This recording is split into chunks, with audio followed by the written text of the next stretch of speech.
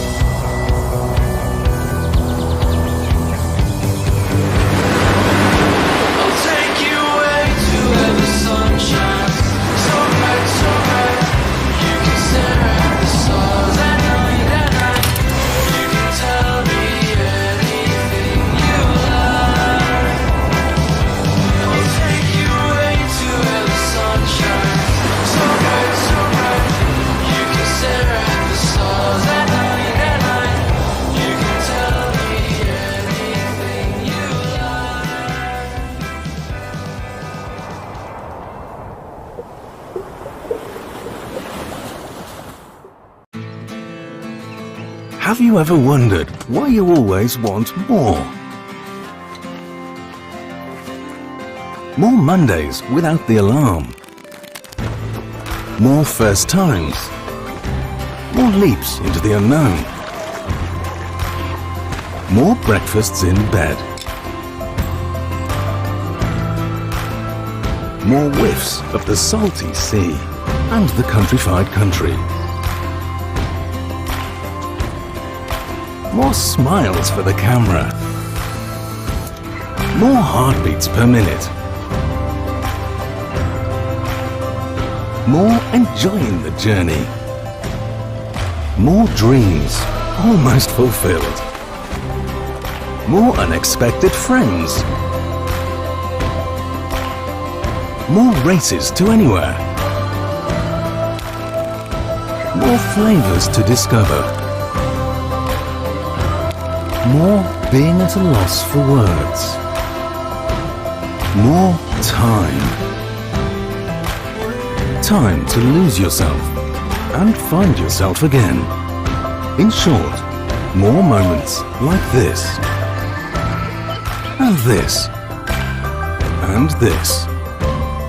And what if the answer was never really what, but where? Gran Canaria. So much to live for.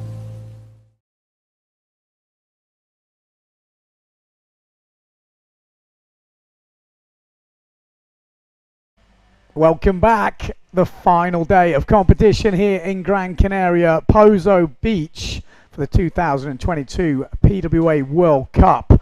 We have had some pretty, well, I would say not wavy conditions this week, but pretty good conditions. By Pozo standards, not as good as we can get, but we have had some amazing competition and some really tight battles. We are into the final day, as I said. We do have winners in all categories. But if you follow windsurfing, you will know it's not over yet, because we have the double elimination. And this is where everyone from the first elimination has their seedings. The top guys at the top, and it works their way down. They're all sitting on their different levels, and the back guys get to fight against each other to go against the next seeded guys. And they can keep winning and keep winning. And one guy could fight his way all the way back to the top. Is it likely? Probably not. But it has happened before. Victor Fernandez has done it in Klitmuller. He worked his way out first round all the way back to the top. Kevin Pritchard in 2000, I think it was, in the Aloha Classic, went all the way from the first heat back all the way through the double and won the event. It can happen. But we are running out of time. Yes, we have probably about 5 hours of competitive sailing in the window today before we have to stop, go into the prize giving. So I don't think in that amount of time we can get to the very top, but we can sort out up until probably around 5th place in the men and the women. So we are gonna have some amazing heats. We have got loads of wind today, like proper wind. The waves still small at the moment. We've got a low tide. It's just started to push. High tide is about 4:30 local time. It's now 11:30, so we've got 5 hours of pushing tide. So we should get some seriously cool heats coming up, because we have a few guys that are out early. They're upset. They want to show their sponsors they've still got the skills. Antoine Martin is one of them, and he's coming up in this first heat. We're going to red flag up in about 4 minutes time, so stay tuned. We will have all the action from this Pozo PWA World Cup. If you don't know the results so far, in the women, Ibaya Moreno sitting in first place, Dida Moreno in second place. We're not used to seeing that matchup. I think Ibaya, it's only the second time she's ever beat Dida here in Pozo. Obviously, Ibaya has won lots of world titles, but not here in Pozo.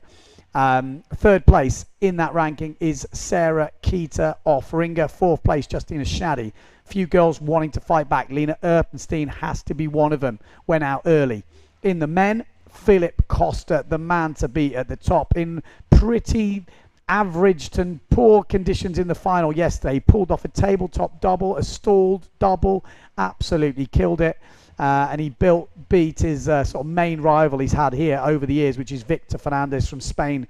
I think they've had, well, Victor's been in the final 11 times. Their first match up 13 years ago, 2009, when Costa was only 15. he won that matchup, and he won the one yesterday in the single elimination. Will we see him again today? Well, I don't know. You never know with the conditions, but it's not looking likely to get all the way to that double elimination final. But let's wait and see. In third and fourth place, Ricardo Campello, the 2019 champion, is sitting in third place, beating Thomas Traversa in that runners-up final. Big shout out to Thomas Traversa, taking down one of the favourites, Marcilio Brown. Which was kind of a shock exit for him going out to Traversa, especially in these Pozo conditions. So we're not too far away. As you can see, the conditions on the water. That's Aleix Sanili back on tour. He's had a few injuries. Obviously, we haven't had an event here in Pozo for a few years. So he is back. He's got a bit of a custom board going on then. Looks like Quattro with the Hurley pink graphics. This is Hayata Ishii, the young Japanese rider, on the RRD equipment. Really good to see, actually, the faces of some of these riders. I mean, he's only 17 years old here at Hayata. If you've been watching or following his progression, his Maui sailing, his Ukipa sailing is off the scale right now. A lot of people talking about him in Hawaii. So he's good on starboard tack, and he's here in Pozo training. There we go. That's Antoine Martin, new signing for North Windsurfing. Last couple of years, they've just brought their sails out, and he wants to throw some damage down. I think he won the IWT Tour, but early exit here in the PWA Tour. So he wants to... actually, I don't think he did win the IWT Tour. I think it was Morgan Nareau won the IWT Tour. Anyway, early exit for Antoine Martin, and he has to fight it back, and he's got a long way back. He looked pumped up yesterday in the first round, and he's now made it into the second round. But there's a lot more rounds to go. So he's equal, what, 70? If he wins here, I think you end up 17th. So 25th at the moment. So, bit of work to do.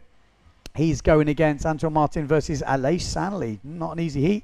And we got Hayata Ishii going against Lauren Smoot, who put some solid heats together. Well, solid heat, I should say, together against Graham Ezzy yesterday.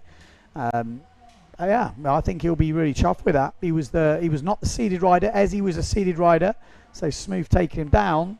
I think he'll feel that's a bit of a successful event already for him. But if Smooth can take down Hayata Ishii, and then he would go against Vander Eycken in the next round. If you win this heat, you get a guaranteed 17th position. There he is, Antoine Martin. On the starboard, like I say, North Windsurfing on 3.7, you can see there. Hayata Ishii maybe on a bit smaller than Antoine Martin. He's a smaller fella, so maybe on 3.3, 3.4. So it is pretty breezy. It looks like JC is going for the water shots.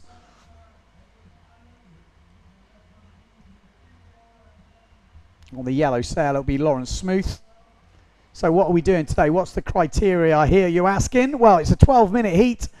With a 2-minute transition, which we are nearly a minute through at the moment, so 1 minute left, and then we will get 2 jumps and 1 wave to count. So the advantage is with the jumpers, but 1 good wave score can make a big difference.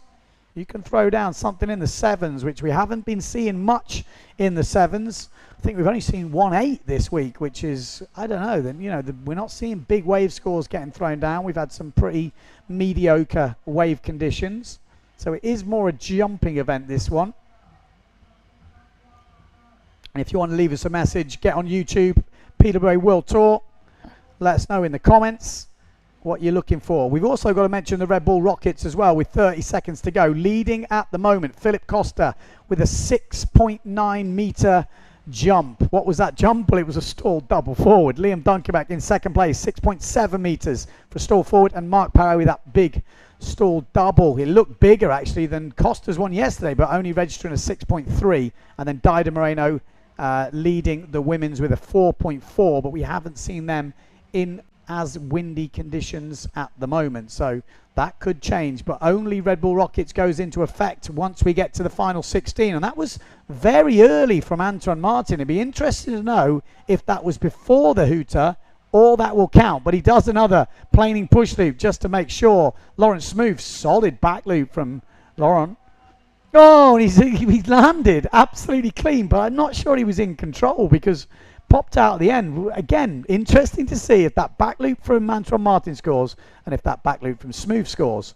Looks easier for jumping today. We've already seen a tweak push loop from Aleix. And that was a stalled, very windy forward from Hayata Ishii. So 30 seconds in, and I don't know how many jumps we've seen. 6 or something jumps already. Guys are on it.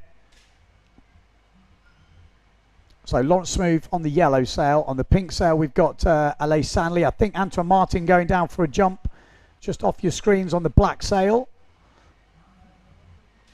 Didn't quite see what he did, but no, doesn't look. Looks like he's turned around, so maybe it didn't pop up for him. Backside shove it to kick things off for Aleix. Trying to find the section. He has to go round it, getting blown out of position. Like I say, plenty of breeze at the moment and not many lips. When you've got that much power in your sail, if you can't find a lip, it's really hard to turn around. You need something to press against. So when the wave runs out on you, we might see a few people going straight out the back or getting really overpowered clue first. You're going to have to make some really tight bottom turns to kill the power. So Hayata Ishii just finding his little section there. Forward loop off the lip. He loves a forward loop off the lip, but loses the front hand. We obviously have the live scoring on the PWA website. Yep, that back loop was too early by the looks of it for Antoine Martin. So only scoring the push table. Does he know that? I'm sure he does. Or he's got an idea. Or someone's telling him. And that smooth back loop did not count. So it went down as a crash. He landed it, but was not under control and didn't sail away. So just scoring a crash. And I think they're doing a better thing with the crashes now. The crashes always used to have a default score of a 1 or a 0.5, which was quite a lot in a tight heat. Now they're scoring 0.1. So it does make a huge difference. Now a crash is not really going to get you many points, which I think is fair at this level of competition. Backside slash. You've just got to try and make something happen. Manufacture, as they say in the surfing, manufacture a score. It looks very windy, so very windy, but not many waves is hard to sail in. It's a certain style of sailing. Antoine Martin, look at the power in his sail. He's on a 3.7 and he looks pretty lit. He's going down the bunker though. What's he got for us? Double. Wanted it, and he just didn't get the first projection, so was kind of in the air doing an in-betweener.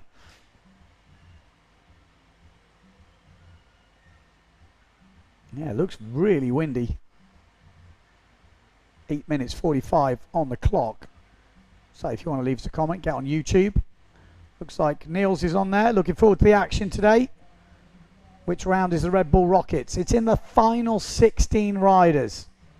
So we've got quite a good way before we go. I was kind of saying, I think any rider should be able to enter it if they, you know, want to put their own phone in there. Why not? It'd be really cool. I'm not sure logistically how hard it is to do it though. Oh, a really stylish one-handed back loop, but just getting the landing wrong. I said, small waves, loads of wind does make it difficult. So the small screen, that rider is not in the heat. On the big screen, we've got Hayata Ishii.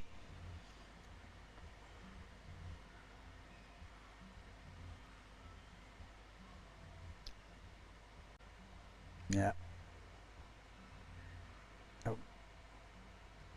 There we go. We got Antoine Martin. Well, Antoine Martin was getting ready to leave the beach. Maybe he's changed down. We've got Lawrence Smooth on the yellow sail. Hayata on the RRD. Lauren already got that back loop, but he hasn't got the back loop, and he hasn't got that one either. So difficult to land the jumps today.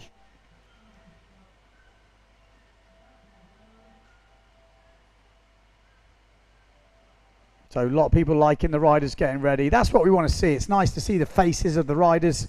We're going to do our best to bring you some live interviews today from the beach. I'm not sure how that's going to work out, but we're going to try our best. I think it's always good to hear from the guys. So here we go. Aleix got a good one here. Just trying to hold the edge coming into it. Back loop from him. And Lauren going down on again. There's not much sections to hit. You've got lots of power and not much lip. Difficult sailing. I've got to be honest. I'm quite happy to be sitting here in the commentary booth in these conditions because this is tricky. These are some of the best guys in the world, and you can see it's hard work. You're really having to work to get your scores today, which I think is, well, you can see by looking at the scores. 11 points at the moment for Aleix Sanley. We've got Antoine Martin on 6.24. I mean, it's a tiny score. Same as Hayata, 6.48, and Lawrence Smooth on 2.7. We're already 6 minutes in. So obviously it is really difficult at the moment. That early back loop is not scoring from Antoine Martin. I hope he knows that, because he will need another score. But you can see the way the top of that sail's moving, that it's windy out there. He gets a ramp here though. There's the backy. And he does land it, just keeping it nice and safe. There's no hands, there's no legs coming off on that one. Just needs to bank a score. No guarantees as Lawrence Smooth flies around a tacker there on the inside. That should help his cause if he can find something else on the wave. Are we going to see that forward off the lip? Yeah, there we go. Just no lip on the wave. There's a bit of south swell. It's messing it up a little bit. And Lawrence still riding. Not although that last turn not so pretty. Really, really difficult conditions. Full blown. You know, when these guys are on 3.7s, Hayata's probably on 3.4. Look at it. You see the way the board is just bouncing. Just not because it's out of control, but just because it's getting so much power. Struggling to keep the thing down. He's only a little fella. So, Aleix leading ahead of Antoine Martin. This would be a big disaster for Antoine Martin fan club if he were not to make it through this second round in the double. That's not a bad little turn though compared to what we've seen so far, but you can see there's just not much on the wave. He's going to try and get just a little air, I guess, like a little floaty jump on the wave. You know, in normal circumstances you're thinking, yeah, average, but in what we've seen so far, it's actually a pretty good wave. Just making the most of it. He's going to finish with a little, ugly little tacker, but doesn't quite make it back in. He had to try and make, you know, give it some sort of, well, I don't know, visual, I guess, at the end of that wave, just to give it a bit better score. He might have gained half a point if he'd have made that tacker, but didn't do it. Big stall forward from Hayata Ishii. That was better. Loads of float, no wave, just using the wind to climb up there. And when you do that, you have to have perfect technique. You're probably going to get absolutely smashed. So, at the moment, really tiny wave scores coming through. Lawrence Smooth with the best wave score of the heat so far with a 4. What's Aleix got? Wants the 360. Tries to roll it around, doesn't get it. Smooth just can't get any projection off the little waves out there at the moment. And there we go. Antoine Martin getting a 4.75 for that wave. Yeah, is it the best scoring wave he's ever going to get in his life? No, but in this heat, it's actually a good scoring wave. We haven't seen many people getting half decent rides, so maybe that little floaty jump on the wave helped. Not a lot of risk in it, but just keeps the flow going. 3 minutes to go. At the moment, Antoine Martin now leading. It can all change very quickly. Aleix Sanley. What has he got for us? Hayata leading ahead of Lawrence Smooth. Smooth still yet to find a second scoring jump. Scoring just a 2.5 for a table forward, Lawrence. So needs that back loop. If he'd have only just landed that back loop at the beginning, he would be leading. Doesn't find a jump. Really, really tricky conditions. Interesting to watch these guys navigating these tricky conditions, and this might be a good wave from Aleix on the pink Goya sail, because he's had a couple of good turns here, you know, in respect to the heat and the conditions we've got. This actually looks a really fluid looking wave ride from what we saw on the camera. We'll wait for that score to drop. Could put pressure on Antoine Martin. Antoine Martin maybe looking for the double. Antoine Martin, on your big screen, are we going to see the double? Not big waves here. Lawrence Smooth, just a normal, simple forward.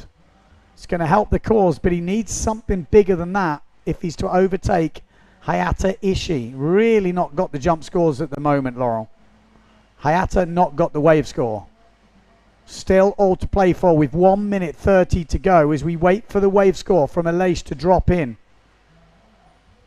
I mean, for me, it looked a reasonably solid scoring wave. Okay, only drops in at a 3.45. So still trailing, but only by just over half a point, 0.75, 0.85. Still got some work to do. 1 minute to go. All to play for. Somebody needs something special. Is there anything special to get out there? That's the question. We know Antoine Martin wants the double. It's very unlikely he won't try one if he gets the opportunity. Just will he get the opportunity? I think he will. He's gone all the way down the bunker. He's out there whale watching right now. Decides to tack around. Hayata Ishii heading out. Lawrence Smooth heading out. Lots of stuff can change in 30 seconds. One big jump, one wave ride could change all of these results. Lawrence Smooth, he needed that. 23 seconds to find a jump, or it could be good night, Lauren. And Hayata Ishii will be in the next round. Not sure he's going to get an opportunity here. Aleix Sanley needs a wave now with 10 seconds to go. Antoine Martin wants a double to put the nail in the coffin. 3, 2, 1. Oh, and he launches before the red flag, but he goes down hard. And Lawrence Smooth does get a back loop on the hooter.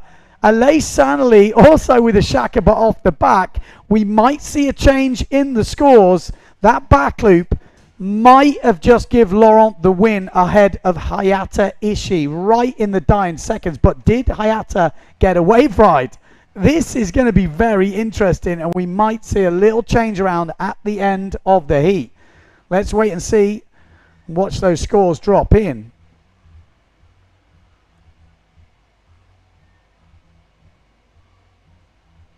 We got Kev tuning in. We got a highlight of the competition. Unfortunately, that back loop didn't count for Antoine Martin. Let's wait and see how else we're looking. Looks like a cracking day, says Kev. Yep. Santos, I think Martin is going to climb all the way back up today. Well, he was a bit lucky there with Aleix on that last wave score.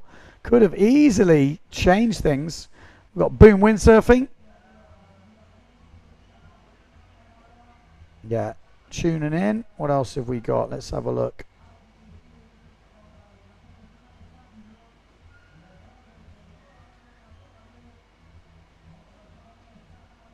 Yeah, it's a general question we get. Why is there not a tour here? Why is there not an event here? The PWA does not organize competitions. The PWA is there. You can pay, and they bring all the judges, all the riders, everything's organized. You have a certain amount of money. The PWA come and put it on. But in each country, there needs to be an organizer organizing the event. That is a big job.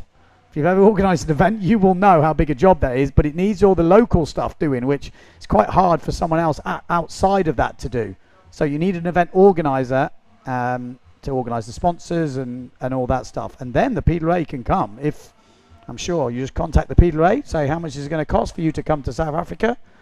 They tell you, you organise the event, PWA come and bring all the stuff. Obviously, there's certain criteria, there's certain things you need to fill in. That's just the quickest way of explaining it. Okay, next heat is on the water, and we wait for the scores to drop in. Not sure that back loop from Lawrence Smooth in the end has dropped in, as far as I can see, so we still might have a change yet. So, in this heat, we have got Alessio Stilrich. He's going to fight his way back today. He's not got an easy run through. He's coming up against Gran Guillot in this heat. And then we've got Antoine Albert going against Takara Ishii, the brother of Hayata Ishii. Obviously, older brother. Takara has been on the scene for quite a while now. First time I remember seeing him on the water. He was on RRD gear. So was Alex Mussolini. And I thought it was Alex Mussolini. Turns out it wasn't. That's why he got nicknamed Japanese Muso.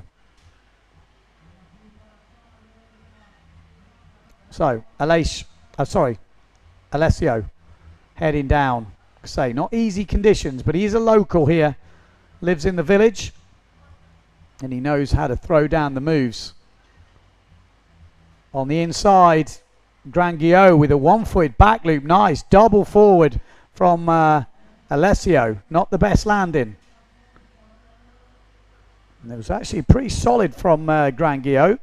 We've got Antoine Albert already racking in a 4.25 back loop.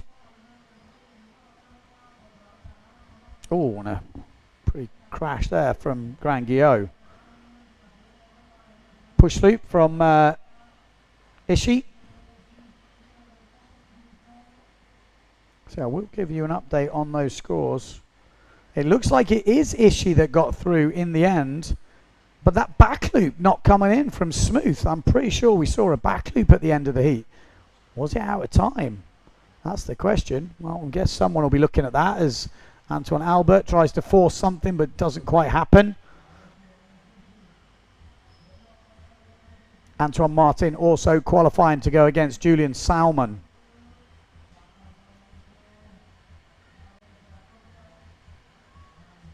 Alessio still riding this first wave here.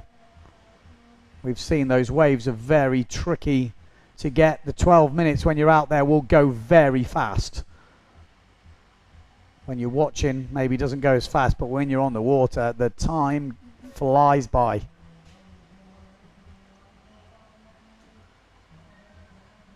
So, Gran Guillot, loft sails, starboard.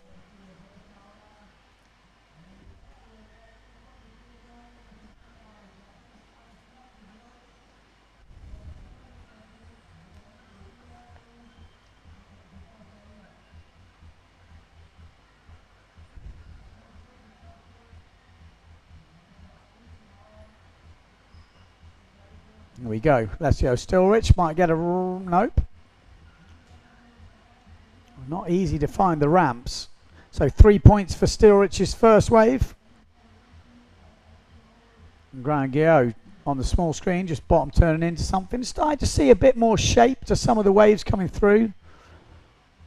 As that tide pushes in, we should see conditions improve considerably.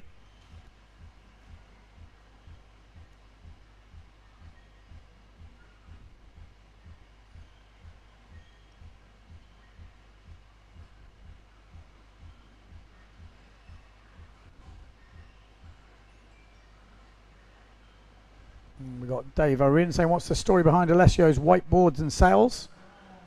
He's on some prototype sails for 2025. Push loop from Antoine Alberts and a little rocket air from Gran Guillot. Nice turn there from Ishii as he jumps into the small screen.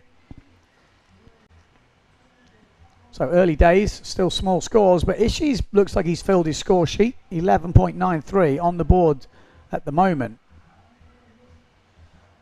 Alessio down the bunker, he's just, it's quite far out. Obviously camera's at full zoom, but it's really struggling to find ramps. Already nearly halfway through the heat. It is not easy, that's for sure. Oh! Antoine Albert, solid. Say we've not seen much today, but the wind is there. He's making the most of it. Gran Guillot as well, looking busy today.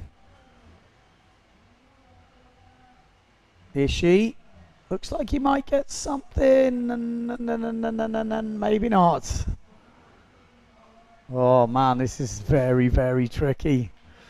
Alessio Stilrich is already getting a little bit hunting everything down. I mean, when these guys are not getting jumps, you know it's tricky. You're just jumping off chop most of the time. He looks already frustrated. You see the hand come off the boom. I mean, how's the tack? We're going to start scoring tacks. He's going to be right up there.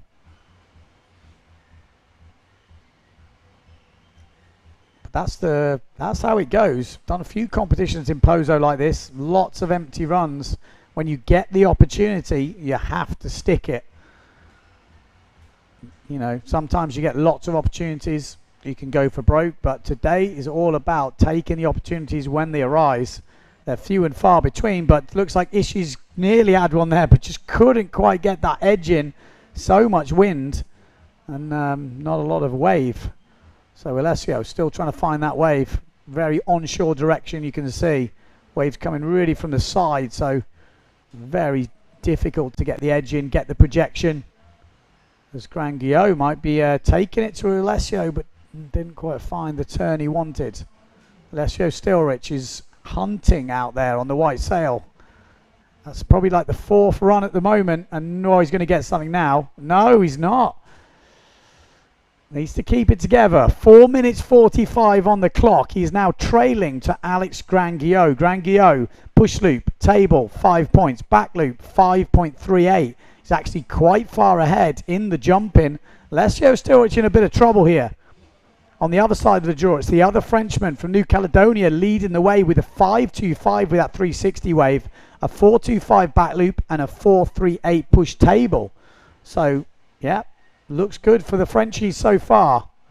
Although Takara Ishii just dropping a 4.5 on the wave and a 4.93. And Antoine Albert puts his hand in the sky. But what he doesn't know is he's leading at the moment. Frustration is getting them. You can see how hard it is to jump. Right, let's go on the small screen. We've got a bit of action coming up because Ishii's about to hit something. There's the tweak push loop. Alex Gran Guillaume riding the wave, and it looks like maybe Stilrich just landing something. Didn't see the takeoff, but looked like we might see a jump drop in, and he needs it with 3 minutes 40 to go. Just one jump and one wave on Alessio Stilrich's scorecard at the moment. Trying to just select the best opportunities. There just hasn't been any. So just 0.4 in it. Japan versus New Caledonia right now. 3 minutes to go. Good start of the wave from Antoine Albert there with a big sort of backside slash. Turns into the wave. Will it turn into something? Will it give him any more scoring opportunities? It doesn't look like he's already pulled off the back of it. I quite like the start of that wave though, I have to say. Well, maybe it wasn't a jump from Stilrich. I thought it looked like he landed something. Oh, there we go. Push table 5.28 has actually put him in the lead by 0.14. Ow! It's super close. Gran Guillaume, Alessio Stilrich. Stilrich will want a better double if he gets the opportunity or to improve on the wave. I think Gran Guillaume is going to try and improve on his wave scores. He hasn't found much yet. Still all to play for here. Like the last heat, it's such minimal conditions. It squashes all the scores, and it's going to come right down to it as Ishii doesn't get it. Air Chachu, pretty nicely landed from Antoine Albert. Not the highest is what, because that's what they want to see in wave sailing. You want to see height, but execution was good. Is it more than a 4.25 back loop? I'll let the judges decide that one. Gran Guillaume trailing Alessio Stilrich with 2 minutes to go. What's he got? Needs a good wave. He's only scoring a 1.88 on the wave. If he could probably score just a 2 or a 2.5, he would change this heat. Alessio Stilrich seems happy with his 3-point wave. I was actually quite surprised. He's quite a low scorer because he does seem happy with it. So he knows he can improve his jump score much easier if he gets an opportunity. So he's sticking with his waves. Maybe he wants the double, maybe he wants the back loop. Let's see what he's got. Will he get the opportunity? Super close at the moment.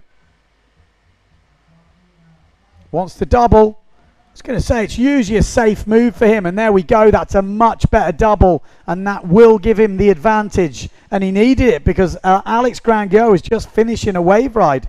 We don't know what he's done on that wave, but he is still riding with intent, and that usually means it's a pretty good wave. So wait for that score to drop. We wait for the double to drop. 50 seconds on the clock. It is super close on the other side of the draw between Japanese rider Takara Ishii and Antoine Albert. That's Air Chachu has just got Antoine Albert in the lead. Without that Air Chachu, he wouldn't be leading. Wow. 30 seconds to go. Takara Ishii riding a wave. Alessio Stilrich riding a wave. Again, it's going to come right down to the end of this heat. Ishii needs to beat a 4.5 on the wave. If he can find a 4.7, it will be enough to take the win. Oh, and a 2.65 dropping at the end for Gran Guillot on the wave has actually put him ahead of Alessio Stilrich. Alessio Stilrich needs that double to drop. What will it drop in at? Surely puts him back in the lead, and it does. The double drops at a 6.95, puts him back in the lead. And I think that will be it. We're waiting for another score to drop from Ishii. Super close heats. Just having a little recap of that heat now with the highlights.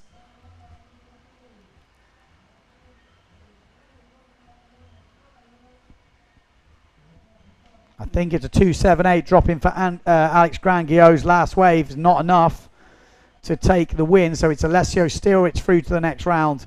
And at the moment, by just 0.2 of a point, Antoine Albert with 5-point air Chachu is going through. That is what stole the win ahead of Takara Ishii. Usually when those windsocks are parallel like that, means it's at least a force 4. I think that's safe to say. Yep, doesn't look like any more scores are going to drop. So we will have our riders in the next round. We'll get full confirmation of that. It is, yep, Alessio Stilrich, Antoine Albert into the next round. Stilrich going against Sugi in the next round. And Antoine Albert going against Morgan Nero.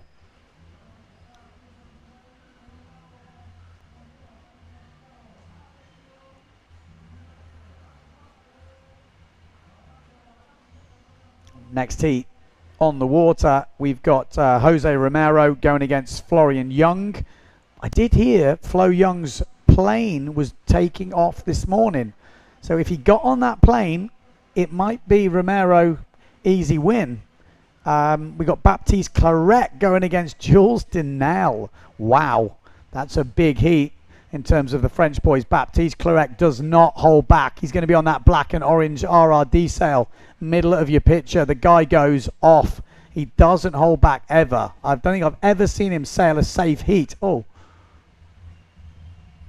there we go. We've already seen the first move from Claret and a double straight in as well, I think, from Jules Denel, and lands it. Very small screen at the moment. And Flo Young is still here. So that's good news. Flo Young is still here. Push loop from him. So we missed a few moves at the beginning there. Kind of see them in the distance, but from what I saw, I think we had something like a push loop or something similar from Baptiste, and I'm pretty sure Jules went for the double. He told me he was not holding back. He doesn't trust Baptiste to, you know, not send it full on. So he said he's going to send it full bore. So expect Jules to now come out the gates full, all guns blazing. Push loop from Flo Young, scoring a 3.88. Shove it to start the wave from Flo. Oh, actually set up for him there as Baptiste gets a backside shove it. And he's actually back in the wave, Flo. Not the most fluid, but he is back in. And there we go, Baptiste going for the goiter. Like I said, the guy does not hold back. The guy on the yellow sail is not in the heat. Baptiste on the inside. And Flo still riding. We've got the Neil Pride of Jules Denel. Blue, light blue Neil Pride. Baptiste on your main screen now. Florian Young in the small screen. We've not seen Jose Romero yet. So I'm there saying Flo might be a no-show. But where is Jose Romero? I'm not saying he's not out there. Maybe he is. But we haven't seen him yet. Did he have a big Saturday night?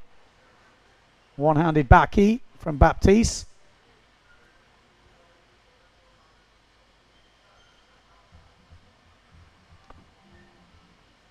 Oh, and they look like a landing from Jules Denel just off your screens on the blue Neil Pride. One-footed backy from Flo Young, but not really getting the takeoff.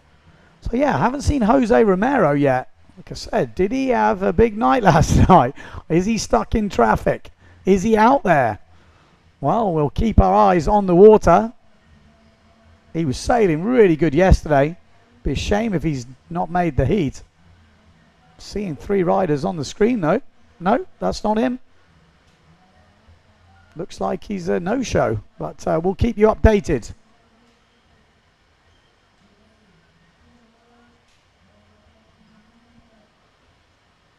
So, Jules Denal on the blue sail, Baptiste Clarec. Let's have a look at the scores. It was a double forward from Jules Denal at the start. Only a 5.62, but still not a bad score.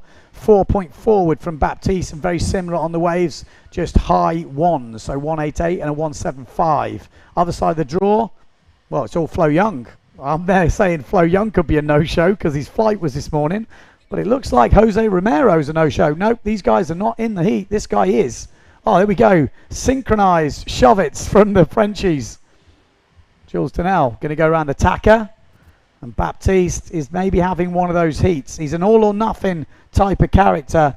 He either throws down the perfect, craziest scores, or sometimes he gets a bit wet. But it's always exciting to watch him sail, that's for sure. And as we know, with 2 jumps and 1 wave, that can be turn around a heat in a minute and a half. You have a jump run of 2 jumps on 1 run, and then a wave on the way back in. That's your full scores in one run out and 1 run in. Not to say it's easy, but it can happen. Florian Young wants a little puneta off the top, doesn't get it. Very breezy out there. Jules Denal looking for something. At the moment, trailing to Baptiste Clarec. Clarec with both jumps in though. Jules Denal only with that 1 jump, that double forward at the beginning. And he's going down the bunker, Jules, to see if he can find something, as Baptiste got in a nice little lip there. Again, he's not going to go safe, although this is quite safe by his standards. Maybe he's learning. Oh, I wanted just a little tacker at the end as Flo gets the 140 back loop. Oh, and there we go. Doesn't make it back in.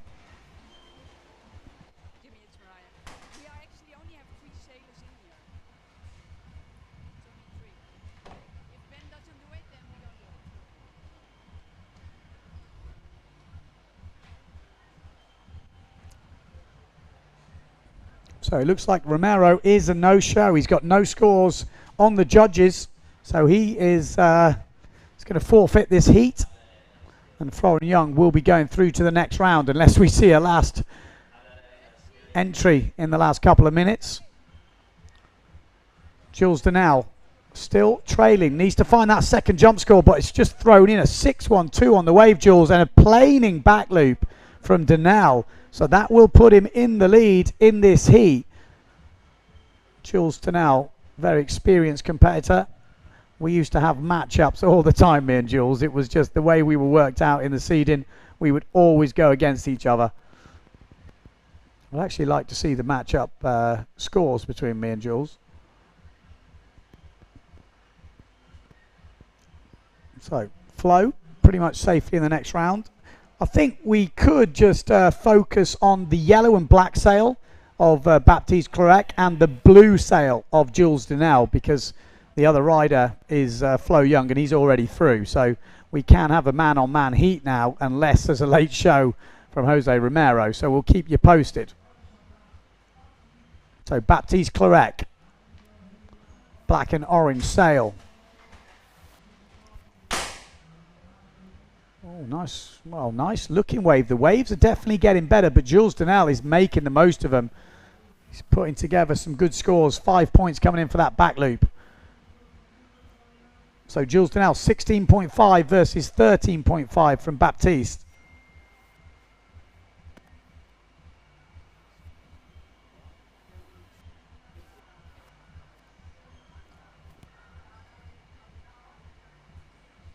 We should start to get better waves coming through as this tide pushes in.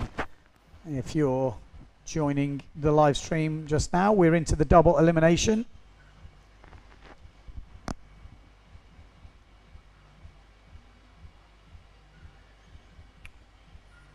And we will have the Red Bull Rockets starting from the top 16 in the men, top 8 from the women. Red Bull Rockets, if you don't know, it's powered by the Surf R app, which is surf and then an R on the end. You can go in the App Store on Apple, Google Play, or double attempt from Baptiste Clarec. It's very wet out the strap, so it won't count.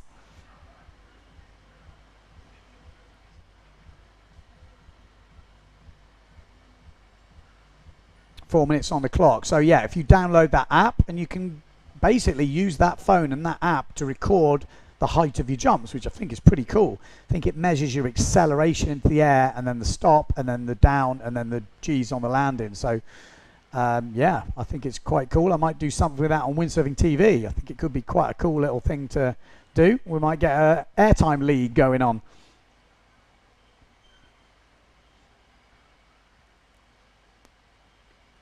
So, like I said, the guy on the orange sail is clearly through this heat. We can focus on Jules Denel on the blue sail and the orange and black sail, because we've got a bit of a no-show from one of the riders, Jose Romero, and he's going to forfeit his chance, which is super interesting, because like I say, I was speaking to Flo last night, and I'm pretty sure he said his flight was at 11 o'clock, or maybe that was, he maybe has a 4 o'clock flight.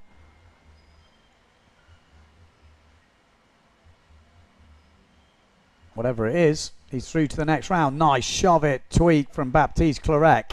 Still not out of this, and there's a decent looking wave. Waves are starting to pick up now as the tide pushes in. Baptiste Clarec still in the fight against Jules Denel. Jules Denel leading with 17 points. Baptiste on 13. So he's got a 4-point gap to make up. He's got a very difficult one here. And there's another double forward from Jules Denel. And I'm pretty sure that is better than the first one. So we will see, I think, him increase his score. I'm sure that's better than a 5.38. So it's looking like Jules Denel is clearly leading in this heat against Baptiste. But Baptiste, don't count him out just yet. Still time to go. 2 minutes on the clock. One-handed back loop. Lands it from Baptiste.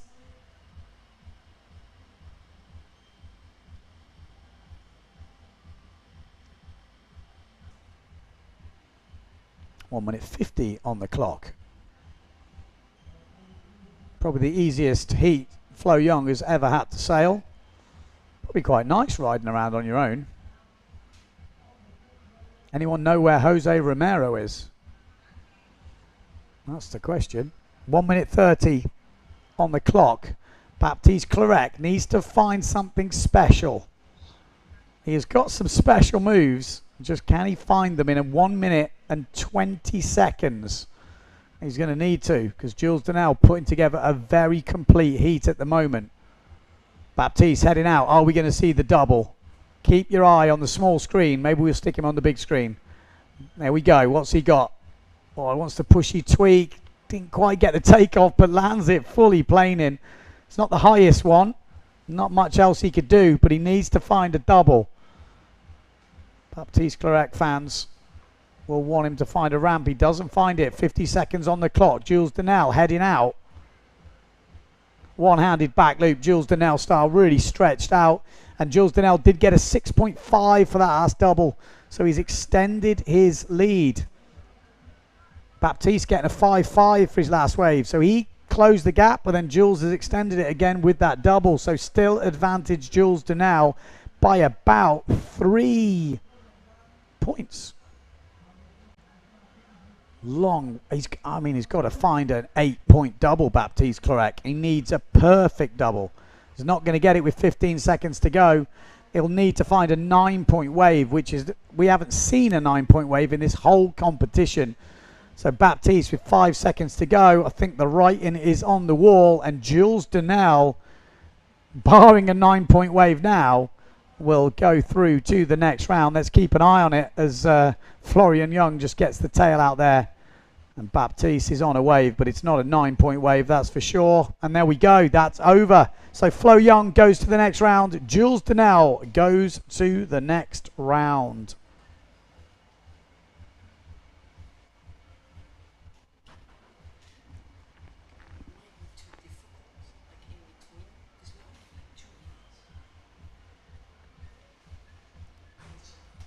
Yeah. Well, we're going to have to just give you a bit of an update on the interviews. It's just impossible. The way things are looking. We've got 2 minutes in between to get the cameras to tune in, to get everyone ready. We're not going to be able to bring you those in-between interviews. But stay tuned.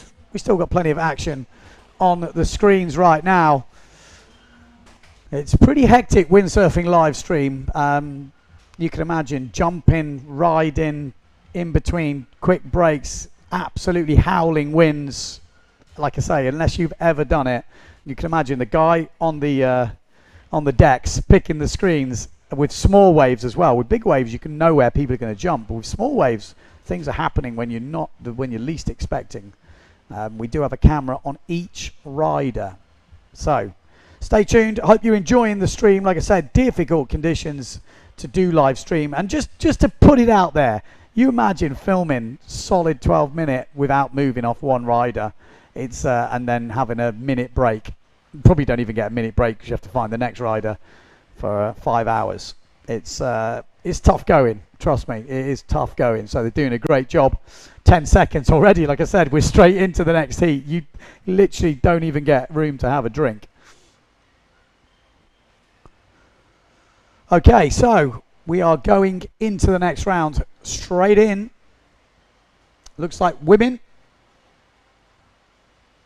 So for Vo, actually no, it's not for Vo. I take it back. Let me just put my women's draw up. Looks like our Guadalupian. Yeah, it's Vermeister from Guadeloupe going against Berens from Germany. Half German, half Spanish. And then we've got Lucia Trevino going against Lindy. Or Lind from Germany. Still the same format, 12 minutes, 2 jumps, 1 wave.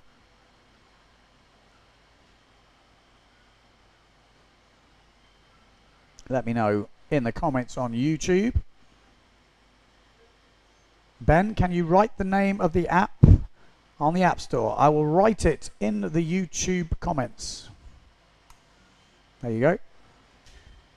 It is in the YouTube comments now. Surf R, as far as I know. For the Red Bull Rockets, if you guys want to join, get it downloaded. Come on, we can have some fun with this app. We'll get some airtime leagues going on in the windsurfing community. See how high you guys are jumping. What spots are the big rocket airs. We'll do our own Red Bull Rockets. Why the pros are doing it here in Pozo.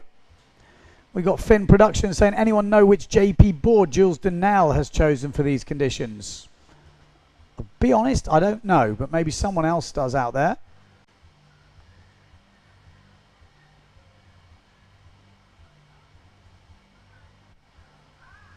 Nice.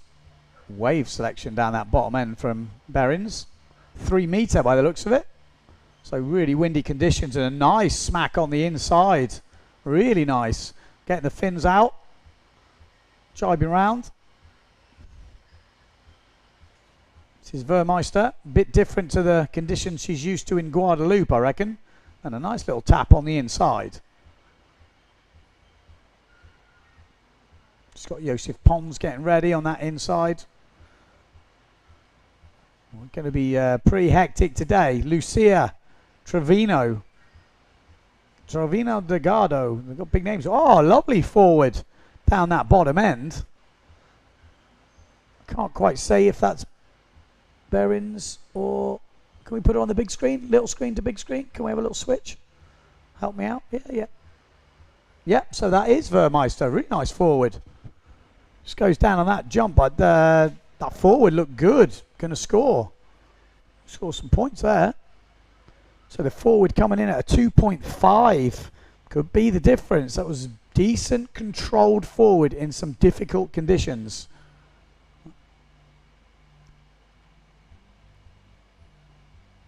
I really wish they do have different sails. It makes life so much easier. Or some different coloured stickers. But yeah, we got Vermeister with the Saruz sticker on the bottom of a sail, obviously with the French numbers. When you get close up, much easier to see. And we got Behrens on the other side, obviously wearing a helmet as well. So team riders going against each other. At the moment, Behrens leading with a 2.88 on the wave. That was a really nice wave actually. Got the fins out on that turn. Wave can make a big difference, but obviously with 2 jumps coming in, might give the advantage to the jumper. There's Vermeister going for a wave of her own. Big hit! Nice! So the choosing, and there we go, Trevino as well with a nice finish to her wave.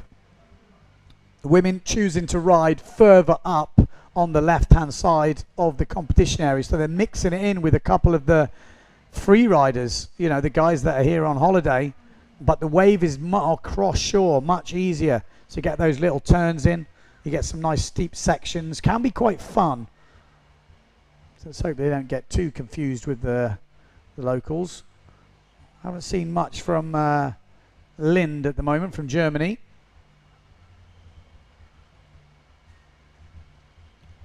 Seven minutes on the clock.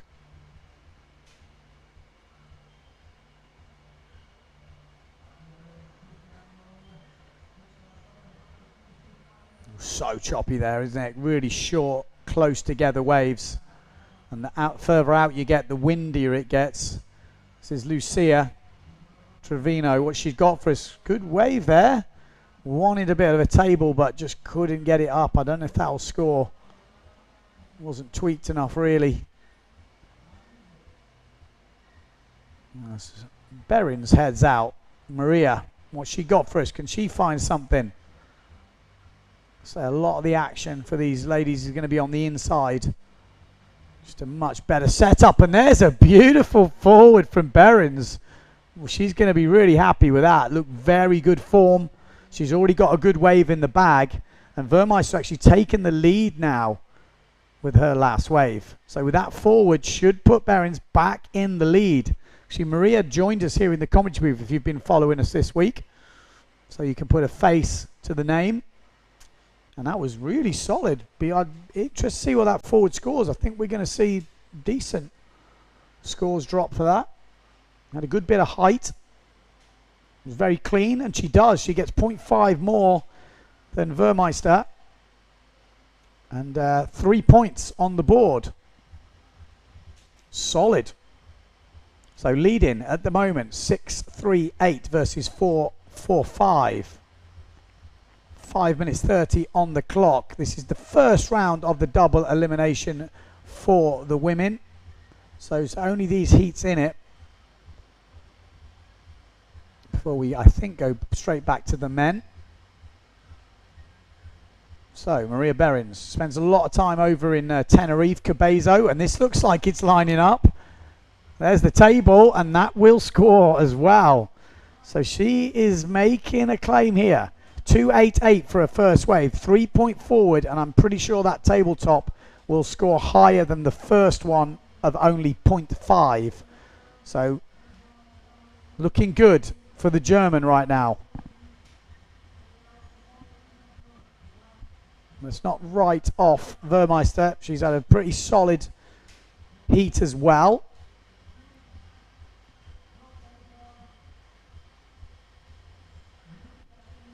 This is Vermeister on the inside.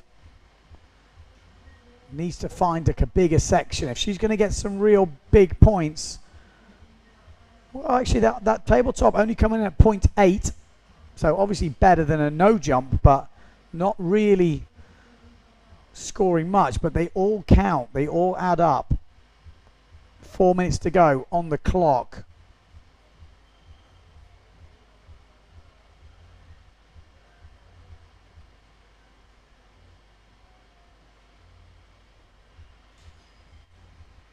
We've got CYS over in Karpathos. That's another windy place. Sounds like liking the stream. Good to hear. Good to hear. It's been an interesting week. Been some tough conditions, I won't lie. It's been very hard for the riders out there, but they've made it happen. Obviously, Bjorn Dunkerbeck's return to organise an event, or the Dunkerbeck family, I should say. taking over from the Renos, who did a really good job. So tough act to follow, and they got kind of late notice for organising an event. They only found out in January, February. It sounds like a long time, but in event organising, that is very, very short notice. So I think they've done a great job, and I think we're going to see bigger and better over the years as Trevino going down on that inside wave. Berrin's having a little attack on the wave there. You've got to find the big section. The big section is going to score you the big points.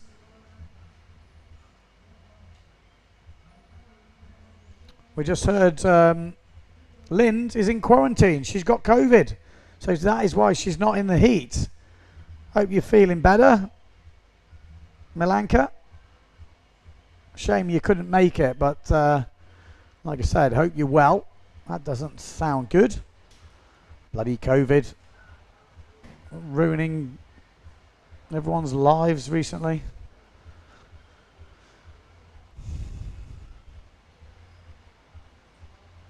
Here we go. Good bottom turn there from Vermeister. Oh, and Trevino going down.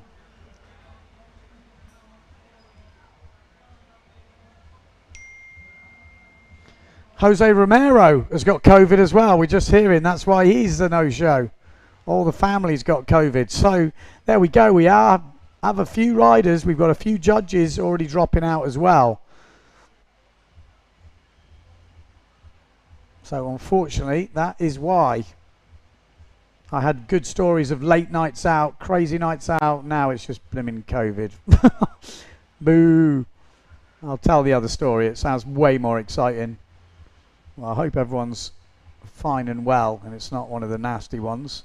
I've had COVID 3 times, I've got to be honest. The first one was quite naughty, didn't particularly like it, but the other 2 were no more than a common cold. So I hope you guys have got the latter ones.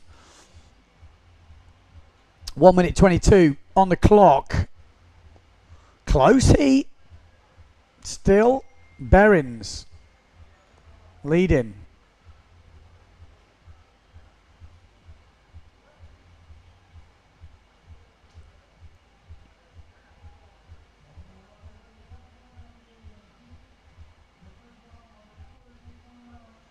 One minute on the clock. Can Vermeister change it around? Needs a second jump. A second jump of a 1 point would be enough because she's just dropped a 3-1-2 on her last wave. So Vermeister only needs a 1 point jump. Literally. Can't be a forward, but needs a 1 point jump. Keep your eye on the small screen. Vermeister's there. A big tabletop. Something decent with a bit of tweak on it is what she needs. She's got a ramp. Oh, tried it. I don't think it's a 1 pointer though. From what we've seen earlier, I don't think that will be a 1 pointer. She's still got 20 seconds though. Might get it now. Keep your eye on it. Could change very fast. Needs it. Oh, this wave tabletop needs the tweak. Wow, 7 seconds to go. Oh, forward loop. Not going to change. Trevino behind. Will qualify. Lynn not here. Don't think that tabletop is going to be enough points. And actually, a wave just dropped in for Maria Berrins of a 3-3-5, and she's actually extended her lead. So it would have needed to have been a 1.5 on the table, which needs to be tweaked. There needs to be some table in there. And there we go. Just recap of the heat. Oh, that was a bit harsh. 0.8 for that one. Oh, that push loop from Trevino. That was a forward loop out the back. There, that didn't score. Wasn't enough. That was Trevino with her effort and a forward up the end. So there we go. End of the heat. Looks like Berrins through to the next round and Trevino.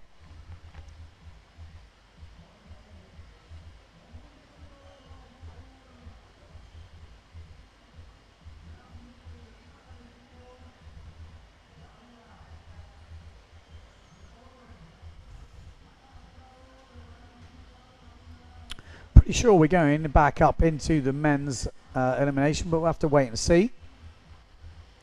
Apologies. If we are going to the men's, it's going to be Pons going against Sanchez, and Marino Gill going against Artur Arukin. Let's wait and see. Who have we got on the water with 30 seconds to go? Who's on the left-hand side? Who's lining up?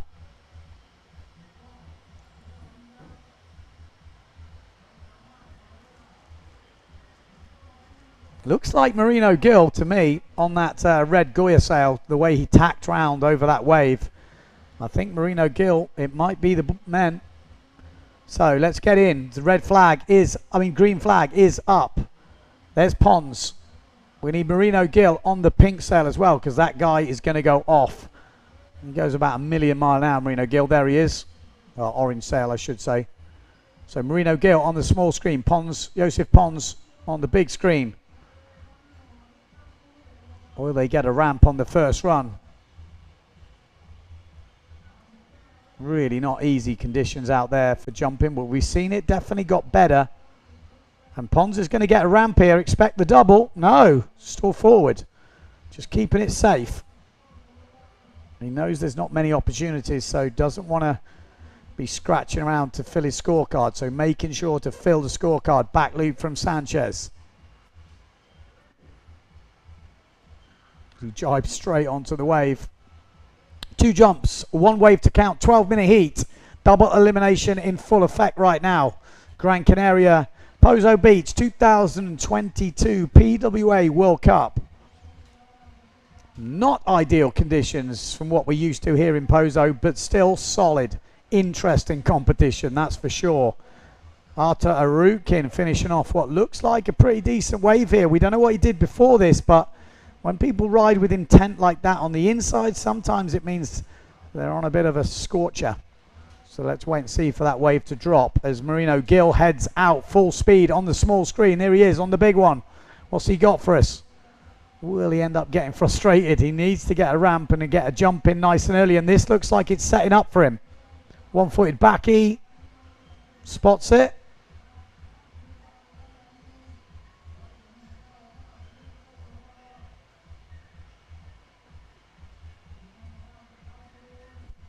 Sanchez on the outside. Pons leading at the moment with a 4.7 forward. Oh, double launches from Arukin. Let's go back to see if he landed that, but it looked like he landed it. We missed it. I'm sorry about that, but it looked pretty good. I think he was pretty happy with that.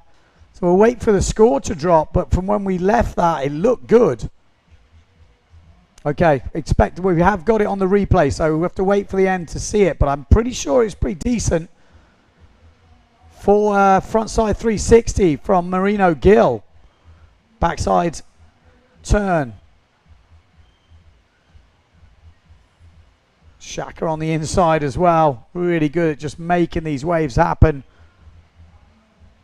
And that's I was about to say as good a wave as he could have done, but just comes off on the tacker at the end. Artur Arukin actually really good at styling up these waves, and this is a decent section, and he punted that thing and he's still going. Artur Arukin is still going on that wave. I think the judges might like that. Real late here, aggressive style, and flips round the tacker at the end. Ooh, interesting to see what the judges give that. He's right down in the rocks. But he gave that section a good crack, and he does an 8.5 on that double forward. That thing must have been so clean. Wait for the replays at the end. We will have that coming up, but that is big. Whoa, Marino Gill under pressure, and he's just dropped a 4.75 on the last wave. Marino Gill, though, dropping a 7.25. Interesting. Omar Sanchez, back loop.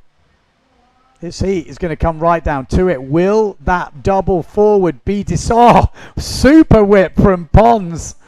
Joseph Pons got the mega whip on that double.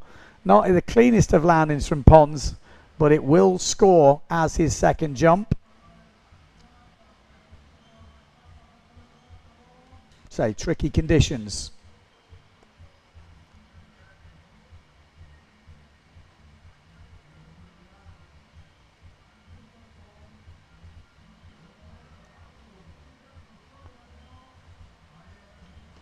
Oh, lovely. Almost roundhouse on the backside hit there from Marino Gill. Straight into attacker. That looked pretty tasty, I've got to be honest. Real nice little section on that wave then. Wants the tacker off the end as well, going on the more cross-shore section at the top. And oh, Omar with a nice crack. Conditions are getting better. That's what we want to see. That's what we're used to seeing. Wow, this is going to be a very interesting heat. 7 points coming in for that double from Joseph Pons.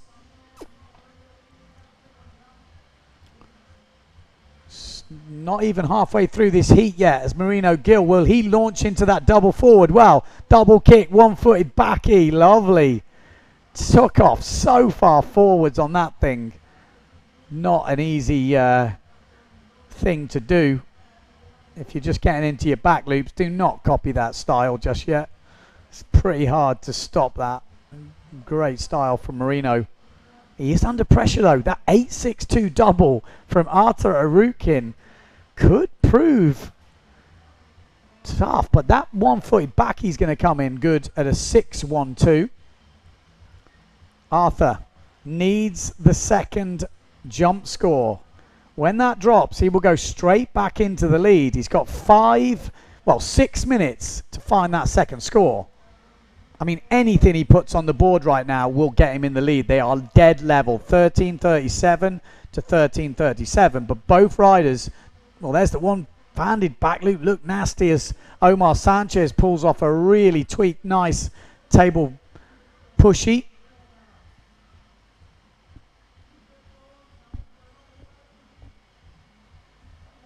Just I think a stall forward off your screens at the moment. Dead level at the moment. Both riders not having a second jump score. Whoever gets the best second jump will go into the lead. Marino Gill, does he want the double? I think we're going to see the simple stall forward. It's a real easy go-to move for him. Obviously the push table. He's got the push forward.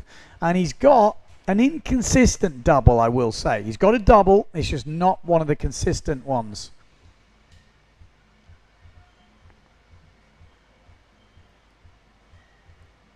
Wow, this heat's going to come right down to the end. Artur Arukin needs that second big jump score. And he needs to improve probably on a 4.75. He does get a forward 4 points, goes into the lead, but only for now. Marino Gill's second jump score is bigger than a 4. He will go into the lead. So Artur Arukin needs to improve on his wave score of 4.75. They could have gone higher, I reckon, on that wave score. You never know. Omar Sanchez at the moment leading ahead of Pons. 360 for Pons, but a little bit out the back. Marino Gill just needs to beat a 4 to go into the lead. Oh, he's got a ramp here. Oh, there we go. It's massive. Stall forward from Marino Gill. It's only a single, but it's big. Judges are liking the height. That will put him into the lead.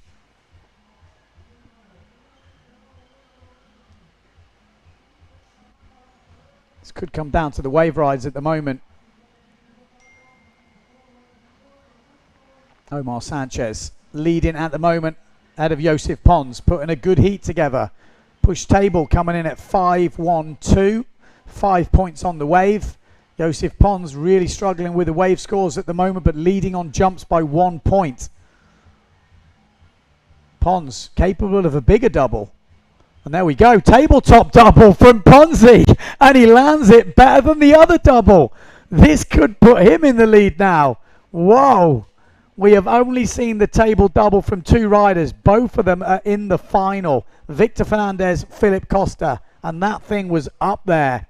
That's got to be in the 9s, surely. Ballsy move, and that is a nice stalled forward from Artur Arukin right in the face of Marino Gill. Was it as high as Marino's? Probably not, but it was solid. He will improve his score. We're still waiting for a few scores to drop.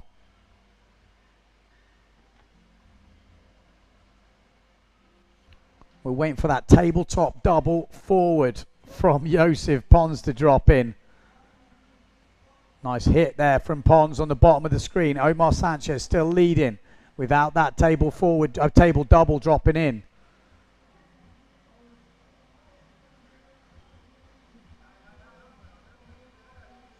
Whoa, this heat's going off. Waiting for that forward to drop in, waiting for the big forward from Marino Gill. Marino Gill, 6-1-2 for his forward, 5 points for Arutkin's forward. Arutkin trailing by 1 point, needs a 5.75 on the wave at the moment, or needs to improve on that forward loop. One-footed back loop.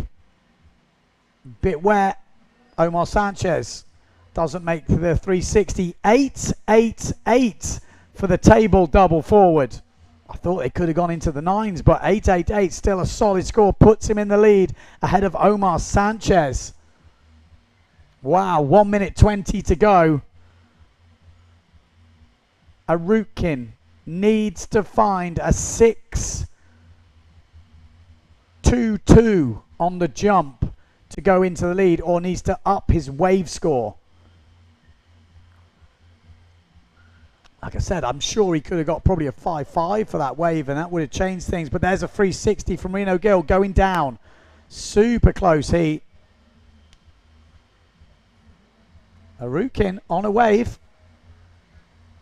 Needs to find... Oh, and he goes down. He's running out of time. This could be Marino Gill going into the next round.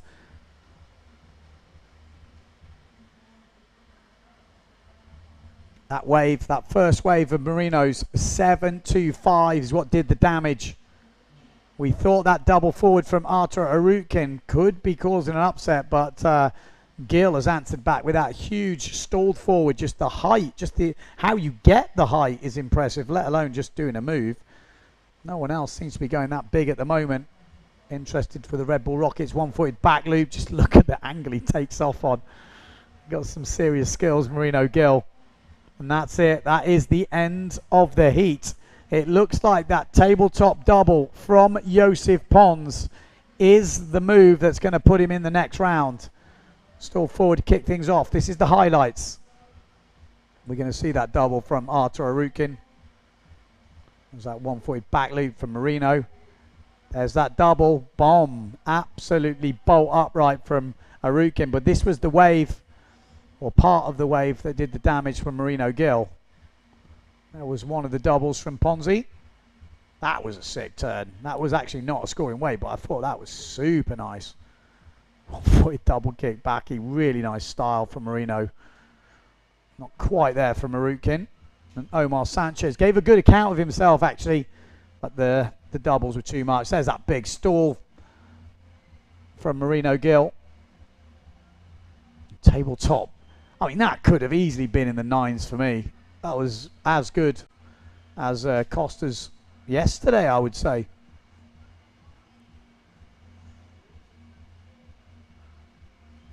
Just didn't quite have that extra X factor that we saw from Marino on the jumps, but Artur Arutkin, solid heat from him.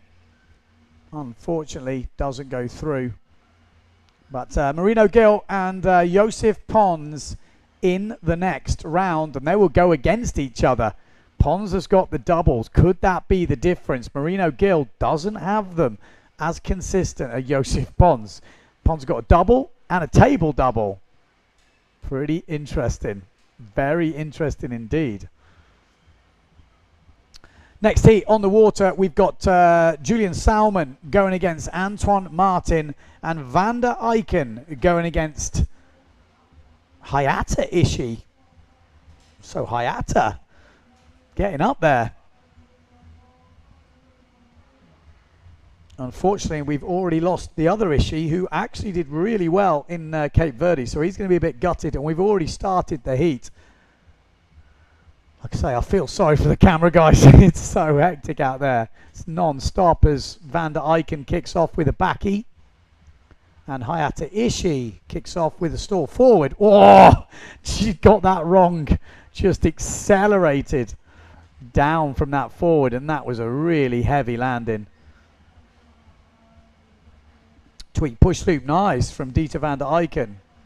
Good tweak on that pushy.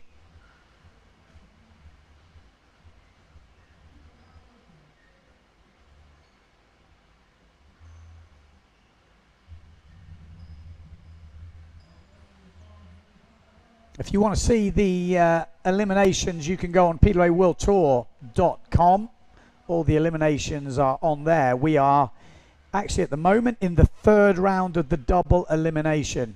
So next one, we've got one more round after this, and then we will meet the seeds, which is Swift, Dunkerbeck, Paré and Brown. So we've not got long. It's going very fast today, actually. 1 o'clock local time. Will we get all the way to the finals? I think it's a bit too much to ask, but you never know. I don't know what the cut-off time is. There is, you know, a closing ceremony, prize giving, mayors and everyone turning up, so that is a fixed time. So it's not like we can probably just go, oh yeah, we'll just wait. There is a fixed time. So will we finish the double elimination? That's the question. Big one-footed backy from Julian Salmon. I mean, van der Eycken already racked up his scores and looks like he's already thrown down. Was that a 360? It looked like the way you would come out with a 360, and it wouldn't surprise me. Dieter's got that 360 pretty solid. And there's the tacker.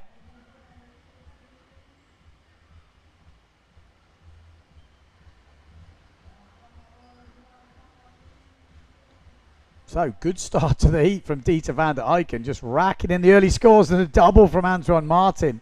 He actually came up pretty quick, very wet and very scraggly, but realistically the sail came up very fast, and sometimes that can be the difference between how the judges score it. I don't think it will be the biggest score, but it will be a score.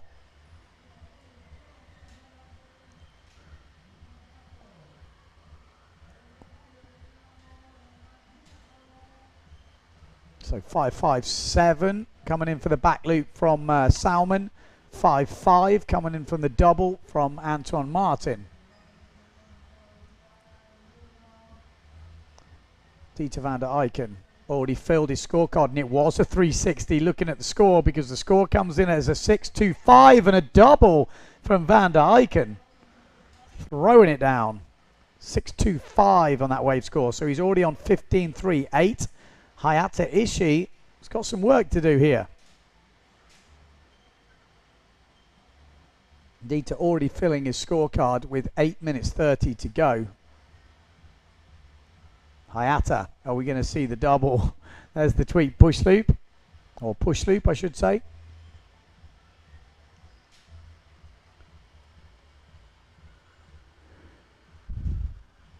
Julian Salmon, well known for some good wave rides, but the waves at the moment, not really easy to ride, so let's see what he's going to be scoring. Tenerife Cabezo local. Same as Dieter these days. Dieter van der Eycken living over in Tenerife. Antoine Martin trailing Salmon at the moment. And he's got a ramp here. He's got to make some decisions. Does he go for more doubles? Does he go safe? What does he do? He's got a ramp. Antoine Martin on the outside. Huge ramp. Oh, just caught it. Very small foot off.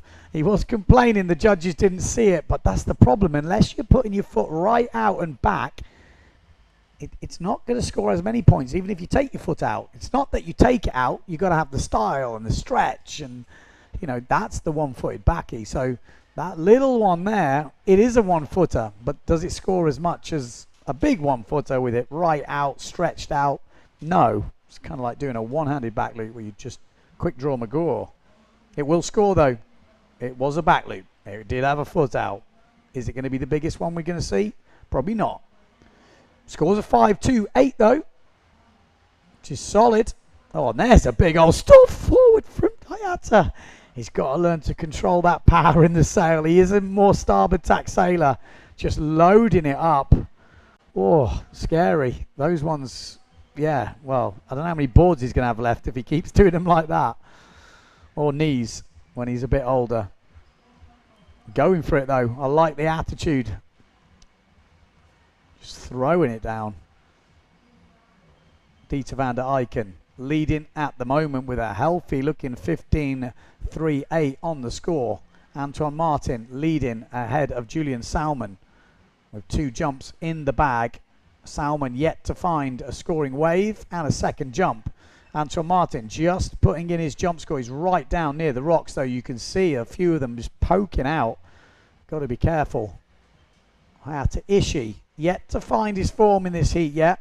Dieter's been really solid on the waves. 6.25 and a 5.5. Obviously only 1 wave score counting. But the waves are getting better. And it wouldn't surprise me if they do go 2 waves at some point. Hayata getting catapulted there. He's only a little fella and it's proper blowing today. Looks like Julian Salmon riding quite a solid wave when we left him then. And he doesn't get what he wanted at the end of it.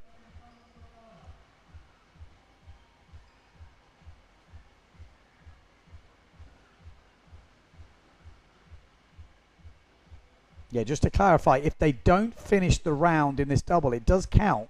Every round they finish is a counting result. So the back markers and the guys that advance are clearing up all that seeded area. This is why the double happens. It makes it a lot clearer for seeding future events, to get your rankings more clear.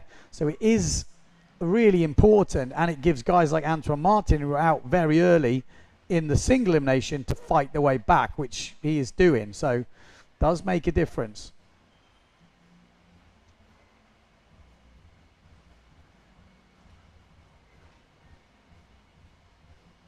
Yeah, every round counts. If they don't get to the finals just stay as they are. If one guy gets all the way to 5th, he will be 5th. So definitely worth fighting back. It's 1 o'clock local time. High tide is 4:50, so we should get a really nice push in the waves soon. We're starting to get better waves already. The early heats we could see were very difficult, but we're definitely seeing more waves now, and he wanted the double, I'm sure of it. After it didn't sit up for him. 4 minutes on the clock.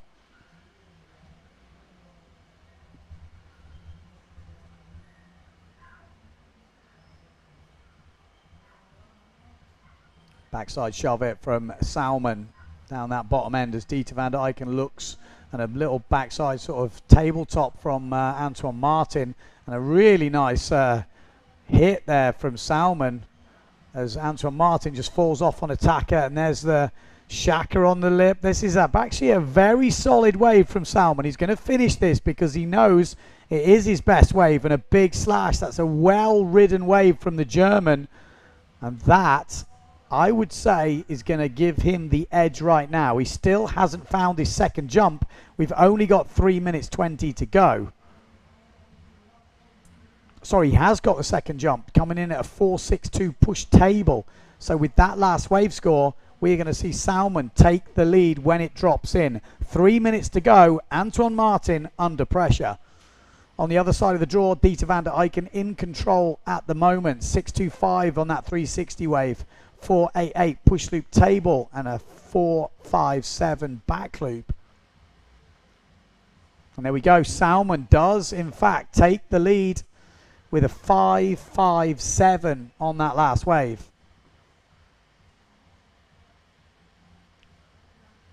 Pretty solid wave score from what we've seen today. Antoine Martin is definitely capable to lock in some scores like that. Dieter van der Eycken just trying to extend any score he can. Got JC, John Carter, swimming around in the break with the camera, so keep your eyes on the PWA website for the photos. There's some really awesome water shots coming out of here.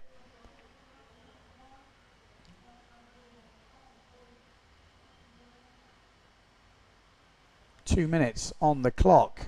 Salmon leading ahead of Antoine Martin. Antoine Martin probably needs a double or needs to improve on his wave score. Meanwhile, Julian Salmon trying to improve on his wave score. Really solid, predictable style. Nice front side hit on the inside from Salmon. It's what he does best. But this man can throw down a pretty cheeky double when he wants. Salmon still going on the inside. What's Antoine Martin got? 1 minute 35 on the clock. Doesn't seem to be lining up for him, but you never know. That much wind, you just need a steep bit of chop, but he's not going to get it. Not good news for Antoine Martin fans with 1 minute 20 to go. He's going to maybe need to find a wave ride. Dieter van der Eycken heading out. Antoine Martin trying to find a wave. Julian Salmon heading out. What's Antoine Martin doing on that wave? That's the question. Hayata. Not up to much. Oh, what was that from Antoine Martin as he came into our screens there? Looked aggressive. Oh, this might change things. I didn't see what it was, but it looked an aggressive turn. A forward off the lip, backside slap there as well. And just trying to finish in the rocks. But that looked interesting. Something happened there. What was it? Is it enough? Julian Salmon under pressure with 35 seconds to go as Antoine Martin just stole this heat with a last minute wave ride. Needs to increase his score. Oh, and a double from Hayata Ishii. Only needs a 5. A 5-point wave ride I think would just about do it. Let's wait and see if that does drop in at 5 points. If it is, it's not a buzzer beater, but it's a last minute wave ride. Let's wait and see what happens. That is the end of the heat, although Salmon has got a wave on the end, and there's his trademark air tacker from Salmon. Oh, so this is going down at the end of this heat. We'll wait and see. We're waiting for some scores to drop. One-footed backy. This was the highlights from the heat. There was that double from Antoine Martin. Whoa, that was that double from Dieter. Hayata. Whoa, I'm still waiting for some scores to drop right now. Looks like Dieter van der Eycken is home and dry. And he will be in the next round. Who will join him? Julian Salmon. Okay. Well, I think we did see that on the camera, the forward. There was something before that, but maybe it wasn't enough. I think it might have, maybe it just looked like it was something because there's no scores dropping in. So maybe that forward loop was it because there's only a 188 drop in. And that's the sort of score we've been seeing for forwards off the lip. So maybe there was nothing before that. So from what I'm seeing on the live scoring, it looks to me like Julian Salmon will advance over Antoine Martin and go against Dieter van der Eycken in the back. Okay, that might be the move we missed. So it wasn't much. Yeah, that could be it. So yeah, that was it. That was it. It's not enough. So Julian Salmon will be in the next round. Yeah, that was what we missed. It's not going to be the score. So Julian Salmon taking out Antoine Martin. Not the greatest of events for Antoine Martin in the end. He's going to be going back to Guadeloupe in 17th place. Right, next heat, straight in. Alessio Sturridge kicking off with a double. Alessio Sturridge going against Takuma Sugi. Sugi has been throwing down the doubles. He's on the, well, he was on the red Gastra a lot of the time. So expect to see him. We've also got Antoine Albert going against, Takara Ishii. Oh no, I just need to refresh a few things here, sorry. My draw didn't refresh. Sorry, Suga against Sturridge. Yeah, that's correct. And it's Morgan Nero going against Antoine Albert. Conditions are getting better as Morgan Nero for a little tweaked out forward there.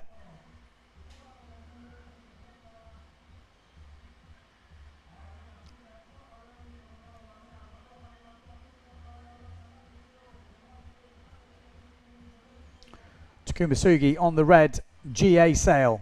He's going to want that double if he's not got it already, and here it might come. There it is. Oh, it's a bit too long. It took a bit too long to come up. That won't score as good as some of the doubles we've already seen. Alessio Sturridge getting a 6.25 for his double. We've already had one attempt from Sugi which was a crash double. He's just done another one, which was a very wet double. Interesting to see what it scores. We've had a table forward of 4.25 from Morgan Nareau and a back loop 3 from Antoine Albert. Oh, I'll just plug in the tail. Still rich. Already with a double locked in. Not the highest scoring double for him, but a 6.25 still solid. He's got those big one-footed backies and those big old tweaked push loops. I think that's probably the best in the business. Full tweaked out, full planing landing. And there's that 1 foot, 1 hand backy goes down on the landing.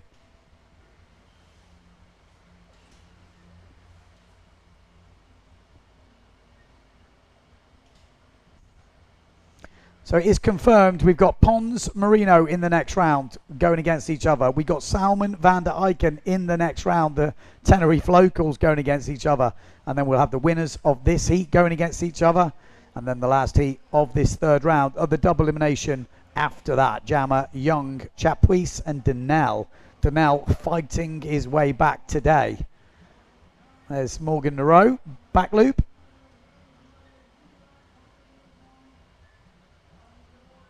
So push table coming at 6 points for Alessio Stilrich, chucking some good points at it, and deservedly so. He has got, for me, the best table, tweaked table, push loop in the business. Always lands it bolt upright, always tweaked out, always good height on it. Little back loop from Sugi, that's not going to be a big scorer. The low level back loops from what we've seen this week are not scoring the big points, obviously.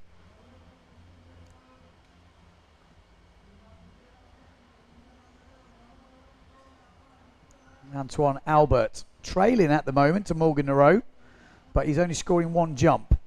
He's got a 1.25 on his first wave, or his counting wave I should say. Alessio Stilrich down the bottom, big start to that wave, big backside slash. Oh, just not making that next section.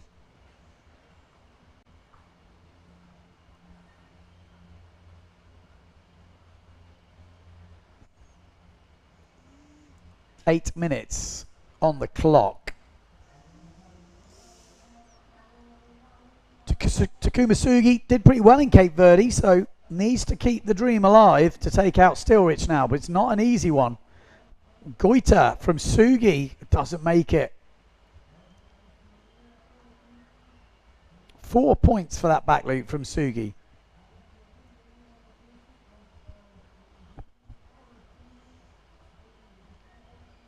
Alessio Stilrich going to get an opportunity. There's a better double. He landed into the wave, which is why that spray came up, but I'm pretty sure that was a much better double than his first one. So we will see an increase in that score as Antoine Albert goes round the push loop.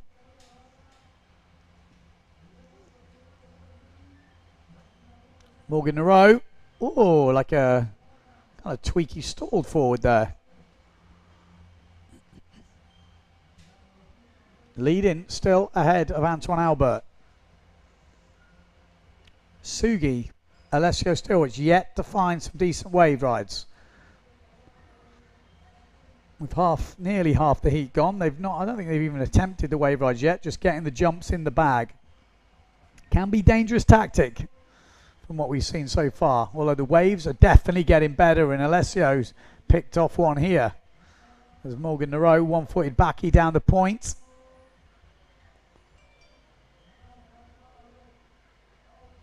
Oh, double at the back from Sugi. Spots it. That's going to be a score. Only 6-6 coming in for the last double from Alessio. Let's wait and see what Sugi's double scores. Interesting. We thought it might go a little bit higher than that, but 6-6.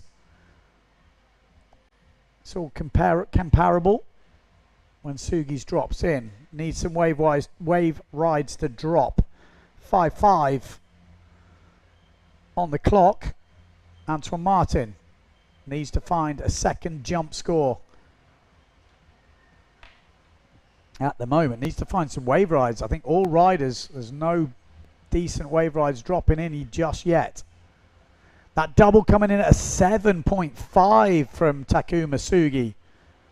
So that definitely gives him the advantage. But Alessio on the overall jump score is still 1 point ahead.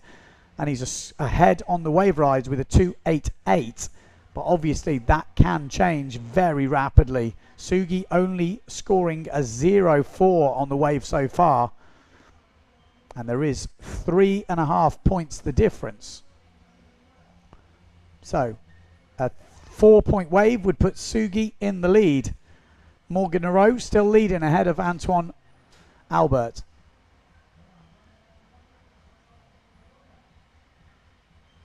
Bum. Little wave, but good front side attack. Backside slash. Bomb.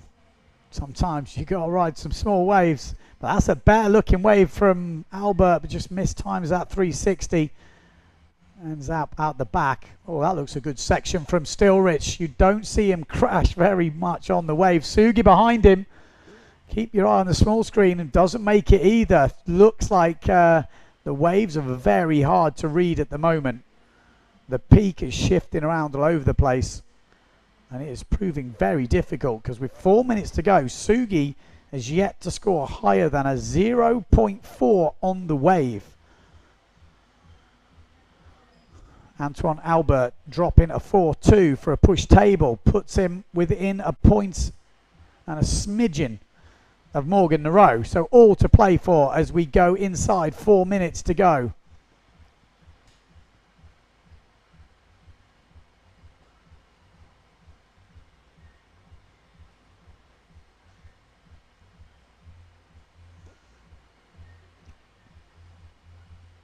Morgan Nareau heading out, sorry. Takuma Sugi, what's he got for us? He's got a nice wave here. Takuma Sugi and Morgan Nareau go up together.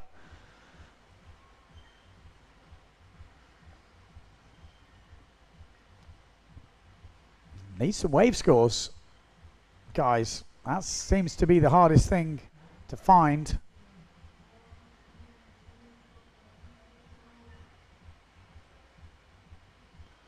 Three minutes on the clock.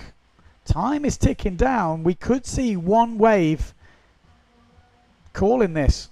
One wave would change everything for each rider in this heat. One wave score could happen at any point. Who's going to find it? Not easy to find at the moment. Antoine Martin having a go at something here. Postura. Nice front side in the end. Trying to keep the dream alive. Spins around the tacker at the end. I mean, that's all you can do. He just needs to find... Oh, he's 0.5 behind. He needs to find a 4-point wave. 2 minutes 18 on the clock. Alessio Stilrich needs to improve on a 3.25. Not much, but when we've seen what we've seen so far, it's not easy. Takuma Sugi is already in the water after his wave ride. So keeping it simple might be the way to go, but you've got to score something. Just giving away points right now, Takuma Sugi. He'll be gutted if he finishes this heat with no wave scores. And a little forward to finish that wave off from Alessio Stilrich. You'd have to think he would improve on his 3.25 on that wave. Maybe not by a lot, but maybe by enough. 1 minute 30 to go. Keep your eye on Takuma Sugi on the red sail because he has got to find a wave right now. This could be last chance saloon for the Japanese rider. Alessio Stilrich on the white sail, his opponent, leading at the moment by 3.5 points. Needs to find a 4-point wave. In fact, Alessio Stilrich has just thrown down a 5.5. And that is going to be harder now for Japanese rider to get back in this with 1 minute to go. And there we go, another push table. And Takuma has tacked out again. This is getting tense now. He's taking his hand off the boom. Let's get that red sail of Takuma Sugi on the screen. Morgan Nareau is leading by 0.5. Takuma Sugi needs this wave The only scoring wave in this heat from Takuma Sugi is a 0.4. This is almost unheard of. He now needs a massive score. He needs a 7-point wave.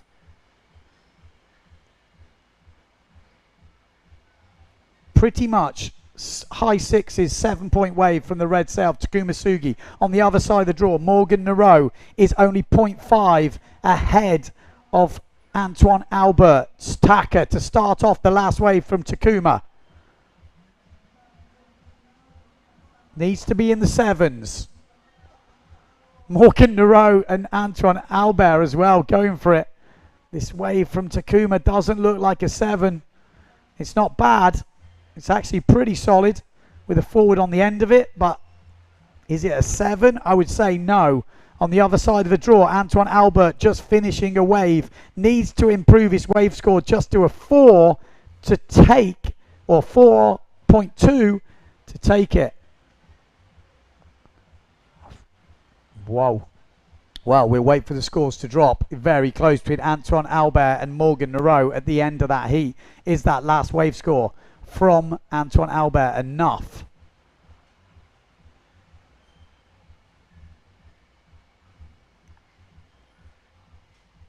It's going to be close, that's for sure. Yeah, just landed on that wave. He was unfortunate with that double. Got pretty hectic towards the end. There's the double from Takuma. Yeah, very much cleaner. Just wasn't enough in the end. As the wave score dropped for Antoine Albert. It looks like a 3.62 to me. If it is, it's not enough. And Morgan Nero will go through. Well, looking at the scores, it looks like Stilrich will advance to the next round. Solid heat from him. And Morgan Nero will advance to the next round. Whoa. In fact, yeah, they will go against each other in the next round. So now we've got a matchup with Stilrich going against Nero. We've got Pons against Marino. We've got Salmon against Van der Eycken. And then the winners of this next heat will go against each other. So Jammer going against Jung and Chapuis going against Denel. So another battle of the Neil Pride riders. Young Miguel Chapuis going against the experienced Jules Denel. Denel put together a very solid heat in the last one, but Chapuis is pushing.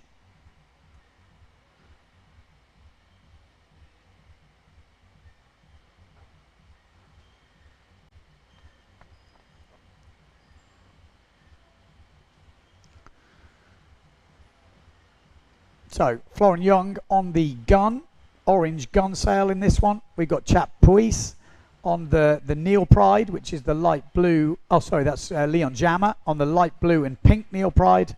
Got Chapuis on the light blue, fully light blue, and then Jules Denel on the dark and light blue.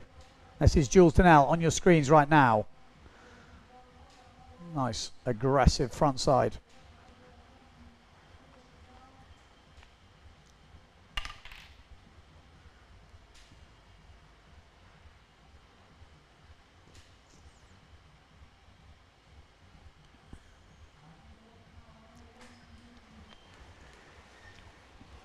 So 10 minutes 45, Jules Denel again putting a solid start to this heat. Oh, just trying to keep it going, I think. That was Leon Jammer. Not enough room. I mean, Takuma Sugi can be a bit upset with himself. Just couldn't find the wave rides in that. Sometimes you just get out of sync.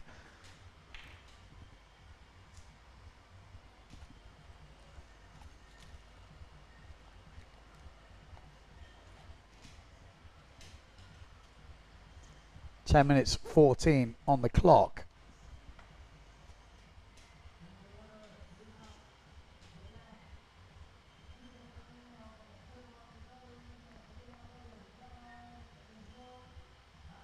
Still pretty windy here in Pozo. Back to Pozo, proper conditions as we see the end of that push lead from Leon Jammer. So 3 Neil Pride riders in this heat.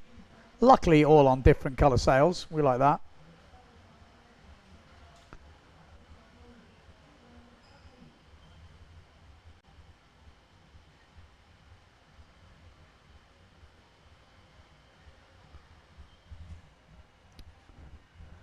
$9.25 on the clock. Who's your money on for the big comeback today? Jules Denell already fighting through from the first round. Who else have we had fighting from the first round? I think Stillrich was in the first round as well, yeah. So Stillrich still going. I think they've been the biggest fights from the first round so far. If Jules Denell gets through this, he'll be another one fighting their way through. Oh, he's just mega consistent. Top competitor, Jules Denell. And there's his opponent, Miguel Chapuis, with that really nice push table. Got a very good push table on as well. Landed absolutely plump. And Battle of the Germans on the other side of the draw. Jammer versus Jung. German championships out there.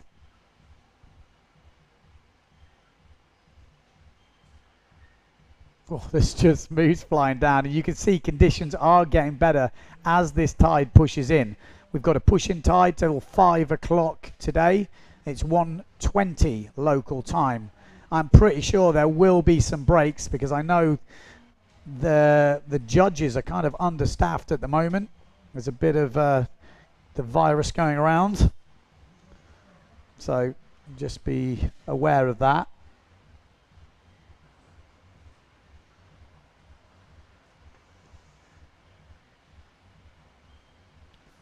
$7.50 on the clock. I was hoping Dieter van Dijk might get knocked out. Oh, are we into the last 16? We might well be. Does that mean the Red Bull Rockets is coming in? Or are we just warming up? Red Bull Rockets, if all the riders have devices on, we should start seeing some stats, some meterage, some height. Nice tweet. Pushy from Miguel. Let's have a look at some scores. Looks a good start to the heat from Liam Jammer against Flo Young.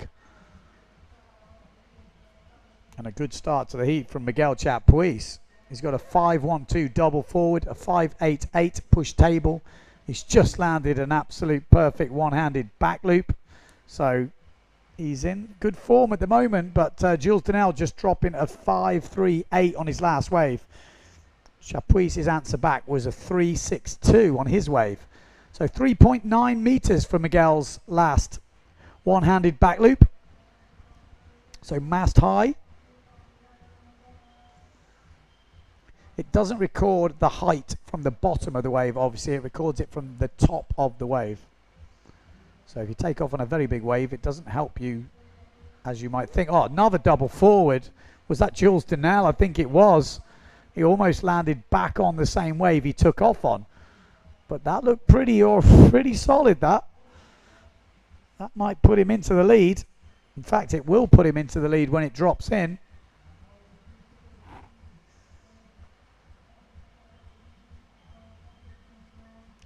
What do you guys think of the Red Bull Rockets having the meterage on the jumps? Oh, nice tweaked pushy from Flo.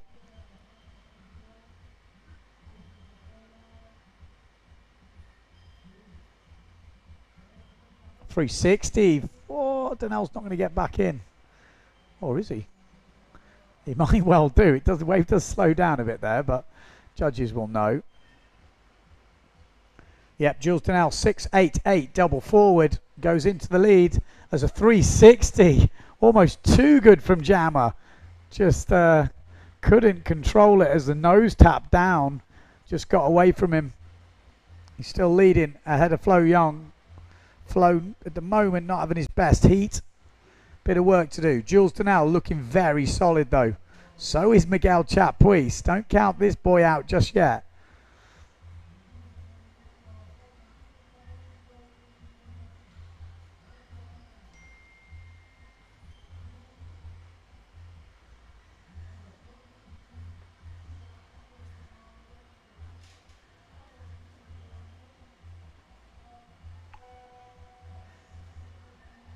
Okay, so we have had the Red Bull Rockets. We just haven't been seeing it on our screens.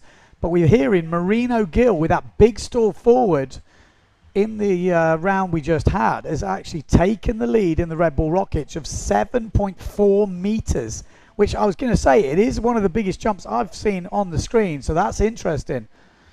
As Miguel Chapuis is riding this wave. So they did have the devices on. We just weren't seeing the recorded data on the screen. But that's cool.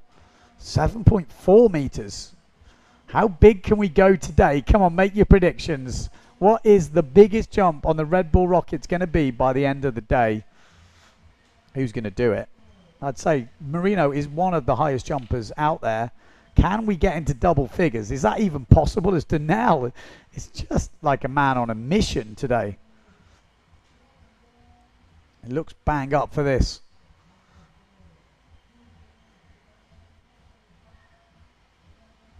So not all the riders wear the devices. It's really up to the riders. If they want to wear it, they wear it. It looks like Miguel Chapuis is wearing. So we will get readings from Miguel. But every other rider can say it's totally up to them. It's not a forced thing. Maybe in the future. But at the moment, it's not compulsory.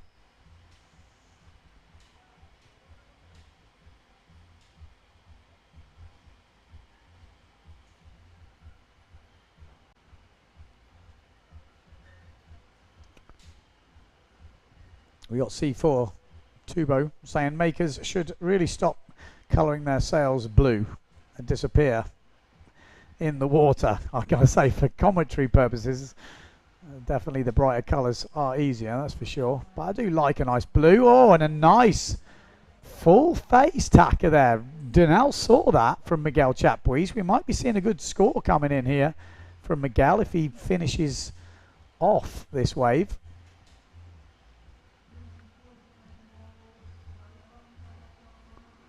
Oh, double forward from Jammer as he jams into the water.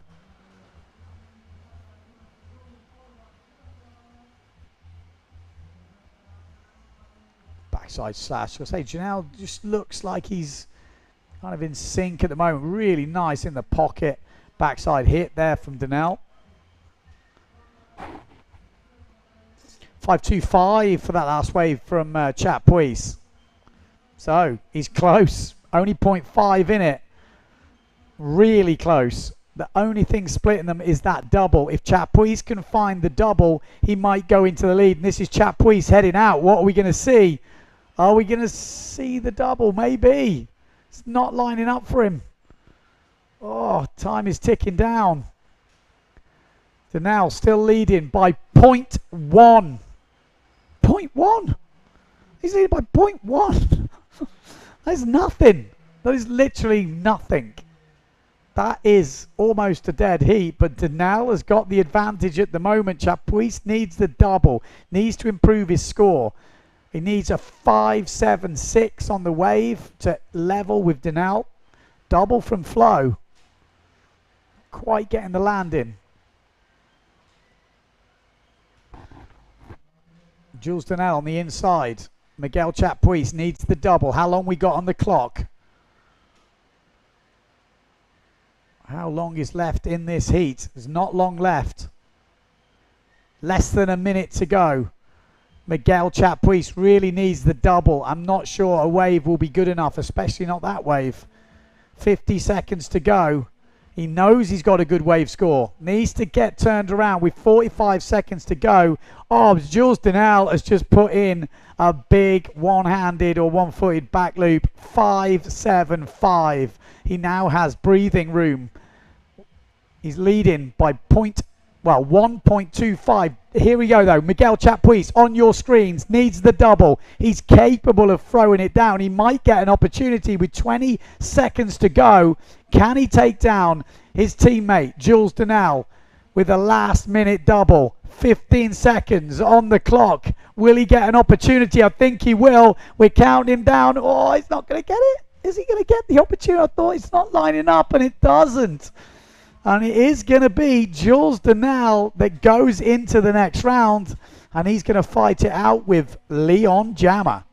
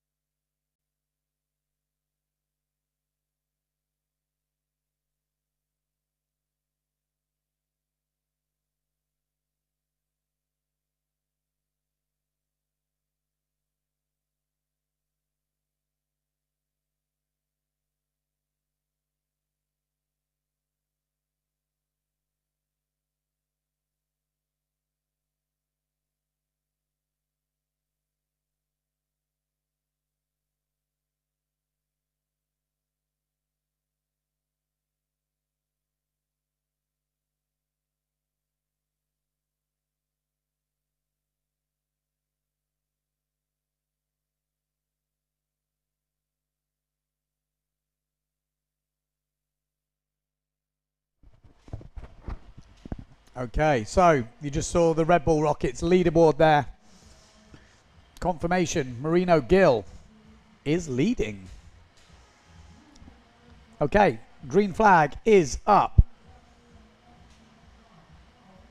for Vaux from France in this heat. Let me just run through how it's looking. We've got Berens going against Vindup from Denmark. And we've got for Vaux going against Trevino. Trevino obviously one of the Tarifa twins. For Vaux obviously French. Berens German, but half Spanish. And this is Lena Vindup from Denmark throwing out the table.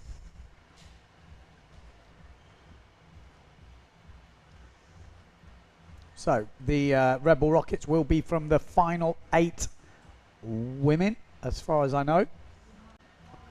So we won't be wearing devices in this round. I think at future events we might see a lot more. This is more like a trial event. See how you guys at home like it. See how it works out. I think it's pretty cool.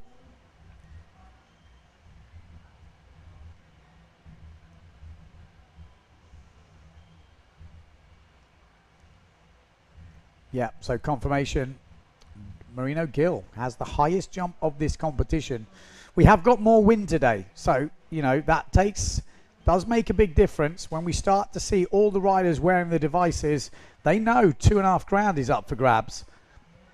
You might just see some big stall forwards. It probably is the move to do to go the highest. You always get that little bit of lift at the top. It makes a big difference. We've seen the highest scores before that were with the stall doubles, so very simple.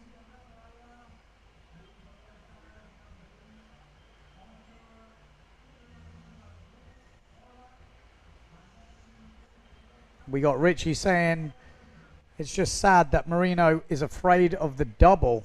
Well, I don't think he's afraid of the double.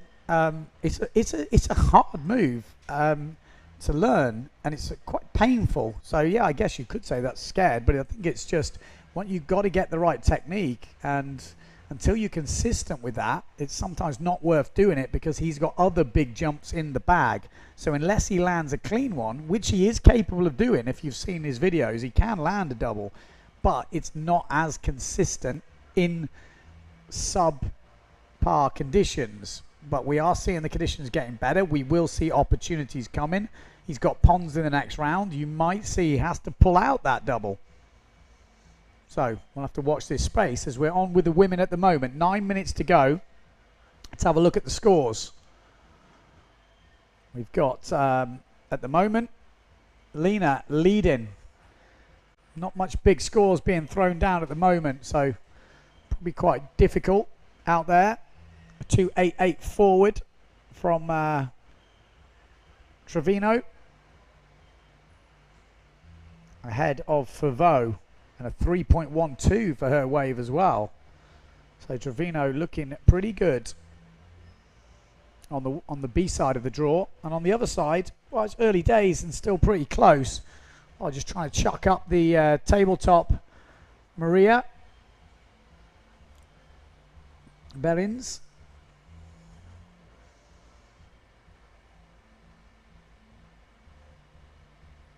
Oh, there's the forward from Vindup. Lena, nice. So taking control of this heat. She actually just gone into second place after that 2.88 wave from Berens dropped. But that forward loop might put her back in the driving seat. Let's wait for it to drop.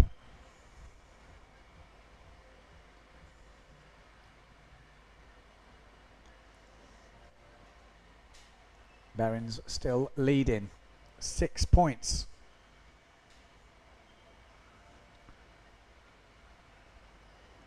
Three points coming in for that forward loop, but no wave scores at the moment. And a good looking wave down there for Trevino. Pops out the tail. Lovely. I'm just trying to dig that rail in. That's going to be a very good score. So she's been whacking in the wave scores, Isabel Trevino.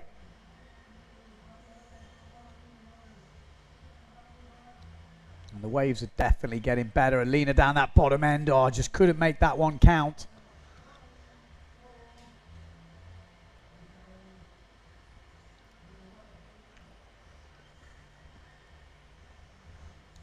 There's a 4.5 wave for Isabel's last wave. Really solid score. Puts Favreau under a bit of pressure right now.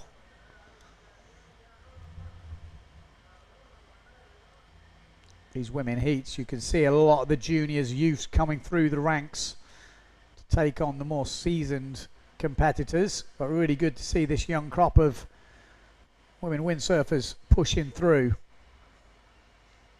Obviously, especially here in Pozo, which is some really tricky conditions, really high power winds. Not always easy to control rotations. And you really do not get an idea of how windy it is here in Pozo by watching the live stream. It takes about 10 knots off the wind, the screen. I can tell you that for nothing. You kind of look at it there and you think, ah, yeah, just do that, do that. When you get out there, it is absolutely cranking. So, Berens, what's she got for us? Leading at the moment, ahead of Vitrup.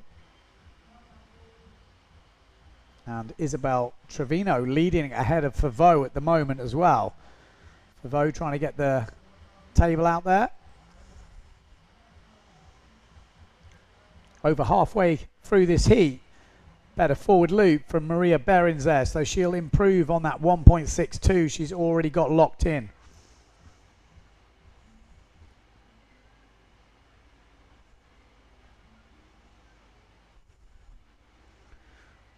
Well, a lot of the men were on 3.7s earlier, just to give you an idea.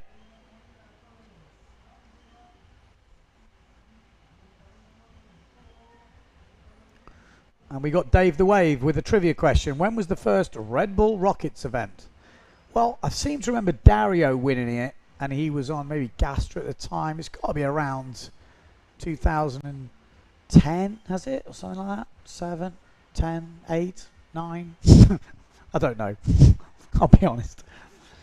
Maybe it was about 2007. Or am I maybe a bit early there? Oh, nice table from Isabel Trevino as Favreau gets the aerial and just comes down really hard on the landing.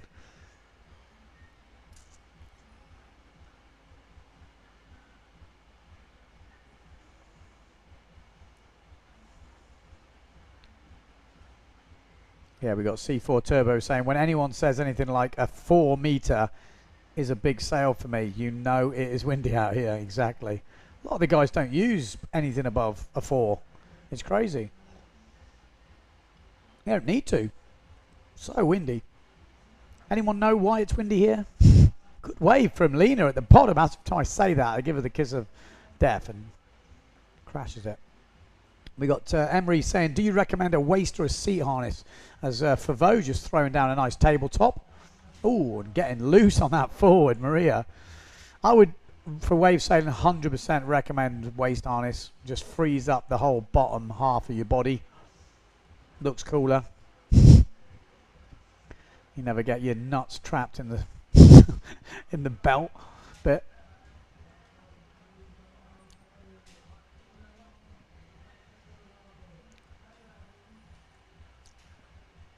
Oi, Lena just having a quick look at that thing. So how's the scores looking at the moment? With 3.35 forward and a 1.5 table at the moment for Berens and a 2.88 on the wave. Has her in the lead as Favreau trying to improve her score, going a bit further down to the bunker. And on the other side, we've got a 4.5 wave, a 4.12 forward and a 1.62, making a total of 10.24 points for Isabel Trevino. Looking very good in this heat against Favreau. Looking like she's got this wrapped up at this stage of the heat. Lena, bit of work to do. Needs to find a couple of points from somewhere. 2.5 points. Yeah, it's going to need a wave. Going to need a 3.5 on the wave. Something to find. Give her just to help her out a little bit as Berens is trying to find something. This is Isabel down the bottom. She's had some good waves so far. Clue first turn. A lot of guys at home. You can have a look at that. Onshore wave riding. That little clue first thing can really be very functional. Keeps your power on through the turn. Stops you getting backwinded. It's a better turn, but as we know, the high tide is coming, so she's right on the beach there, Lena. How long we got? We've not got long left in this heat. It's 1 minute 33 on the clock. So last chance saloon for a few of these girls in the heat. Can they advance their positions? This is the last chance to do it. Isabel looking very solid at the moment. On the other side of the draw, it's still all to play for with the orange sail of Lena Wittrup. What could she do? Maybe a really decent tabletop. I would like to see a lot of the women practicing the tabletop in the training. I never see people practicing it, but I always see them doing it in competition. It's always a strange one for me. If that's going to be your scoring jump, get practicing. It's a move that you really can get really down, and you could be scoring 5 points for a decent tabletop. You get it tweaked.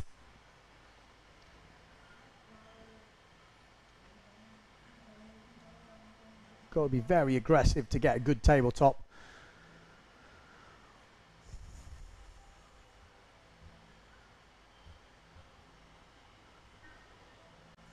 So if you are just joining in, we are in the double elimination now. We've got a couple of women's heats. We're into about the third round. I just need to check of the men, or fourth round into the men. We've got the Red Bull Rockets lined up. We've got some very interesting heats for sure. And especially in the women's, we've got Lena Erpenstein coming up in the next one. And she has got the bit between her teeth. She is really keen to throw down a big comeback in this double elimination, knocked out by 12-year-old Sol Dietrich. So she is really pushing, wants to push in this double elimination. Oh, how was that? What did she score for that, Isabel? That was really nice. That was scoring a 4-1-2, deservedly so. Berens actually with that heaven kick, quite nice as well. Good forward from Lena. The 3-point forward. Girls were going off in this heat in the highlights. Really good to see. Like I said, a lot of them very young. And these conditions are not easy. You saw it in the guys' heats. Not easy to control your jump. So we've got one more women's heat. We've got twin sister of Isabel, who we just saw. We got Lucia going against Erpenstein from Germany. That's a tough heat for Lucia. And then we've got Julia Pasquale going against Pauline Katz on the bottom side of the draw. So this should be a very interesting heat. We're going to see some big moves getting thrown down here. And then we're going back into the men's competition. And again, big heats kicking off. Pons going against Marino Gill.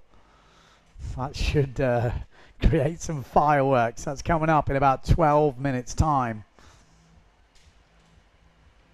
So that's how the conditions look at the moment. The tide is becoming, well, what we got, 2 o'clock local time. It's nearly optimum tide now, so we should see some of the better conditions down that bunker. You can see the wave is starting to form up now, so it should prove, well, we should just see some big moves. There's no doubt about it.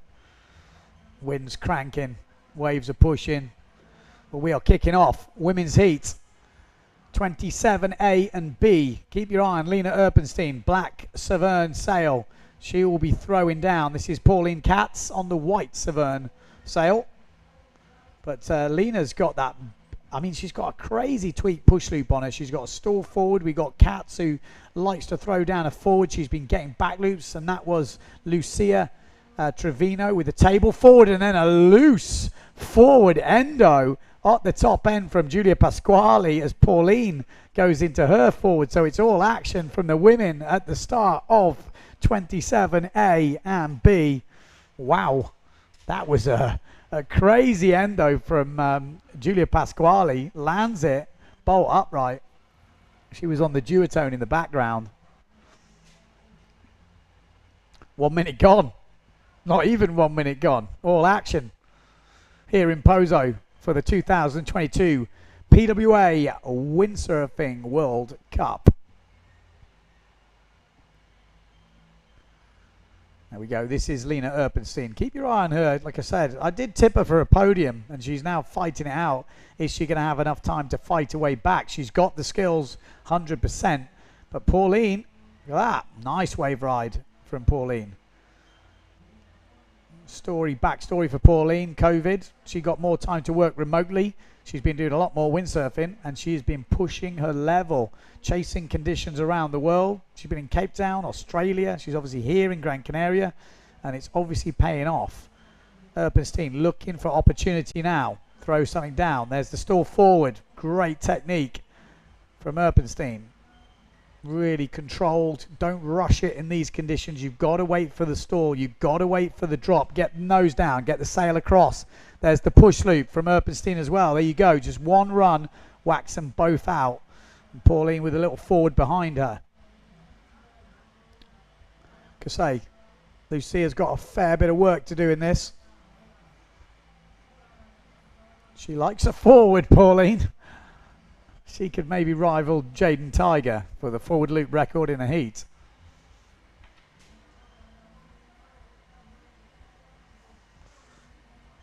Oh, it's a lot of waves just bouncing in at the moment. So 4.12 push, only 4 points for that forward.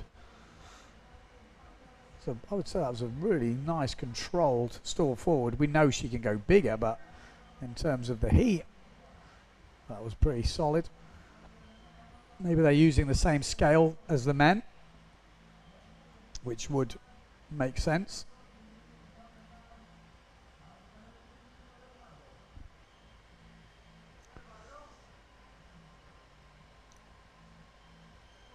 So Pasquale getting a 3.88 for her forward. Pauline just riding a wave on the inside. Not bad, pretty decent. Trailing to Pasquale at the moment. Pasquale's got some good waves. She does always ride up the top end of the bay, so really on the left hand side. She definitely likes the angle up there. Suits her style better. There she is. Pretty small sail.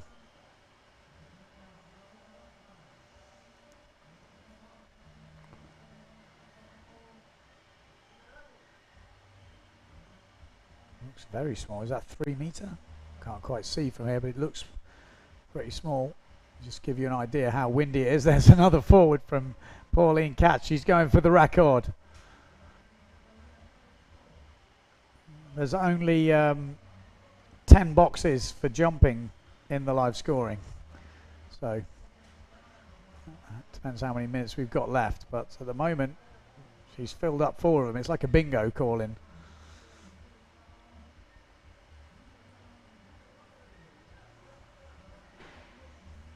Lucia. Oh, it's getting a bit of a straight leg jump there, just getting thrown off balance.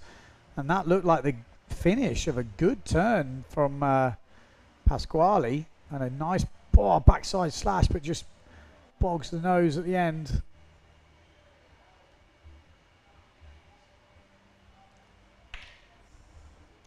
Wave rides seem very hard to score at the moment. Kat's getting 4 points for her last wave. So pretty decent score from the Swiss rider. Really aggressive bottom turn, nice off the top as well. Really good wave down that bottom end. She's going to get in before the beach.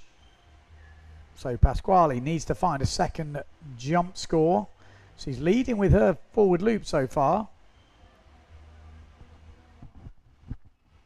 There's Erpenstein trying to fight her way back in this double. She's got a long way back if she needs to get to the podium, but that's what you've got to do, and it's possible. It definitely is possible. Whether the time is there in today, we've got a lot of heats to get through, but we are starting to get through them.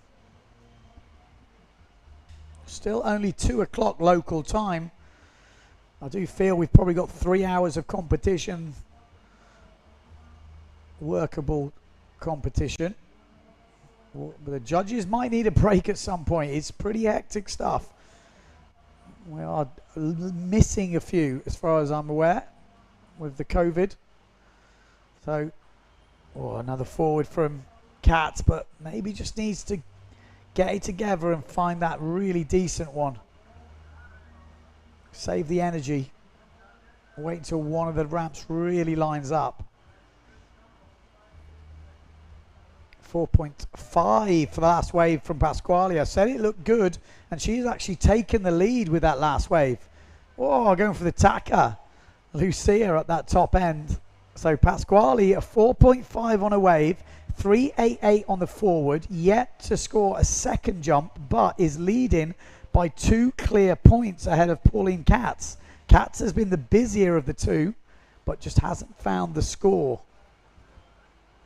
So Giulia Pasquale knows she needs to find that second jump. Meanwhile, Erpenstein is on 11 points and is leading against Isabel Trevino.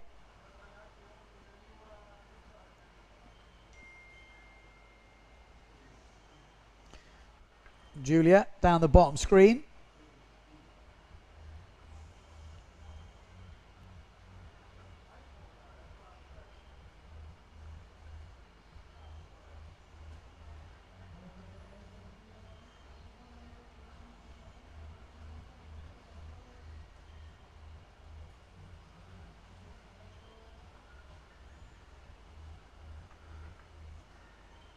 Four minutes on the clock. Time is ticking down, looking solid at the moment. Has Giulia found that second jump score? Like I said, men's heat coming up next as the women tear it up at the moment. And there we go, Lena Erpenstein, big backside slash as Katz looking for the front side hit. Oh, whoa. If she'd have made that, might have been a new move. Got really backwinded just before the lip. Actually scoring 4 points on a wave, but she's still trailing by nearly a point to Pasquale. They've not scored the forward loops great at the moment. She needs a nice clean one. Oh, and Pasquale's maybe going to get a tabletop tempting. She needs it just to get those extra points. She's throwing them away at the moment as she's only scoring one jump, but she's still leading. Here she goes. Oh, there we go. Little heaven kick. It's not going to be big scoring, but it will be something on the board. And you never know. That could be the difference. Just that little bit extra few points. 3 minutes on the clock.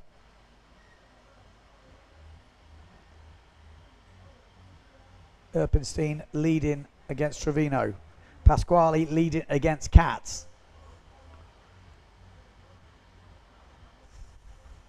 This is Lucia Trevino. Super windy for the young girls. Super lightweight, obviously, getting blown around in the 40 knots of breeze out there that there is at the moment. Big rocket from one of the Tarifa twins. That table actually coming in at 162. So that has extended a lead to 10 points. Katz needs to find 2.5 points from somewhere, which she can find it. She needs a big, clean forward. She's got a back loop on her as well, but time is running out.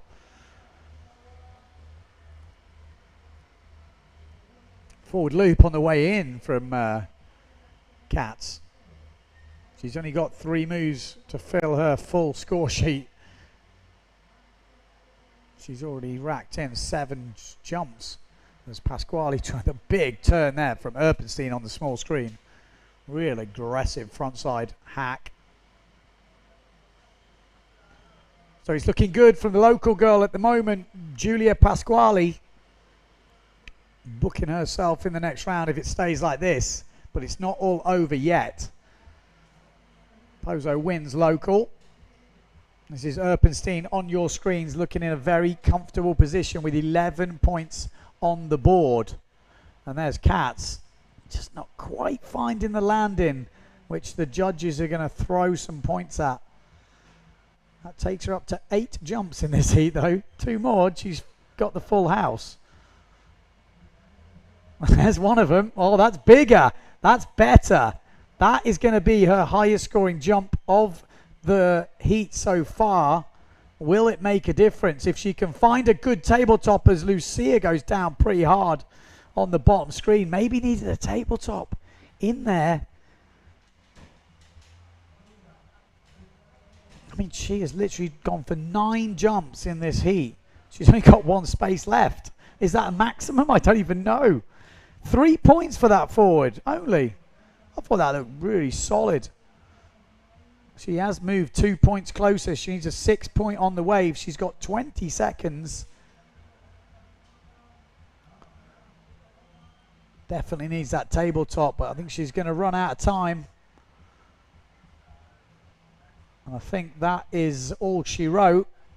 There we go. So solid heat. That initial forward loop from Giulia Pasquale scoring a 3.88. That table coming in has give her the win. There's that forward loop. Whoa, crazy.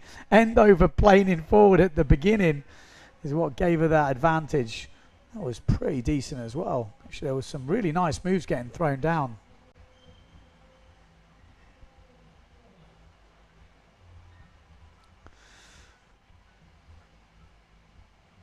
Okay, so just highlights of this heat. Cats, I think, doing the most jumps that anyone's attempted in one heat with 9. You don't get any prizes for that, but just thought I'd let you know.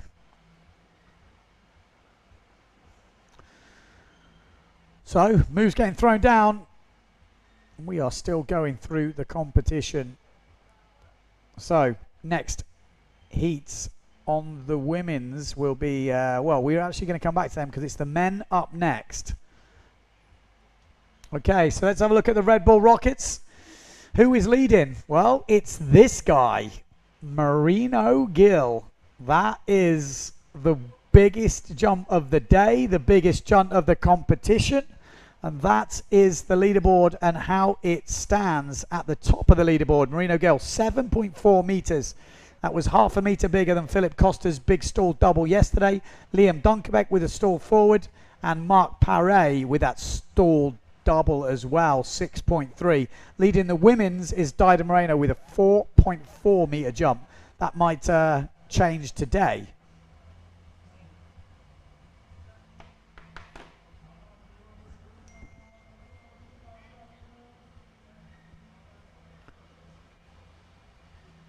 Okay, 5 seconds to go. We're going straight into the men. This heat will kick off fast, so we need to be quite quick this, even if it's the wide screen, because we got Marino Gill on your screens right now going against Josef Pons. Expect something big from these guys. So, Marino Gill, are we going to see him throw down the double in this? Well, wouldn't surprise me. They all should be wearing the Red Bull Rockets if they opted for it. $2.5 grand for the winner of the Red Bull Rockets, so well worth it. Well, there's a push forward from Marino Gill. It's a bit damp on the landing, but it's the first time we've seen a push forward sailed away from, I think, in the competition, and a nasty looking double from Pons. It's a 6.7 meter push forward from Marino Gill. That is the way you want to kick off the heat. How are the judges going to mark the landing? It was a bit wet, but it is one of the highest scoring moves you can do. 3.8 meters on that push loop from Dieter van der Eycken.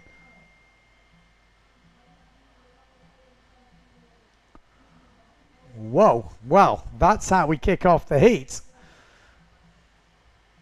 Julian Salmon. Oh, front side air tacker, but that was nice. That was just a full front side hit. And there's the goiter from Marino Gill. The waves are getting better. Great wave from Julian Salmon. That's got to score big, surely. That looked just really tasty. I like that. I'm not a judge, though. I'm just the commentator.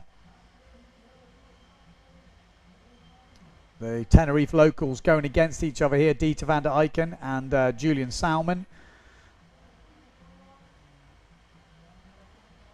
And then we've got Marino Gill, the two locals going against each other. Joseph Pons, he's already landed a tabletop double. We've just seen the push forward, massive push forward from Marino Gill, but a bit wet on the landing. So will it score good? I have a feeling they might go low. Oh, double at the back from Joseph Pons. Okay, so the push forward has come in, and well, it's not massive, only 6-1-2.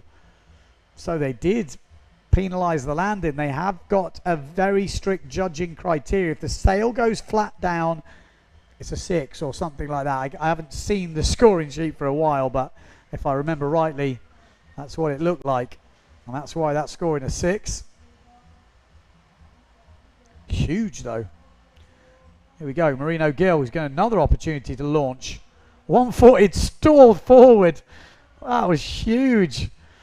I can hear the crowd clapping outside. He's really winning over the crowd. 4.5 meters high with your foot off going for a stall forward. Any of you out there worried about going for a stall forward? Try taking your foot off.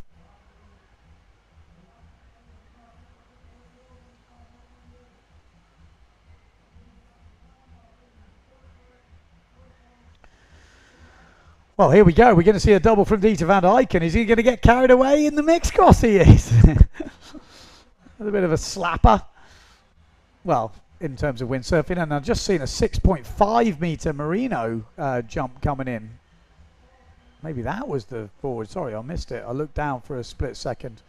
Looks like the waves have picked up. The wind is still there. And this is what we were expecting for the Red Bull Rockets. Yeah, so he has just thrown down a big stall forward. 6-3-8. So he's leading at the moment ahead of Joseph Pons. Need to put some wave scores in.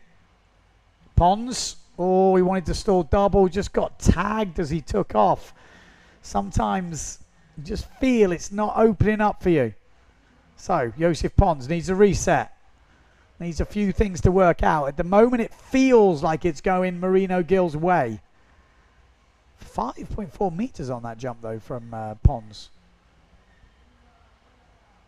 Interested to see how big Julian Salmon can go. He does go big if he gets the right opportunity. I think Marino Gill's just going for Red Bull Rockets. Solid back loop. One-handed back loop from Salmon. Dieter van der Eycken at the moment is leading. And that looked like a nice tacker from Dieter van der Eycken from behind him. All action at the moment, isn't it? You can see the difference when this tide pushes into the good amount of water in the bay. The wave gets better, the action gets better. Just going off. 7 points for the last wave from Salmon. Whoa. Well, his first wave, I should say. I mean, that is the way you want to kick things off. Now he just needs to bang in his jump. So I would say, even though he's not leading, it's advantage Julian Salmon. Nice couple of forwards off the lip there for Marino Gill. They've not been scoring high unless they're just kind of adding a bit of jazz to what is already a good wave. But they can't be the main point scoring moves. Otherwise, it's not you're not getting the points. But they can help jazz up a solid, already solid wave. I'm struggling to speak. I apologize. It's been a long week. A little bit lonely here in the booth, but hopefully we'll get joined by someone. Let's see. Dieter van der Eycken wants the double. He's not going to get it. 15-5 at the moment from Marino Gill. Julian Salmon just locked in a 5-point back loop. Another solid jump score, and he will go into the lead. One-footed backy, big one-footed backy from Salmon. Doesn't make it. As Pons is riding. Are we going to see that table top double from Pons? Stuff like that will make a difference. Although we've had the push forward from Marino, it wasn't well landed. And then the criteria... Not big scores. I mean, relatively still decent.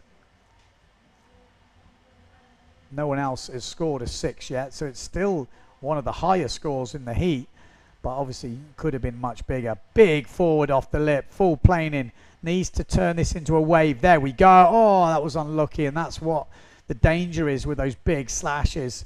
When you get aggressive, it's actually weirdly harder than the forward loop, which looks more impressive. So Joseph Pons looking for opportunity, and Dieter van der Eycken is not letting that double go. He might not be joining me in the commentary booth anyway. He's going to have a very big headache after this heat. Maybe get sponsored by ibuprofen or Nurofen or I don't know.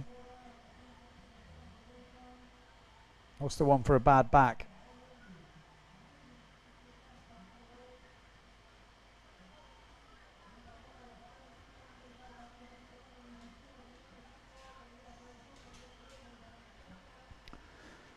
Here we go, Julian Salmon looking for opportunity. He's at a 5.6 on his last jump. So looking good, but it's Dieter van der Eycken leading at the moment. We're waiting for that jump score to drop in from Salmon. When it does, it should put him in the lead ahead of Dieter van der Eycken. Dieter van der Eycken is doing his best to give himself a massive headache so far. He's had about 3 double forwards full on the back. And that really does. He's going to have a sore neck tomorrow. When you land on your back, your head goes back and you, feel like a turtle.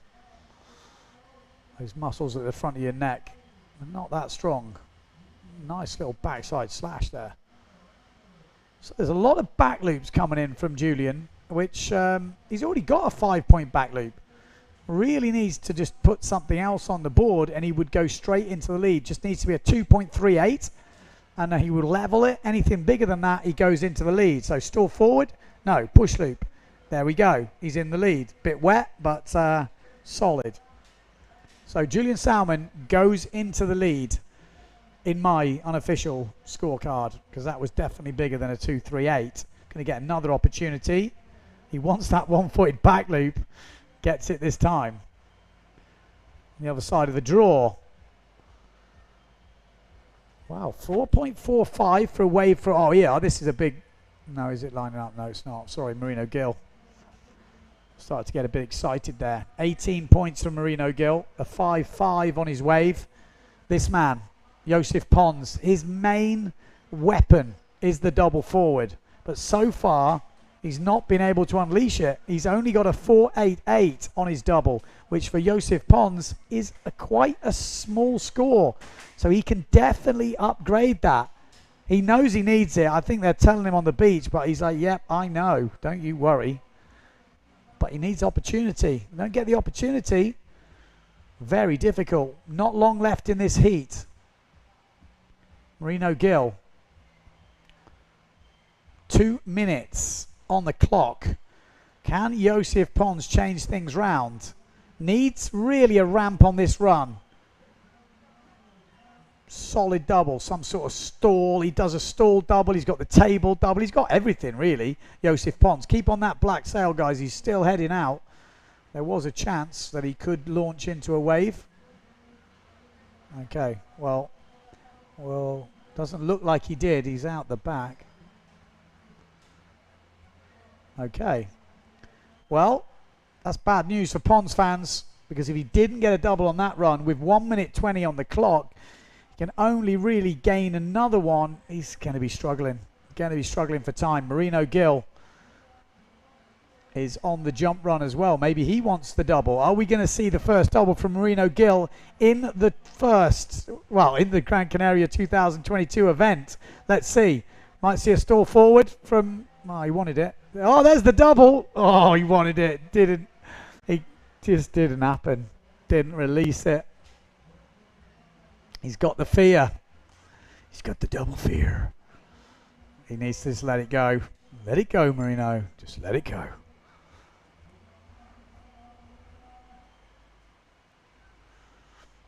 So, it looks like, depending on what that wave score is for Dieter van der Eycken, with 30 seconds to go, Dieter needs to find 2 points. That would need to be a 7.88. I can't see it happening. It's got to be advantage Julian Salmon. Marino just riding a wave at the end of this heat with 20 seconds to go. Ponzi did have a crash double on the last one. Well, a wet double, I should say. 4.4 launch. He just looks tired, doesn't he? That's another back slapper. Oh, a lot of slappers in this heat. Pretty hectic, though. Boys giving a good show. But to me, I can't see anything changing at the end of that heat. And it's going to be Marino Gill who will go on to face Robbie Swift. Wow. And it will be Julian Salmon that goes on to face against Dunkerbeck. Yeah, Leon Dunkerbeck in the next round. Whoa, we could be seeing some big ones. Red Bull Rockets in full effect. There's that push forward. That was pretty decent, wasn't it? Was that up in near the 7-meter range? I mean, he's gone full out for the Red Bull Rockets. Hell of a one-footed backy. That one-footed forward was tasty. We like that. I do like that one-footed forward. It seems to be a new move. You know, we've seen the one-footed forward on the small ones, but not usually on the big stalls. 1 foot, 1 hand. I mean, you're racking out moves like this like they're nothing. Some of these moves technically are so difficult, especially in the conditions we've got here. I think I'd love to see how fast the riders are going. He wanted that double. He just didn't let it go. Go on. Let it go, mate. Just let it go. We all want to see you just let it go.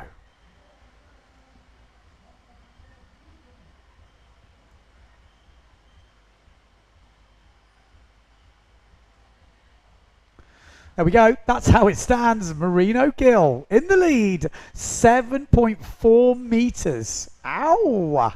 That's for that big stall forward in the previous one. And that could bag him 2,500 euros. As a 20-year-old, that's a nice extra bit of pocket money. Obviously, he's going up the leaderboard. Obviously, there's prize money.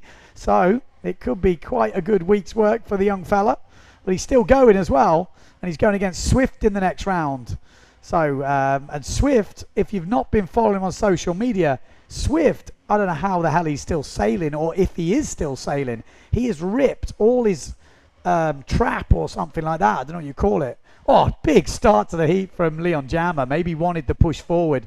Just settles for a big old pushy. Yeah, Swift is actually injured. So whether he sails or not, or it'll be injured. Oh, ouch. Straight in the face. Was that Morgan Nero? I think it might have been. So Stilrich against Nero. Jammer against Dinell. It's on, people. Ursio starting with a 4.88 double forward. If Stilrich qualifies through this, he will go against Mark Paré in the next round. And if Jammer or Dinell go through, they will get Brown in the next round. Ouch. That is a nasty side of the draw. Getting those guys at this stage in the comp, you would hope they would be a bit further up, but that's how it goes.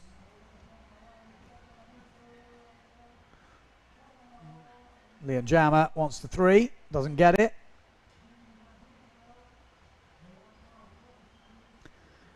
Alessio Stilrich.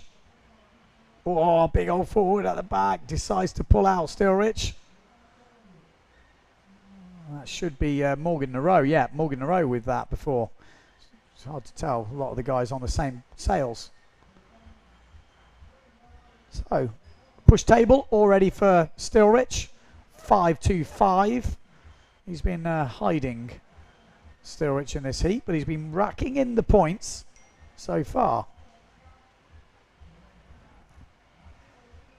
Morgan Nero still waiting for the scores to drop in. Oh, just been brought a coffee. This needed some caffeine hits. I'm struggling a little bit here, boys and girls. Any girls watching? Any ladies watching? Alessio Stilrich starts off big backside slash. Needs to find more, but it's a good start to the heat. Taka, no, just couldn't get it to go out. 9:40 on the clock. Morgan Nero heading down the bunker for some action. Leon Jammer getting 5.88 for that first jump. There's a big one from Morgan.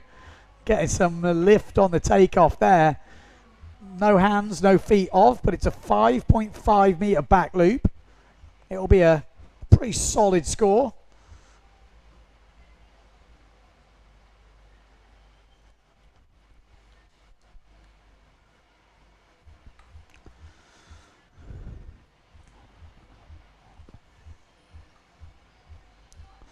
Okay, Leon Jammer, what's he got for us? He's got a big old one-footed backy is what he's got for us. Stomps it. 8 minutes 50 on the clock. Jules Denell, Leon Jammer going toe-to-toe. Battle of the Neil Pride riders on the one side. And you've got Simmer versus Neil Pride on the other. Alessio Stilrich trying to fight his way back from the first round.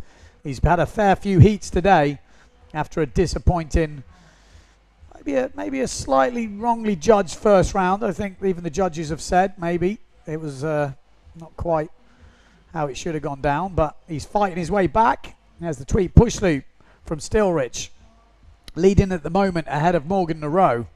It's going to come down to the wave rides of that because that back loop has come in at a 5.25 from Morgan Nareau. So obviously the height making a big difference, and that's a good front side turn from Leon Jammer.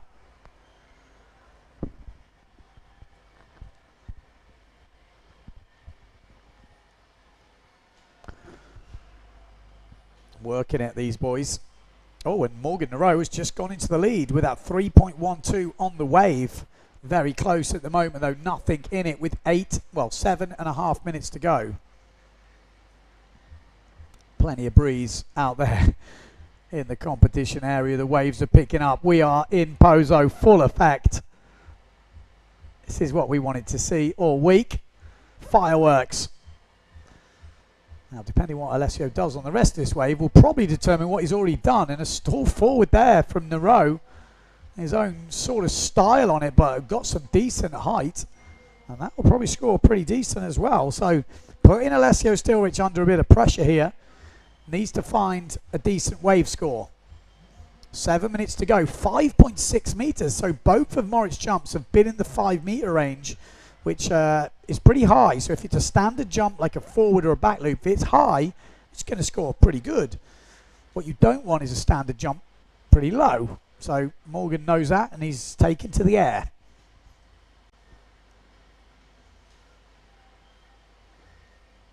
And that is Morgan just taken out by the white water there.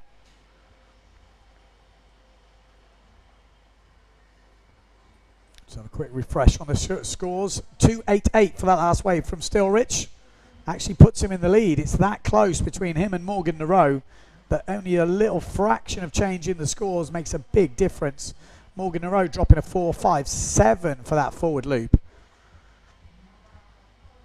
So close. 6 minutes to go. On the other side of the draw, Leon Jammer is absolutely tearing it up. 6 meter push table at the beginning. 5.07 back loop and a 5.75 on his last wave. Looking in good position. Oh, he had a little weird jump there with the straight legger. Jules Denell needs to probably find that double loop. He's got it in the bag as Alessio Stilrich looking for the goiter. And there's the double loop from Denell. Right in the face of Leon Jammer. He knows now what he has to do. So Denell could move into the lead here as there's a big old one-footed backy from Morgan Nareau. Yes, back-to-back, a lower champion. He's learning how to sail port tack, heat by heat. He's right up there. We didn't see what Alessio finished with on that wave. He was going for the goiter at one point. We didn't see if he landed it. But it's close. Morgan is going to the sky. He's been over 5 meters on all his jumps so far. So getting some pretty decent height. Red Bull Rockets giving us the info. That's what we like to see.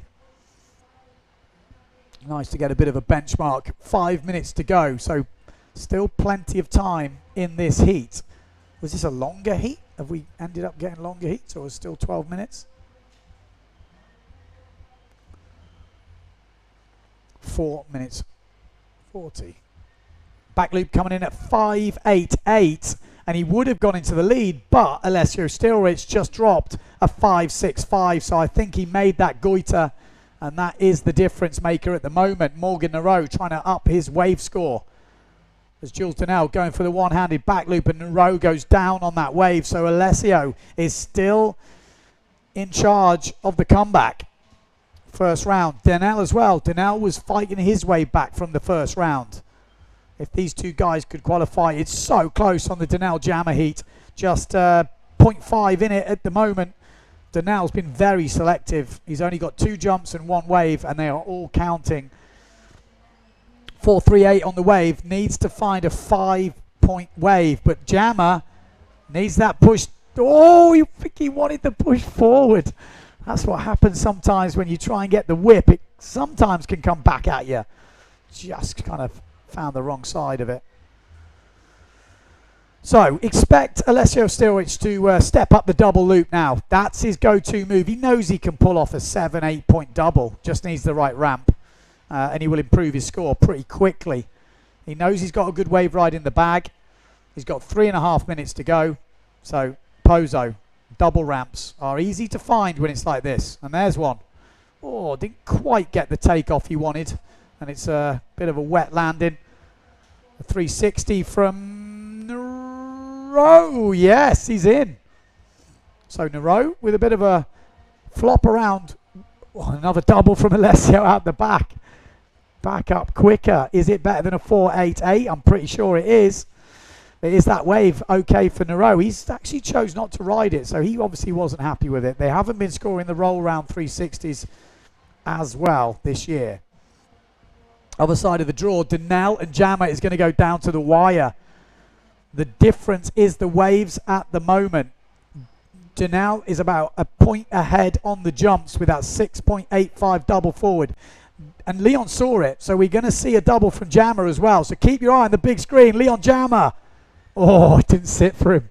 Just didn't sit for him as Jules Denel is working on a wave ride right now. We might see an increase in score. Jammer is looking for the double on the big screen. He might get an opportunity. Is it going to sit? It's not. Is he going to get another opportunity? No. Tacked round. Oh, exciting stuff. 2 minutes and 10 seconds to go. Still waiting for a few scores to drop in. Double from Alessio does drop. Only a 5.62, but it does extend his score. He's now got nearly a 3-point lead. 2.7 lead. 4.12 from Morgan's last wave dropping in from that 360. Really is all on the table now. I think Alessio knows he could probably throw down a bigger jump, maybe a better double. It's probably the easiest way to him to up his score. And he's flying down that bottom end as Morgan Nero is riding quite a nice looking wave here and just doesn't make it happen. And oh, I'm pretty sure Alessio just jumped over Morgan Nero. Oh, there's a big old pushy. On the other side of the draw, it's still Leon Jammer going against Jules Denel. Jules Denel is working the wave like his heat depends on it, which it does because he's trailing to Leon Jammer. Jammer is just not getting the run of the wave at the moment, and Denel is just tearing at this wave. Maybe this wave is a counter for him because he really just let it all hang out at the end. I have a feeling that will be a good score. It needs to be a 5-point wave for Jules Denel to take down Jammer if there's no other advances in the scoring. Alessio Stilwich getting another chance at a wave. This could be the last chance he gets. 35 seconds, 360. Doesn't make it back in. It is all going on. Please, someone get Dieter van der Eyck and some ibuprofen. No, it's okay. Push loop from Leon. Really spots the landing. 16 seconds in this heat to go.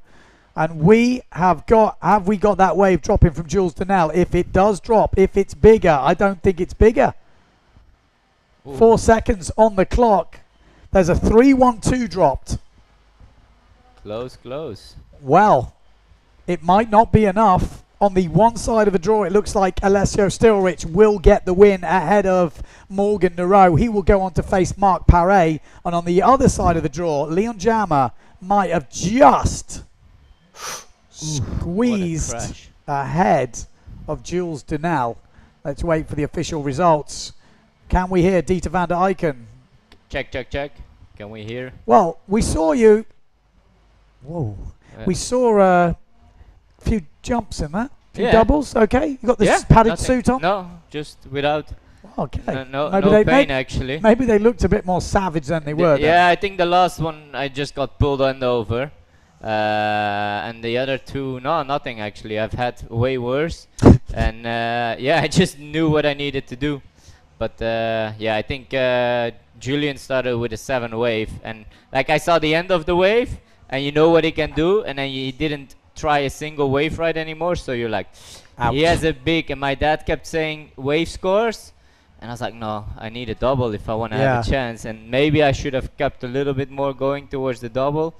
But it's difficult when you drop a 7 like that. He had a big air tacker, but like it wasn't even a pugnettery forced one. It was like into the section round, and you're just like, and then finished it as well. I think I saw that where he was backwinded landed, and then I saw him continue, and I was like, I have an idea what he has done just now. Well, it's going on right now, isn't it? Everything is happening. Jules Donnell has been stopped by the look of it by Leon Jammer. Again, still waiting for confirmation of that. But still, Rich will go against Mark Paré in the next round. Interesting match up there. Definitely. Obviously, bad side of the draw, that Paré and Brown.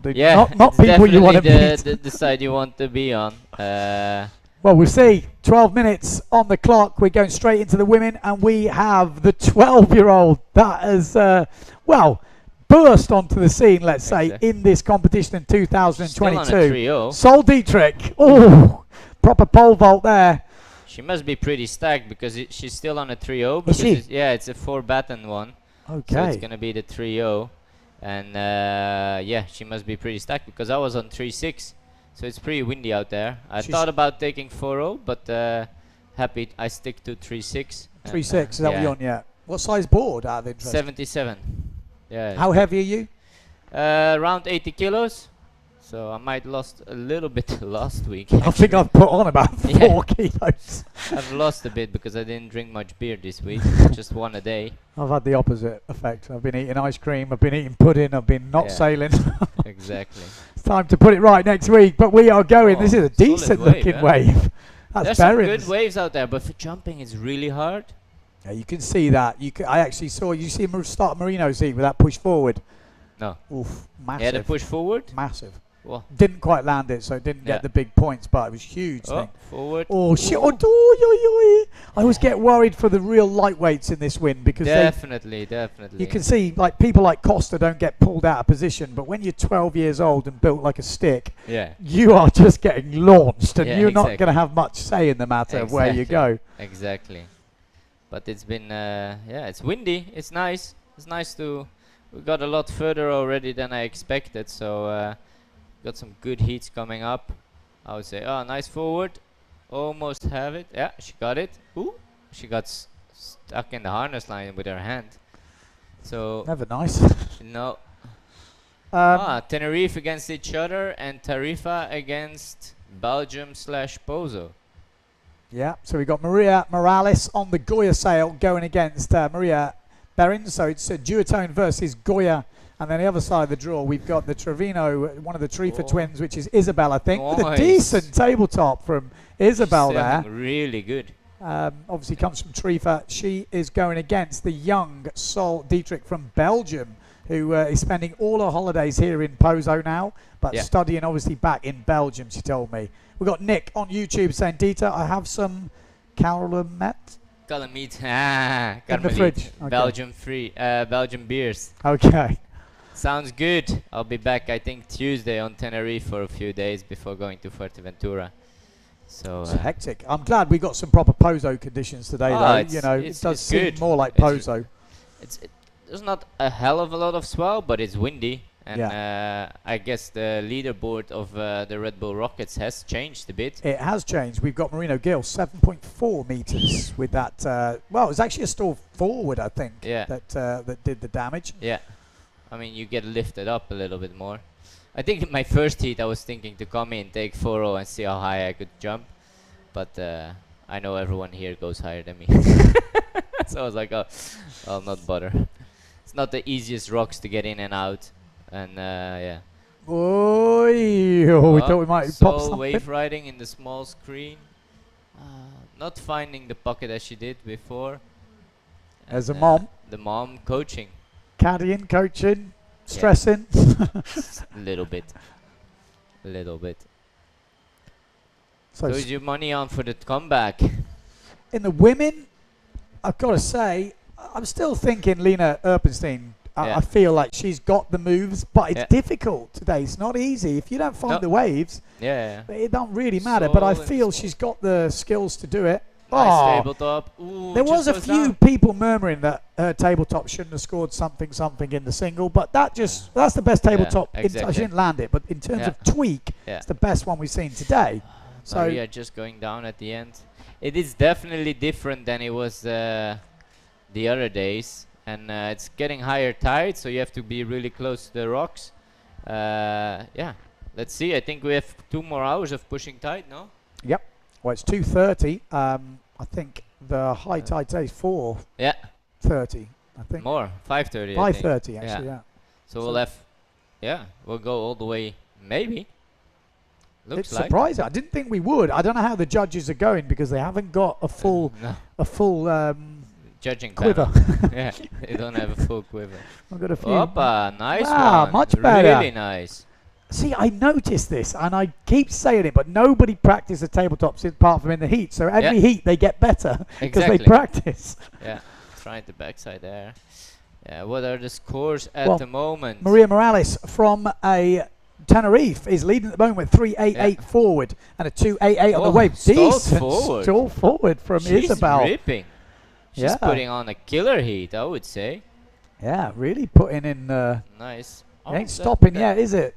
No, she is not stopping. At tabletop 188, they've definitely put the scores a bit lower on the tabletop because that was actually pretty good height. Maybe not completely tweaked, but definitely got on some height on there. They'll have the thing on next. I don't think that was the one we just saw because the forward is not on there. Ah, yeah. So. Good wave selection. Go a bit more towards the lip. There we go. Table forward coming in at 4 points, and the tabletop coming in at 125. No, she did a small one behind. It's a 188. Is that was? Who was that on the small screen? That was Isabel. Isabel. She has a really good top turn on her as well, huh? Really nice bottom turn to top turn style. Obviously, a lot of them haven't been able to compete, so it's their first time to shine again. Yeah. And it seems like they're enjoying it a lot. On the other side, Maria has 388, struggling with a second jump. Definitely can improve on her wave rise. She's been in Cabezo. She has some amazing frontside airs, and I think that's what she will be looking for soon.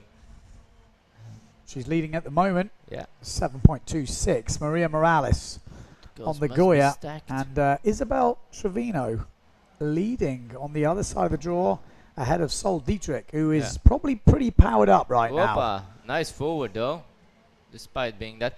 It is up and down, so you have 5 minutes super strong, 5 minutes a bit less strong, which makes sail choice super difficult. Maria, backside. Oh, we couldn't see what she was doing further. So backside airs. Ooh, she's getting blown away, isn't she? Maria's frontside hit on the rocks. Bump. Right on the rocks. You've seen that a few times in your life, haven't you? Yeah, I definitely have. That's what you got to do at this state of tide. You got to push it right to the end. Yeah, if you want to sail in front of the judges tower, yes, on the right is actually getting pretty nice, but there is pretty onshore. Oh, good wave selection from Sol. Move the hands. Ooh, yeah. Okay, get another one in. Bottom turn again, bottom turn. Yeah, we can't see how much water is left, you know, because we are going like bottom turn again, and you're like, maybe there is no more water left. Yeah. And Maria was there as well, so tough one. I mean, there's waves. So Isabel just tacking round. We've got Maria Berins at the moment trailing Maria Morales, but not many points in it. No. Doesn't take a lot to change this. Nice forward. Maria just getting the sail wet though, so that's not the forward she's looking for. Maria Morales following up. She's already got a decent 3.88 forward, but needs to really improve on her tabletop just to maximise scores. But Isabel down that bottom end. Hell turn. Just throwing the tail out. Up. Front. Backside. Front. Ooh. We're running out a bit of water. Maria's dad coaching, caddying, Yeah, stressing. stressing. Just the three things. Yeah, I think it's quite relaxed. I think that 388 forward does put a very significant gap already, and the wave riding, I believe Maria. Wow, saying that, go front side. She's had some good waves actually. Yeah. Other Maria, because it's Maria Yeah, versus Maria. Little pocket. Just can't get the pocket, can't you? Yeah, it's that higher tide. It Yeah, doesn't exactly. jack up. And what 15 minutes ago you still could score a wave, now you can't anymore. So Yeah, the lower tide is better for the younger riders riding up that Definitely. top end. definitely. Higher tide, it doesn't break. It just sort of sits there like a Yeah. big. And the judges see lump. that, so they're doing the same scale as maybe small different scale, but pretty similar. Oh, Maria, big. Boom!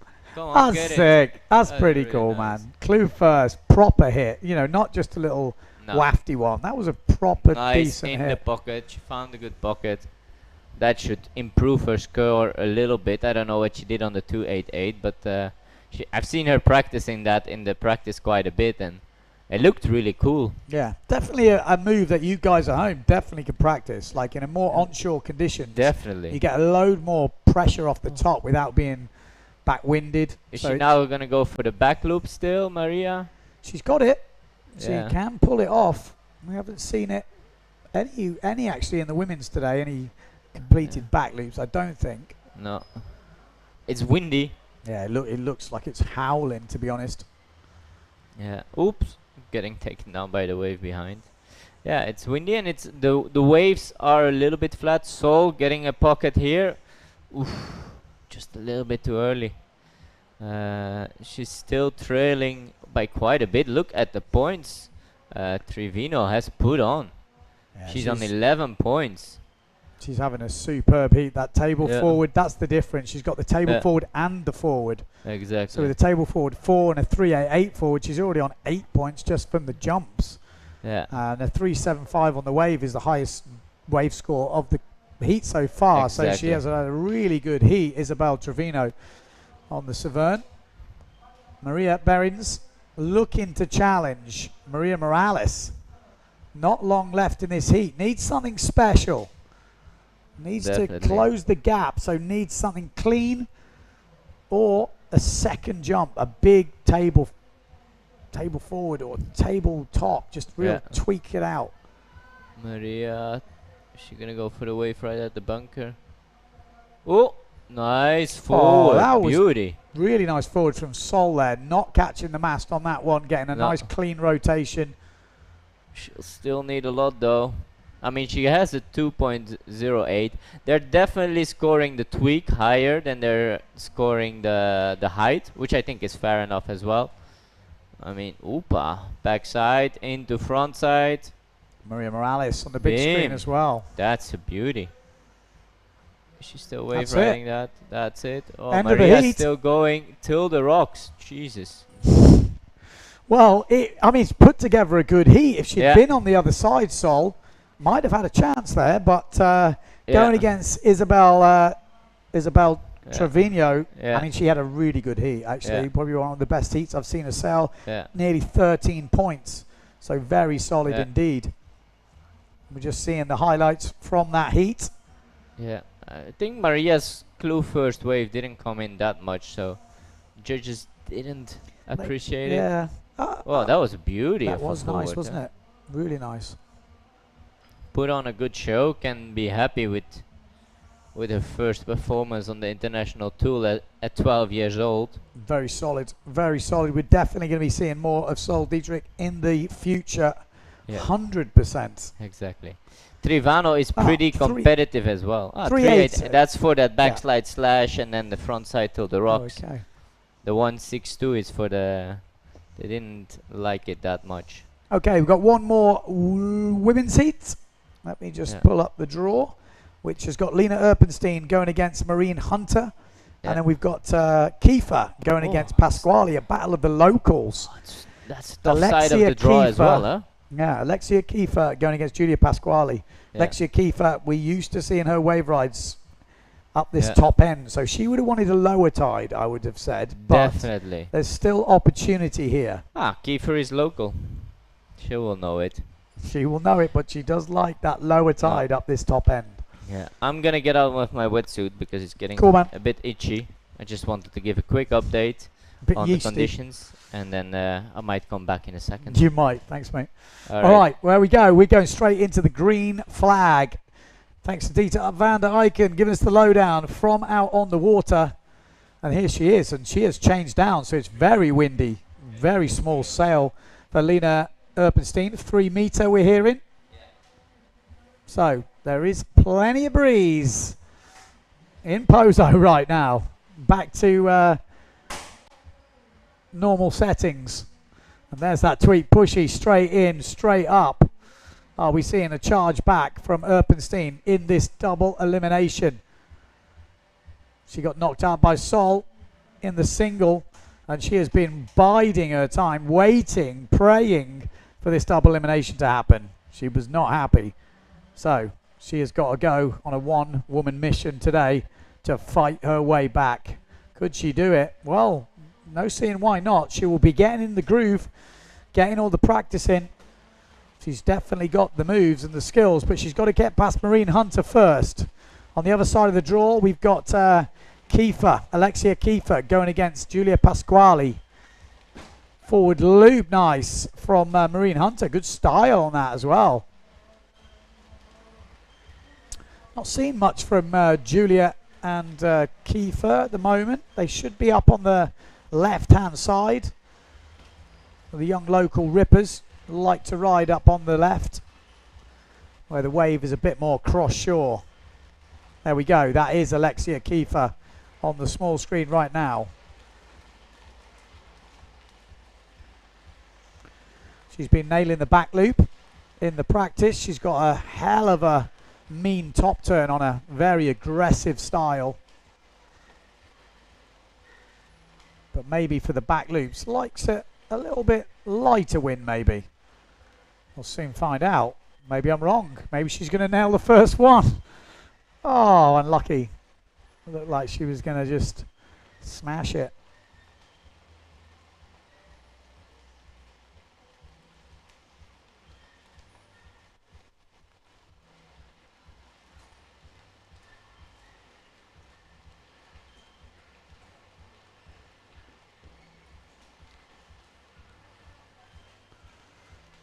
Go. Oh, a decent hit from Giulia Pasquale and a big stall forward from Lena Erpenstein, but just couldn't quite get the pressure in the front of the sail there. Couldn't turn it around. Great wave from Giulia Pasquale. Always goes about her business nice and quietly up that top end and just stealthing the scores. Marine Hunter, good smack. Bomb. Oh, so much it dropped the board back up.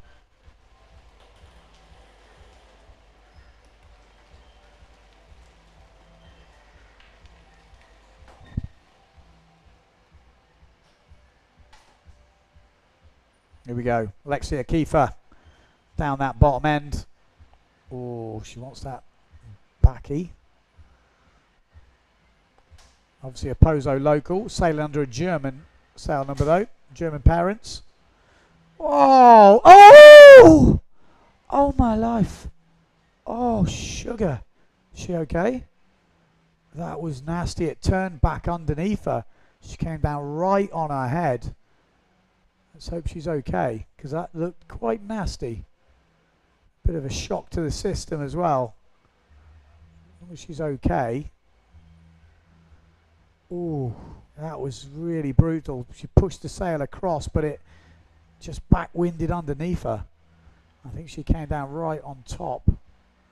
She's going to be a bit dazed and confused. Just keep an eye on her. She seems to be moving okay. Oh, that was, oh, yeah, she looks a bit, yeah, not what you want to see.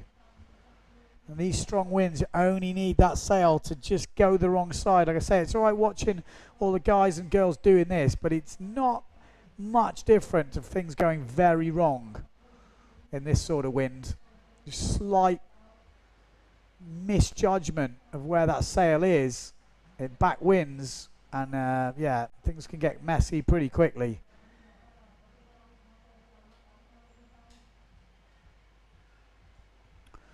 Okay, Alexia Kiefer wants that back loop, and she's going to get it. Water starts away. So Julia Pasquale, after that nasty crash, like I say, we keep an eye on her, but didn't need that at this stage of the heat. Leading the heat at the moment with a push table 4.5 and a forward loop of 3, which was absolutely massive. If she'd have landed it, we would have seen in the 6s, I think, for Erpenstein. Maybe she could get herself into the Red Bull Rockets if given the right opportunity. Red Bull Rockets leaderboard at the moment is a 4.4 with Dida Moreno with that stall forward. So could someone else take that 2,500 euros off Dida?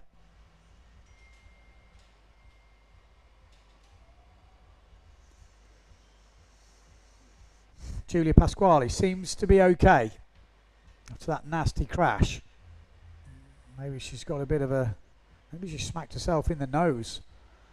Yeah, she does seem... Maybe she did crack herself in the nose. She's holding her nose quite a bit. And there's a stall forward. Perfectly landed from Lena Erpenstein.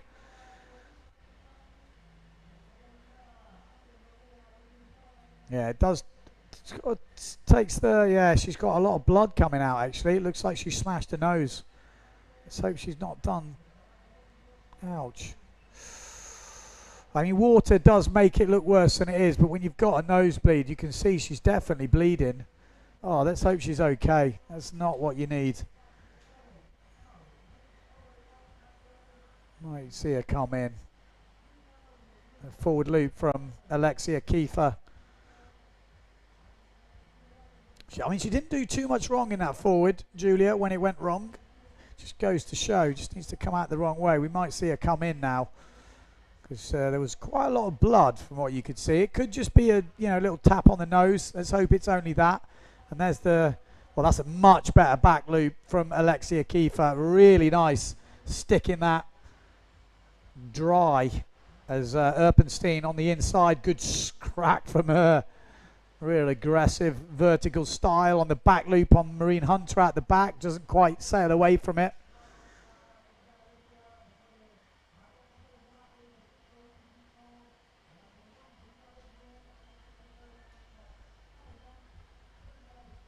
She's still going. She's a trooper, Julia Pasquale. She's got a tough one now, though. 5.25 dropping for that back loop for Alexia Kiefer.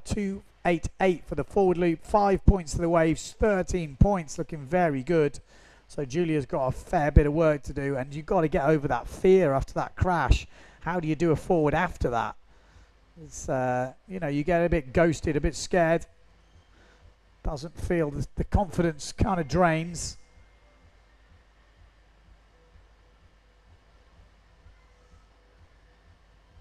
Three minutes 50 on the clock. Oh, Alexia Kiefer getting a big back win there.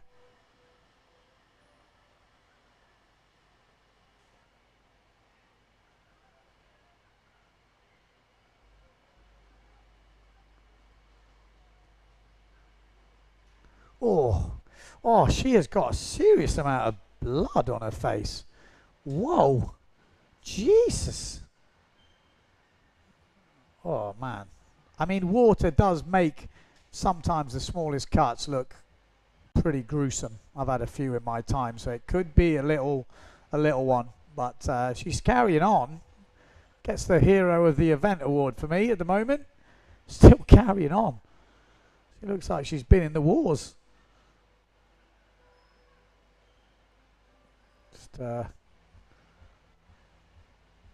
Yeah, it's the nose. It's for sure the nose. If anyone's seen my nose, I've got a lot of experience with giving it a good crack.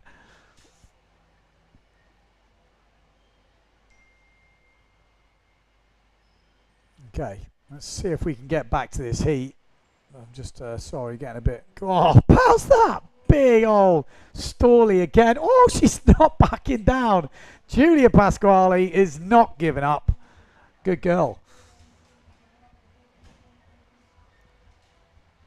She's got to work cut out though. 13-13 from Alexia Kiefer. On the other side of the draw, 13-12 for Lena Erpenstein, throwing down some big forwards. So maybe they're not in the Red Bull Rockets at the moment, but some of these have been pretty large. That last one looked pretty decent. So Maureen Hunter got a fight on her hands here. She's got the back loop in the end, 3.12.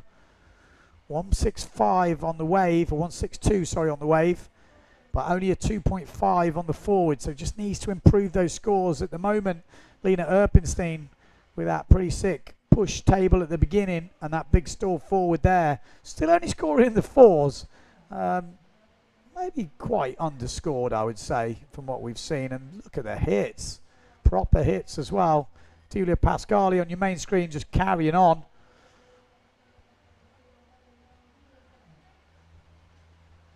Big wave that from Alina Erpenstein.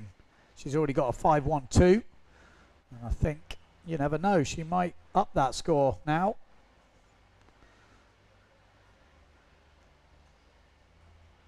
Looking like this is a two-horse race, as they say in England. Alina Erpenstein and Alexia Kiefer, with 50 seconds to go, have control on this heat. You never know. Big move. A couple of big moves in the last minute could change things. Julia Pasquale, Maureen Hunter. Can they do something in the last 30 seconds? It doesn't look like Maureen's going to get on that wave. So I think the fight has gone now, and it will be Lena Erpenstein scoring 4.12 for that last stall forward. Oh, that was a good little crack there from Maureen Hunter. Nice way to finish the heat.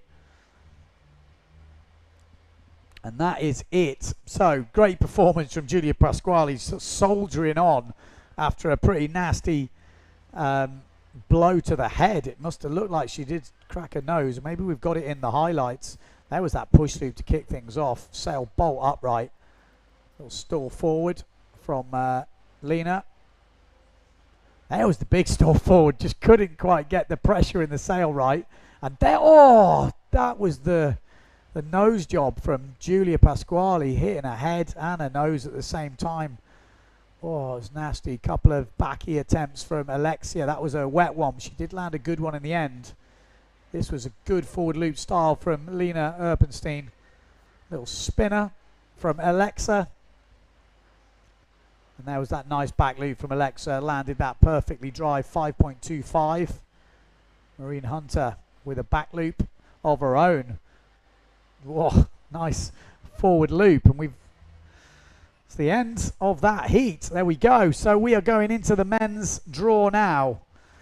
We should have some Red Bull Rockets in the mix. Swift versus Marino Gill. Dunkerbeck versus Salmon coming up.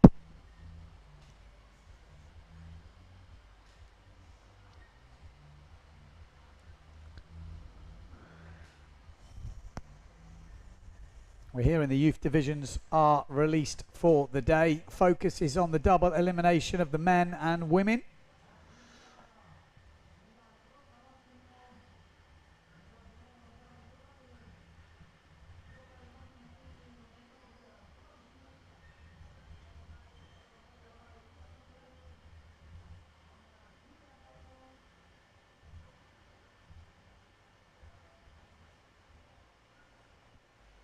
Right, we're straight into the heat. Here we go. Keep your eyes open because Marino Gill is going to take it to the sky. €2,500. Did you see that forward loop upwind? Who is that?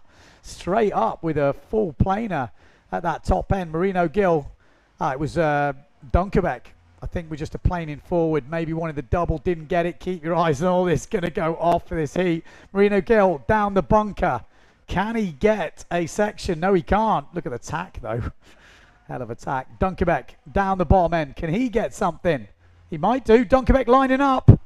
Big double. Doesn't quite get the landing. Leon Jammer, double. Gets the landing better. Sail comes straight up. Not the cleanest, but still a counting double. Advantage Leon Jammer. Salmon, did he see it? I think he did.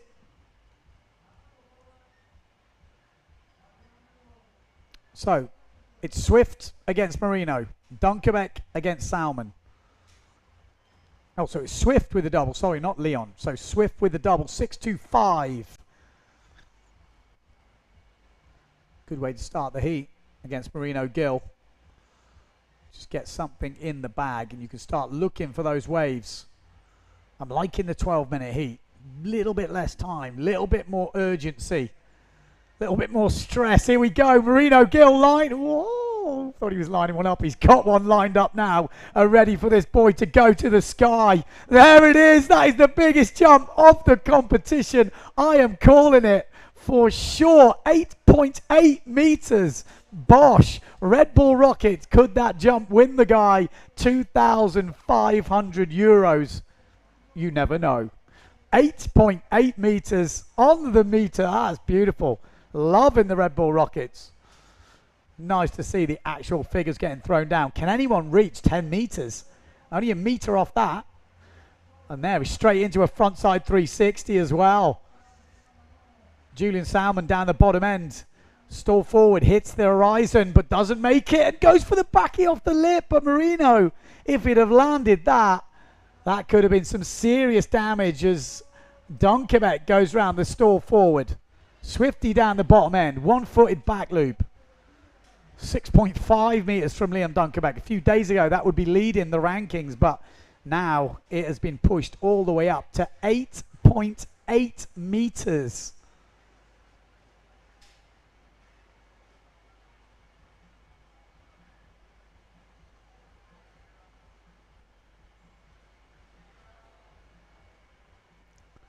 Wow. Right, let's get a breath. 6 meters the last jump. Let's have a look at the scores. Whoa, 7.5 for a stalled forward. That is a massive score. It is the highest jump of the competition by some way. That's why they're scoring big. They like to see altitude, and why not? Technically easy, I would say, you know, with the top guys, but height-wise, to even get that high, so technically difficult. And you've got to line it up. And here we go. Julian Salmon might have a stall forward of his own. No, one-footed back loop. 360. Gill looks well up for this right now. Dunkerbeck as well. Good turn from him. 6 meters, that one-footed back loop. He didn't land it from Dunkerbeck. Wants the 360. Dunkerbeck does get the roll around. And he goes all the way to the beach. Let's have a look at the scores at the moment. Robbie Swift still leading. 6.5 double. 6.38 one-footed back loop. No wave scores dropped in. Should be a big wave score for Marino Gill. Going to drop very soon. He's got a 7.5 meter forward. I still think he might have got my tick for the best tack in the business right now, Marino Gill. Swift going about his business, trying not to let the Marino show put him off. And he's throwing down some moves at the moment, but he is injured right now. You've got to remember, Robbie Swift said the wave ride is the killer. As soon as that sail gets pulled out, he hasn't got the strength. And that is a big back loop from Liam Dunkerbeck, but crashes on the landing. Oh, Marino's going to get the push. No, he's not. Back loop, 1 foot. Oh, stretched out. Doesn't get it. That Dunkerbeck height didn't come in. I was expecting to see something come on the show there. Like I said, 7.1 meters for Dunkerbeck's back loop there. Just goes to show how big that forward loop was from Marino Gill. 8.8 meters. 9.3 from Marino Gill. What did he just do? Whoa. Well, was that the backy? It wasn't landed, but it didn't look as high as the forward. Maybe there's a glitch in the matrix, but let's have a... We'll have to get a catch up on that.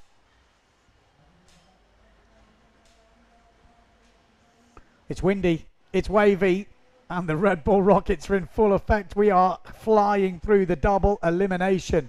The 9.3 is not valid, we're hearing.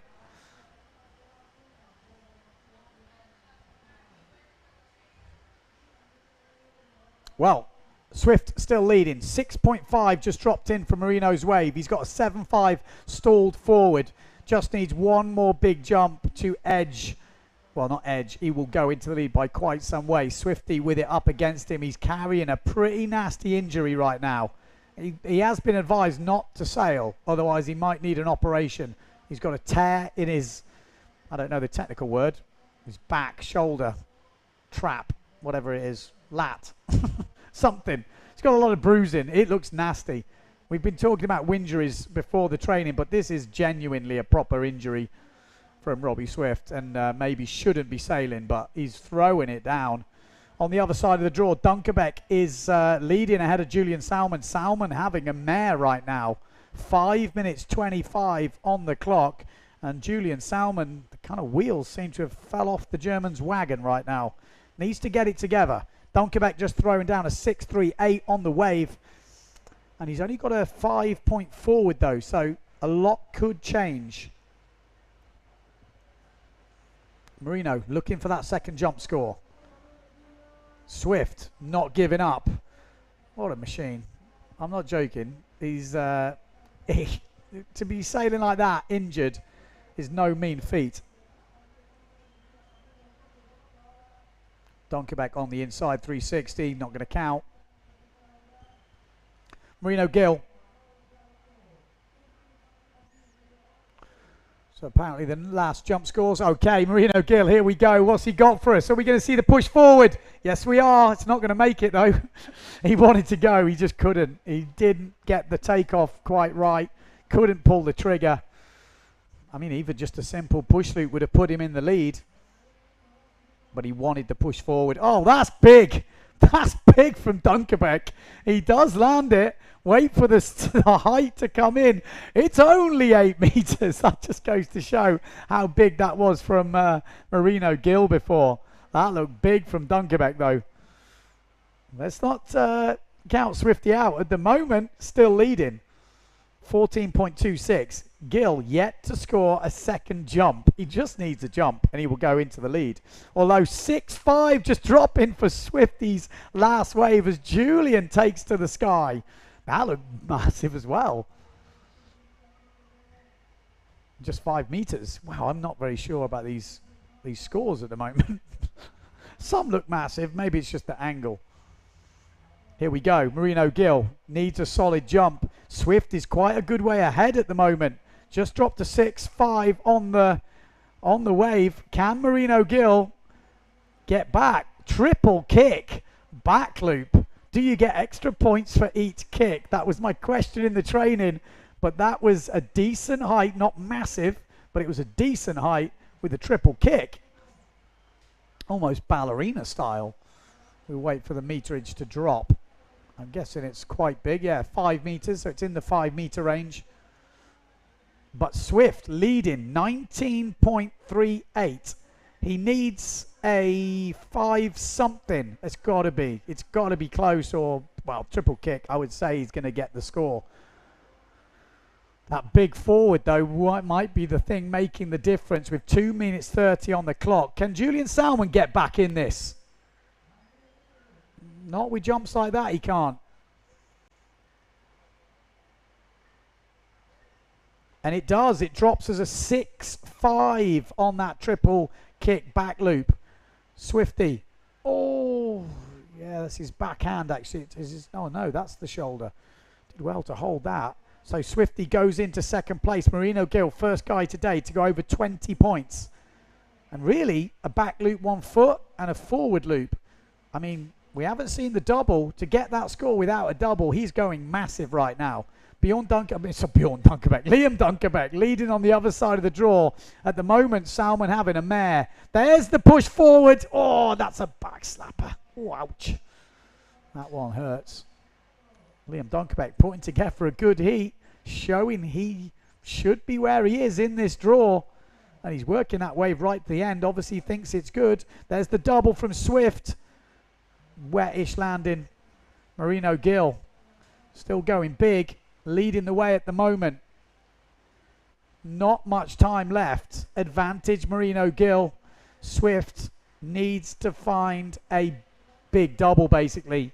Big, clean double would give Swifty the win.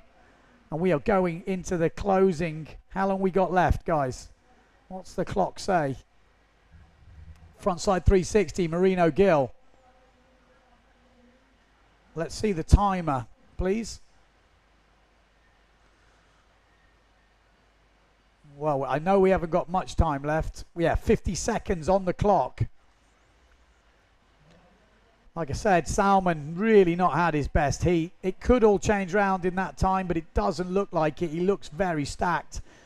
Swifty just flying around attacker. Depends what he got on the rest of this wave, but it may be too little too late for Robbie Swift. With 30 seconds to go, Marino Gill, with that big forward and that triple kick back loop, has what done the damage so far.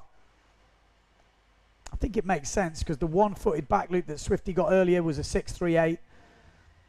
So the score looks solid, very even on the waves, but it's that big single forward versus the double from Swift which is making the difference. And we've got 5 seconds left to go. Can Robbie Swift pull off a double? Buzzer beater, here we go. Oh, he had it lined up. It just wouldn't sit for him. Maybe close to having the opportunity. Julian Salmon just finishing off with a wave there. And actually a Clute first 360 right on the butter. How big was that thing? That thing looked massive. That was 8.8 meter stall forward. There we go. Exciting stuff as we go into the double elimination 4th round. I think it's the 4th round. I've actually lost track of exactly where we are. 5th round. 1, 2, 3, 4. Yeah, we're into the 5th round. Getting towards the man-on-man heat soon. We are getting there. We do have our first guys to go through. It's going to be Marino Gill and Liam Dunkerbeck. Battle of the friends, locals, sail together a lot. Red Bull Rockets has been pushed higher. 8.8 meters. Marino Gill sitting at the top of the tree. Can anyone make it to 10 meters? Who is going to make 10 meters?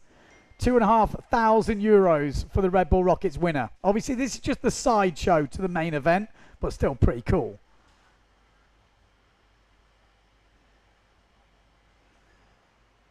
I have been hearing the Red Bull Rockets guy have told me the meters covered might not be the most accurate data. I think that one was the struggle with windsurfing. This is the first time they're doing windsurfing, so they're recording all the data and using this to make everything better. Just if you are following along all the data points on there. Same with the G-force.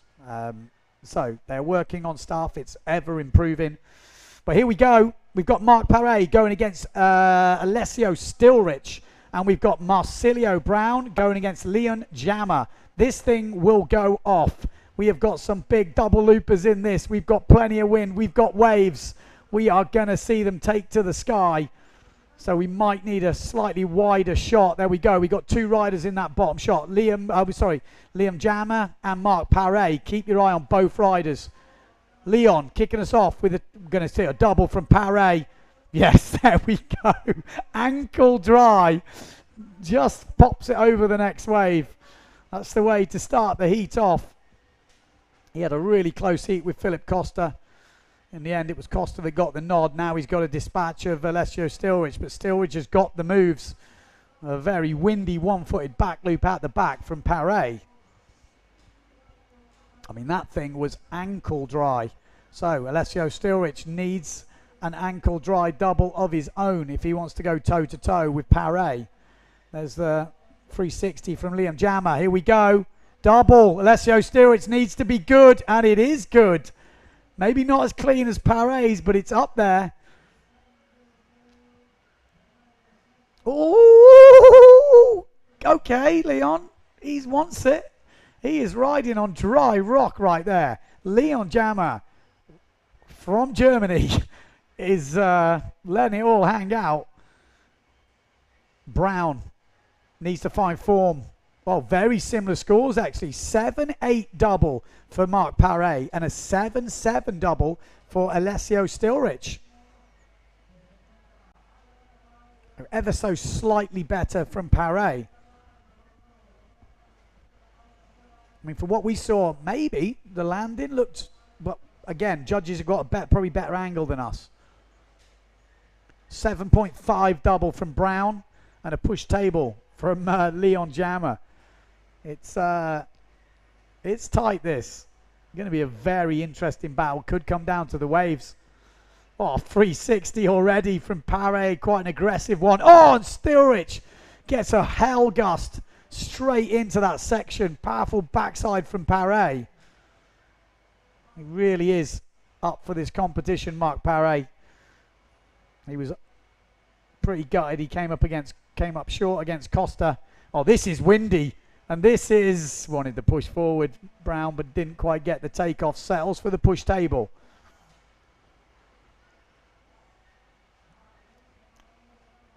Hectic heat.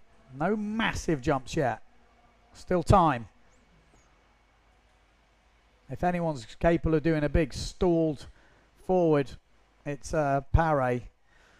Alessio Stilrich goes big as well. Brown and Leon Jammer as well, but they all go big.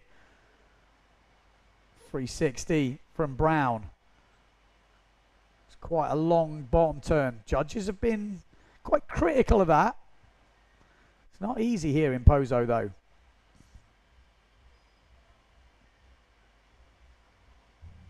Okay, so the scores have adjusted. I think maybe they've seen the replays. 8 points for the double from Paré and 7-3-5 for Alessio Stilrich. I think that's from what we saw here on the live stream. I can see that. Paré's looked like he absolutely nailed the landing. Alessio nailed it, but just a little bit wet. And a nice 360 from Alessio Stilrich. This fight is going to go right down to the wire. Oh, and Paré goes down. Alessio still riding. Who's your money on in this one? All bets are off. Alessio starting off with that double as well. Makes it nice and clear run through. Obviously, Alessio Stilrich and Mark Paré have kind of swapped sponsors. Alessio was with Fanatic Duotone. Mark was with Simmer. And now it's the opposite way around. Mark Paré, Fanatic Duotone. Alessio Stilrich, Simmer. Marsilio Brown, how's he getting on at the moment? Pretty good. 7-5 double, 4-point push loop, 3-6-2 on the wave. Still room for improvement. Leon Jammer wants the double. He knows he's against Brasinho. One-footed backy. Lands. A bit wet. Pretty solid. What's Alessio got? Something big. He's lining up. Big one-footed backy. I do like his one-footed backies. Gets a little wet on the landing, but really good extension. 4.3 meters. I think we want to see into the 5 range. Powerful tacker from Paré on the inside. I feel knackered just watching these guys. They are pushing every single turn. They know they could all count. Goiter, Marsilio Brown spots it as Paré goes down on the inside. Brown looking for the forward, maybe off the lip. Just to finish off this wave. No, might be the Shaka. There we go. Just a little Shaka on the inside. Won't be many points, but it just helps. Every little helps. Leon Jammer, 360. Boom, yes. Gets it. I told you, as the wind picks up, you're going to see the wave moves much easier to complete. I think some of the 360s they've been scoring down on in the lighter winds have been a bit harsh, because definitely harder when there's less wind. In the windier stuff, you can change your style a little bit. Nice from Jammer, but just going off the back at the end. At the moment, Mark Paré leading ahead of Alessio Stilrich, but it's pretty close. Well, actually 4 points in it. Mark Paré just dropping a 6-1-2 on the last wave, and that makes a huge difference to the scores. Alessio only with 3 points. He wants to push forward. Oh, and how was the whip on the push forward? Marsilio Brown with superb technique there. one of the best techniques in the business. That was Ricardo Campello-esque. He's been working on that low push forward, and that thing just got mega whip. That is going to score big. First clean push forward we've seen in the 2022 Gran Canaria PWA World Cup. What's it going to score? It's got to be in the 9s. We haven't seen one yet. It wasn't as high, but the technique was absolutely flawless. Waiting for a big score to drop. First one we've seen. Wouldn't surprise me if they go big. Alessio Stilwich dropping a 5.65 on his last wave. He is in this. Only 1.4 points behind Paré. And that is pretty much the double. Going to come down to the wire this. No doubt about it. 8.62 for the push forward from Brown. Maybe the height just stopping him going into the 9s. That was big. 1 foot, 1 hand from Mark Paré. Goita from Brown. Looks like he's in his groove now. He likes the wind, Marsilio Brown. He's already on 21.87 points. It's the highest heat score so far today. Mark Paré still under 20 as Brown gets a little bit loose on the last forward. Alessio definitely still in this. Leon Jama is slipping away right now though with a 7.5 double forward and an 8.62 push loop forward. 5.75 on the wave. Brown is really taking this to the German. I don't know if Leon can answer back right now. Mark Paré still riding and back loop off the lip. It's the first one we see in competition. Mark Paré is on a level right now. Man on a mission. He's got a score to settle. If he goes through this heat, guess who he meets in the next round? What a wave from Paré. Is it a 10? I don't know. What do you give it? Everything was there. You've got a feel for Alessio Stilrich. I mean, this was a hard side of the draw to face. Brown and Paré, you wouldn't have wanted either of them. Both of them have took it into the mid-20s right now. Wait for that wave score to drop from Paré. Can't see anything other than something in the excellent range. Crazy. Absolutely crazy. Alessio has done nothing wrong. 18 points. He's looking good, but Paré is just cleaning up right now. 7-1-2. I'm disappointed, if I'm honest. I mean, what do you got to do? If that had been me doing that, I'd want 10s from everyone. Or I'll be, double off the lip coming in for Brown. How's this heat? You do know the winners of this heat will go together in the next heat. Yes. What's the time? 5.2 on the last jump from Paré. Alessio Stilrich is going to have to find something magical. Can we see the timer on the screen? Looks like Alessio's turning round. There can't be much time left. Yeah, not seeing. Can we see the timer? 1 minute 50 on the clock. There's still time. There's still time.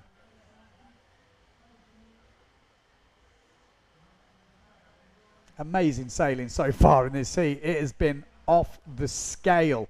I mean, two of the riders in here, Marsilio Brown, Mark Paré, I had them tipped for both in the top 4. I have to be honest. Before this competition was on, in the training, I had them down for potential winners if things went their way. They are fighting back in the double, and unfortunately, Alessio Stilrich and Leon Jama have got some pretty tough opposition in this one. But they've given a good account of themselves so far. I mean, still a minute to go, but you can just look at the scores and think you're going to have to upgrade a few. I mean, you need an 8.5 would give you 3. I mean, 8.5, Alessio can do that. Needs just a massive clean double. Alessio Stilrich could do it. He's still within. Actually, no, because he only gained a point. I'm looking at the back loop. Yeah, we'd need, no, it's going to be very difficult with 40 seconds to go. Mark Paré heading down the point. Are we going to see the stall double? Maybe he thinks he needs it. He's not one to back down. 30 seconds to go. Brown, 22.24 points. Mark Paré, 21.24 points. 18 seconds to go. Alessio Stilridge, what's he got for us? Can he end this heat with a bang? Still a solid performance from the local simmer rider. There we go. That's it. End of the heat. What a performance. 21-5. Mark Paré goes to the next round against Marsilio Brown. What a matchup that could be.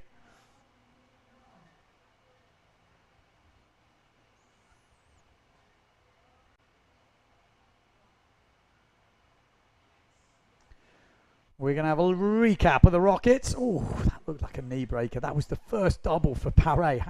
I mean, that was almost perfect. I was expecting almost higher, but that was a stall double from Brown as well. This was the double from Alessio. Yeah, just a little bit wonky at the end, but solid performance from Alessio. But to beat Paré in this sort of form, you've got to find something magical. I mean, that was sweet. First one we've seen. Oh, that was the back loop attempt off the lip from Paré. Love his one-footed backy style. There was the double off the lip on the way in. Just for show, man. Epic. Absolutely epic stuff.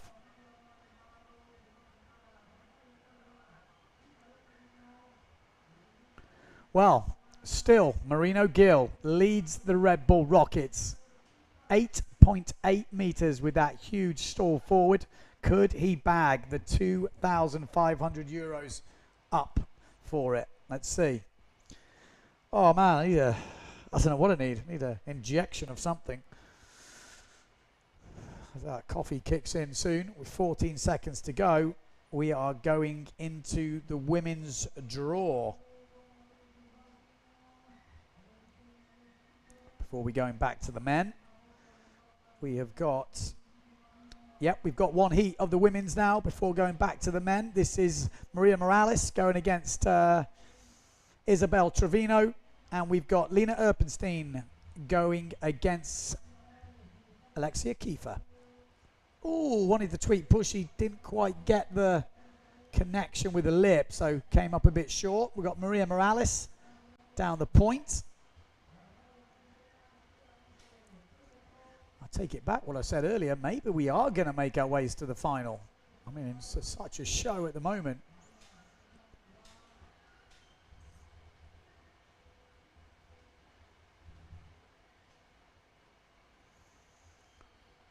Trying to get my breath back after that last heat.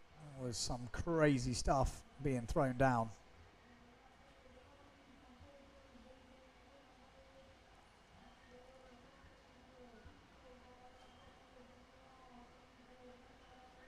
Here we go. Erpenstein looking to fight her way back in this double elimination. Push loop. She's got a tough one here going against local rider Alexia Kiefer. Maybe the high tide will help actually Lena Erpenstein. I know Alexia likes to ride up on this top bit, but the wave's a lot softer here. Little spin loop from Alexia, but she's going to need probably more than that coming up against the big gun. That is Lena Erpenstein. Erpenstein's got the altitude. That's what the judges want to see. They want to see height.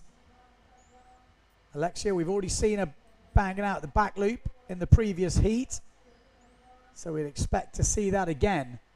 That's what she's looking for. She knows she's going to need that jump if she's going to take down Lena. On the other side of the draw, Maria Morales going against Isabel Trevino.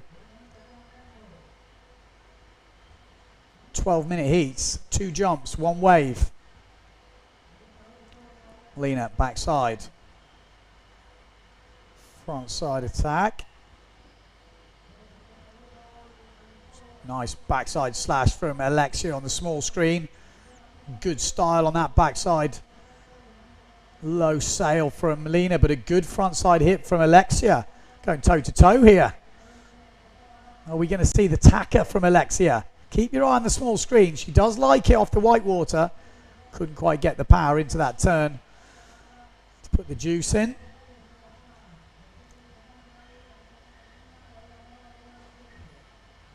We go. This is Isabel Trevino. Had a really solid heat last time out. Tabletop forward, some good wave rides. Maria down the bottom on the Goya.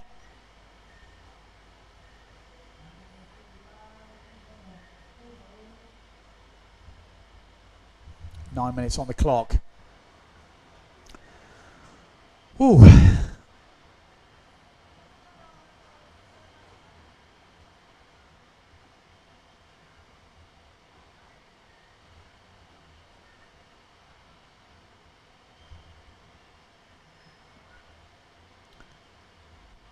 Right, that's sorry, I'm just catching up with a few things. Few people asking about the sound of my mic.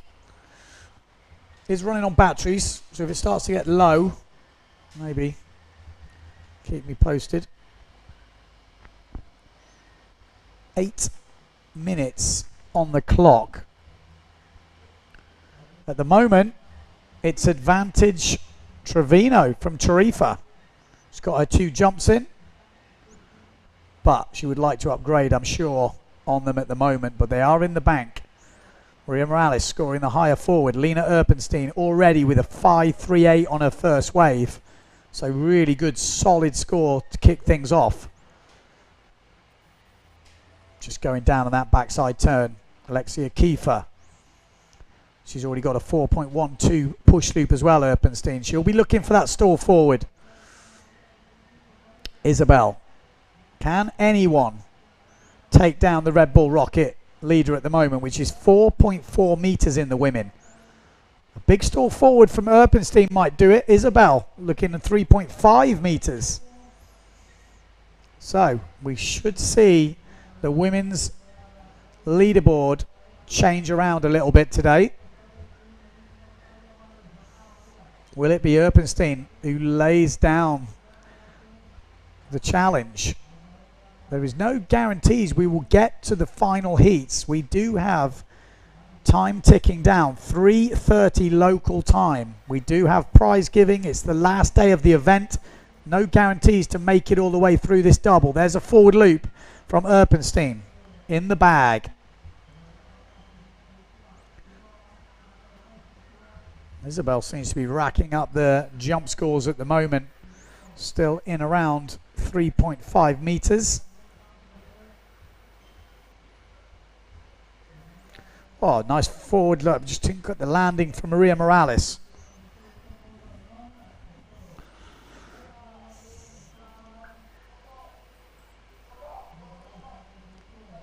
We are getting towards higher tide. I think higher tide today, I think someone said 5:30 earlier. I thought it was 4:30, but maybe 5:30. So still 2 hours, but it's a big high tide. So we're probably already got a lot of water in the bay right now. Isabel Trevino leading, hence Maria Morales. Oh, very powerful all the way to the inside there from Isabel. Here we go. Alexia Kiefer looking for the back loop. She's going to need it if she's going to challenge Lena Erpenstein. She's going to find something with some wall on it. It looks like there's something lining up, but she's having to go right down the bunker. Does get harder down there. Oh, she's got something down the bottom. Alexia Kiefer. Just couldn't quite get the rotation. Erpenstein already on 12.86. Forward 3.12. Push loop 4.12. I mean, the scale is quite squashed. Only less than a point in between their forward loops, and that's a better push loop.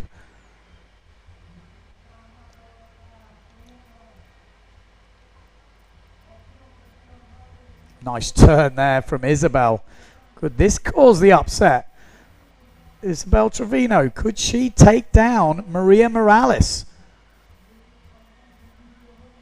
In terms of seeding, it would be an upset, but Isabel has been sailing really good here in Pozo in the warm-up, in the previous heats. Lena Erpenstein, 3.5 meters. This is Alexia Kiefer, wants the backy, needs it. Gets, oh, doesn't get it. Oh, I thought it was done. It looked like it was absolutely plumb, but doesn't quite get it. Isabel can't get that tabletop round. Time is ticking down. And it's not getting any easier to get the moves in. Maria Morales under pressure now from Trevino. The winners of this heat will go against each other in the next round. And then we start the man-on-man heats.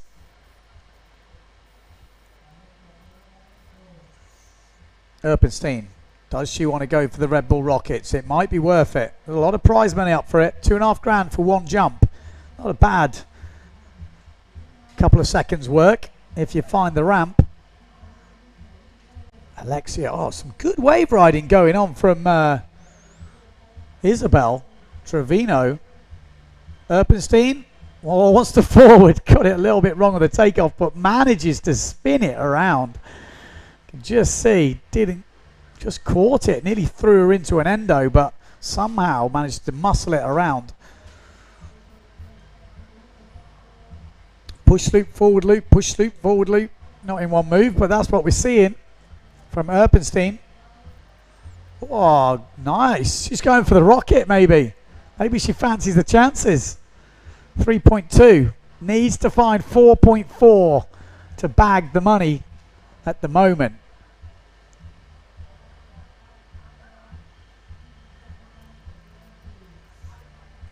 Just need that one big ramp. Payday. Cha-cha-ching-ching. But at the moment, she is qualifying 7 points versus 6.88. Maria Morales, not been much on our screen, but she's just put in a 3.38 on the wave with 2 minutes to go, but she still trails by 0.12. Needs to improve her jump score. In fact, she just needs a tabletop or a donkey kick or something in the air apart from a forward loop. Maria Morales is right there. Isabel Trevino needs to put in some other different jump as Alexia goes down on that back loop. She's riding waves. Oh, and Isabel gets tagged by that inside wave. Quite nasty bit of shore breakdown in that corner. Oh, there she goes. Big. Another one. She's right on the rocks there. Sometimes difficult to get out at this state of tide as Maria Morales finishes another wave. If that's more than 3.5 points, she could go into the lead here. And that's the dad. He's shouting. It's like, do another jump. Do another jump. You just need to do anything. I can hear what she's shouting, but at the time, she's wasting time to get out. The time is ticking down. 1 minute to go. Isabel Trevino is in the next round at the moment. Maria Morales just needs a table, a donkey kick, a heaven kick, anything. The last wave doesn't score. Alexia crashes that back loop. 50 seconds on the clock. Maria Morales needs a jump. Did she do one? I'm not sure. I mean, she's just had a run out. It wouldn't have took much.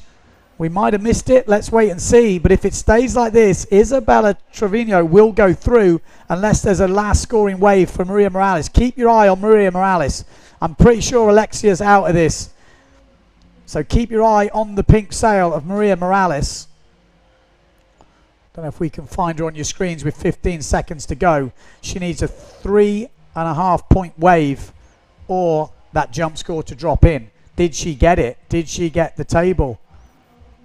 I don't see anything dropping in at the moment.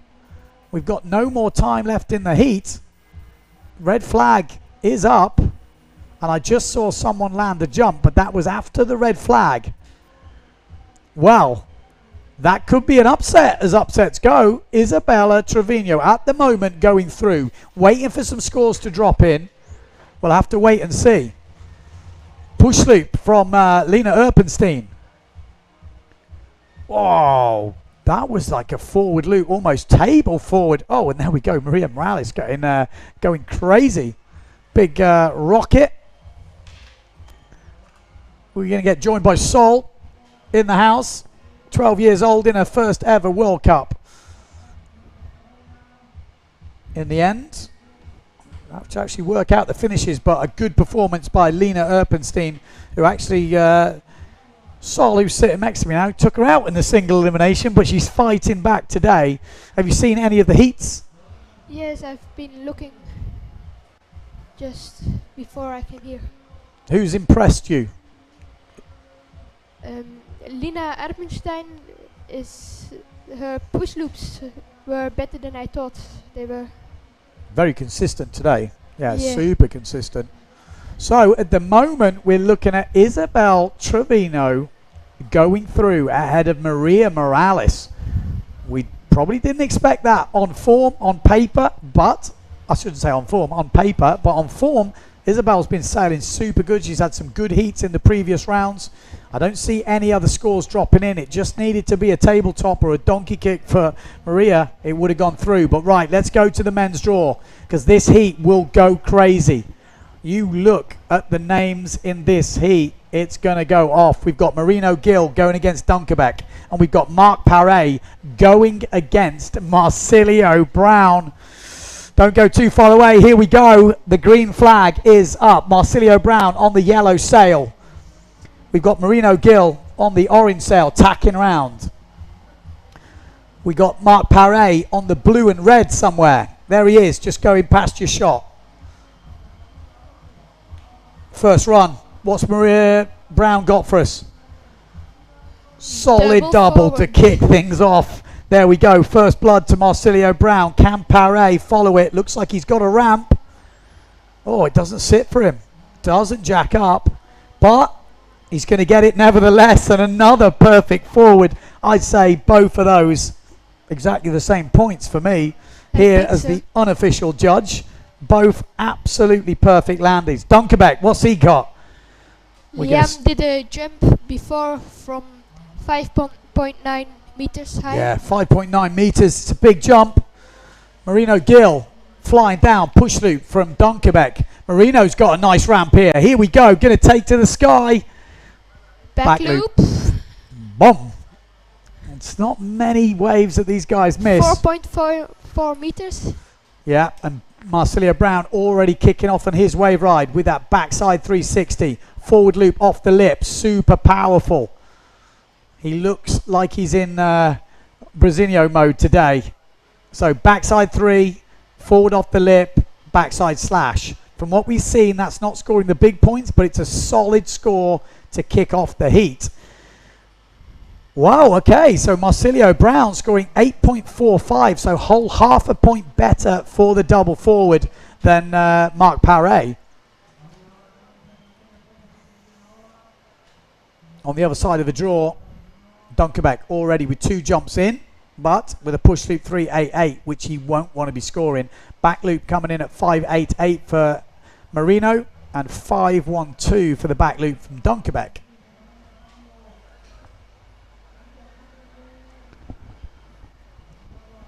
Here we go, Marino picking up pace. He's leading the Red Bull Rockets at the moment with an 8.8 meter stall forward.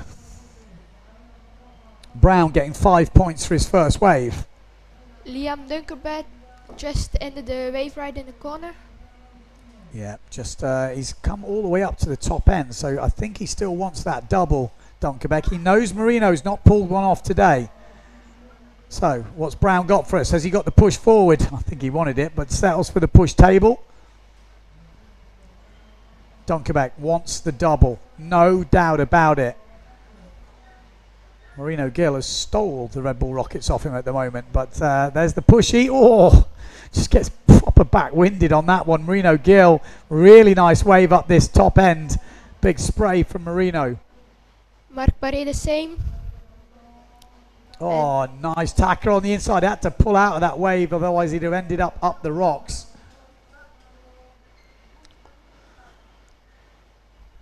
8 minutes 40 seconds on the clock.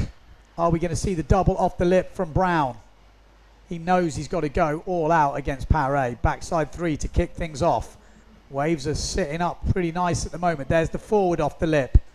Same as the last wave, but this wave has definitely got more on offer. Might even get the tacker in as well. 3 points. He does on the end. 3 points for the wave of Dunkerbeck. Yeah, so some...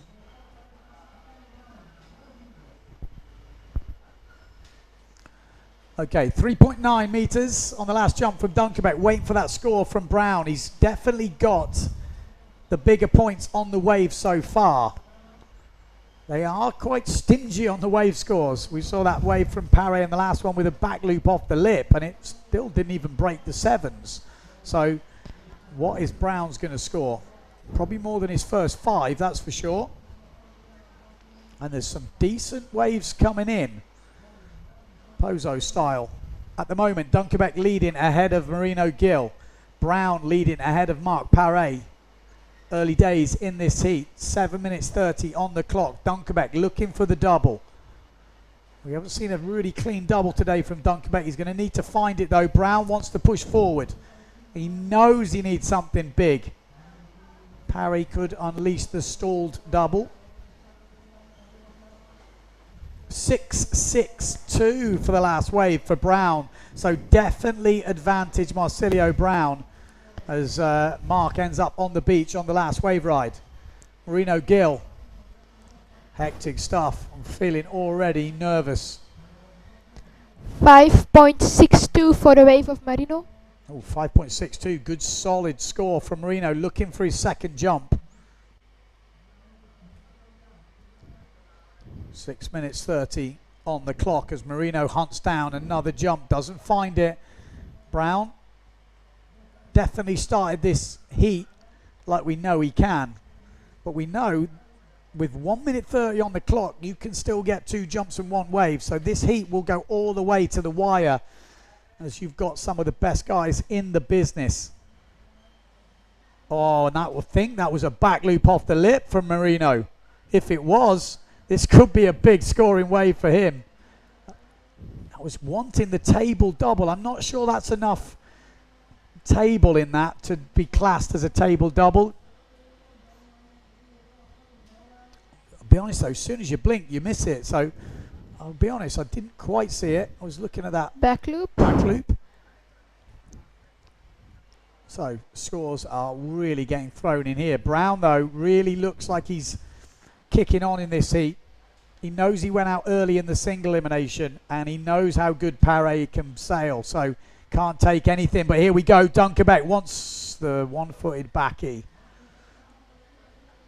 Backside 3 from Paré right in the section. Needs to find something else on this wave though. Just off your screens, but bottom turns into attacker.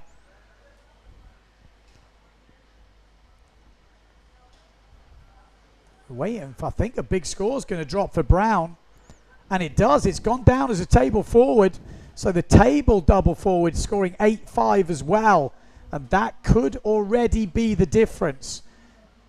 There was a lot of talk in the meetings before this event. Does a table forward, does a table double score as a different move?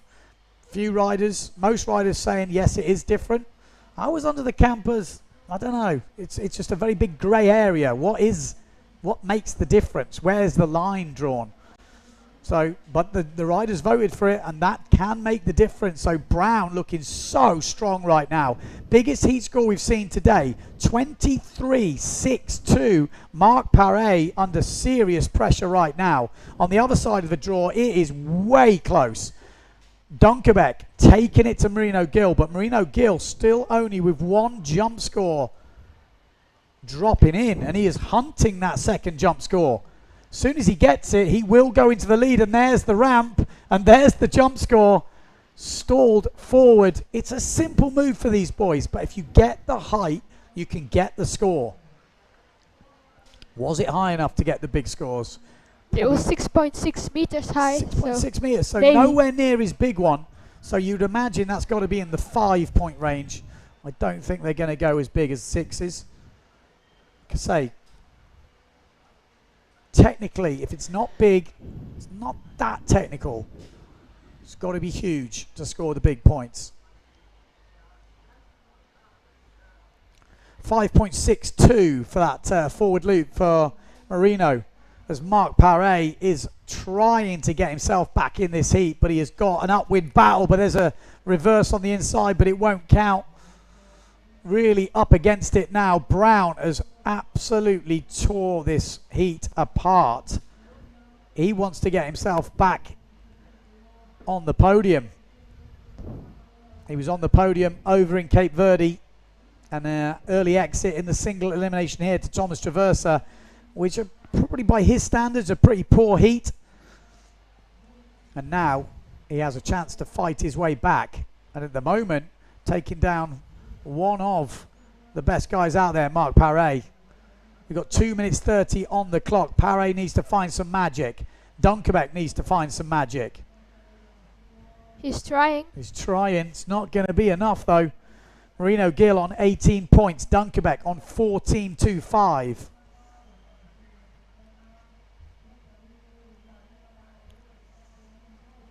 If you were to go out at this stage of the competition, I think it's a 7th place.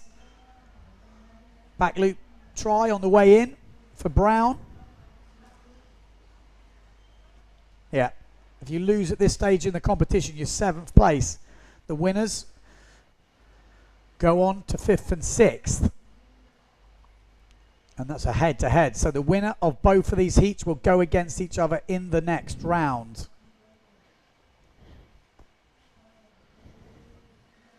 One minute 40 on the clock.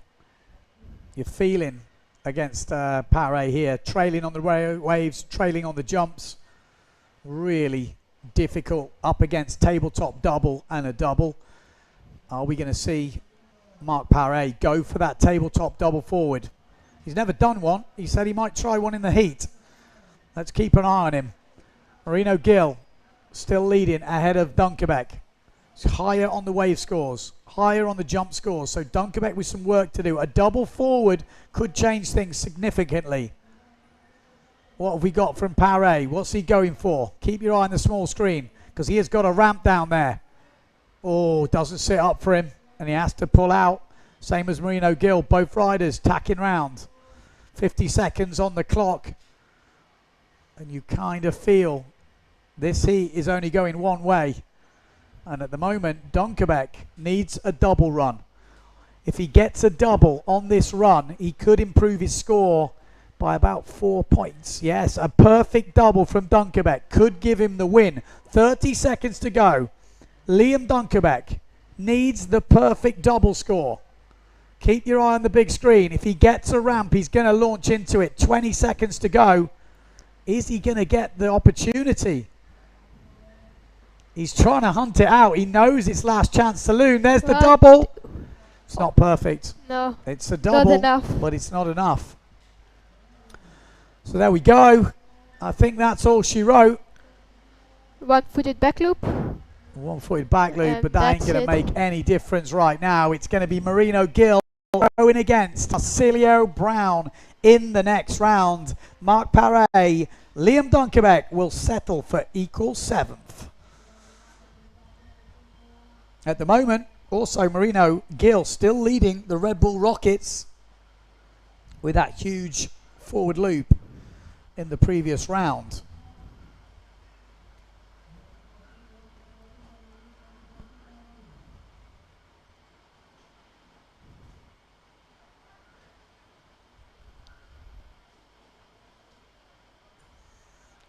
Few people asking why don't they upgrade the heats to 2 wave rides? It might well happen.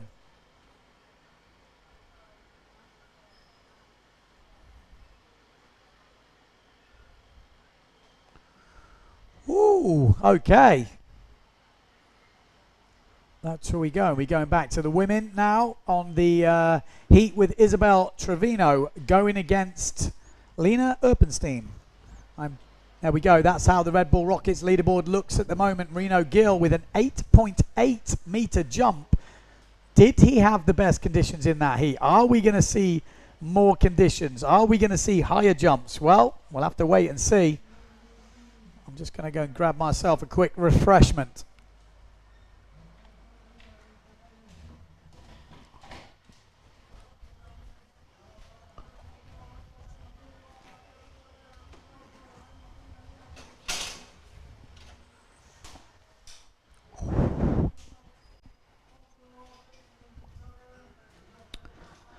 Okay, let's get it on. We are getting to the business end of this double elimination. How many heats can we run? There's Bjorn Dunkerbeck.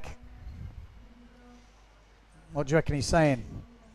You reckon he's saying you did well, son? Or do you reckon he's saying... Oh, You could do better. He is. I think it's a heart-to-heart right there.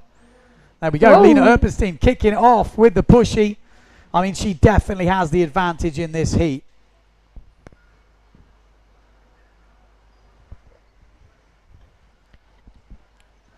But Isabel Trevino is going for the Red Bull Rockets at the tabletop. Kick things off.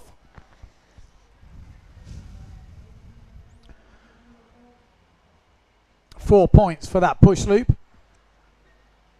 12-minute heat, 2 jumps, 1 wave to count. It's definitely advantage for the jumpers, as it's only 1 wave.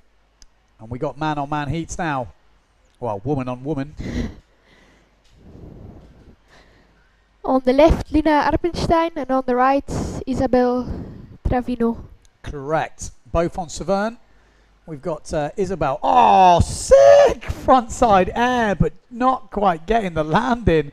But how was the projection? As Lena Erpenstein bashes one down the bunker and also comes unstuck.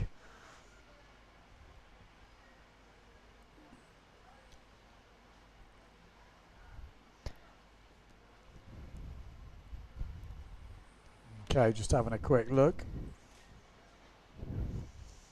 Yeah, we've got, was it an 8.8 meter jump leading the Red Bull Rockets at the moment. Women's Red Bull Rockets is still the 4.4 meter jump from Dida Moreno, as far as I know, as far as we've been told.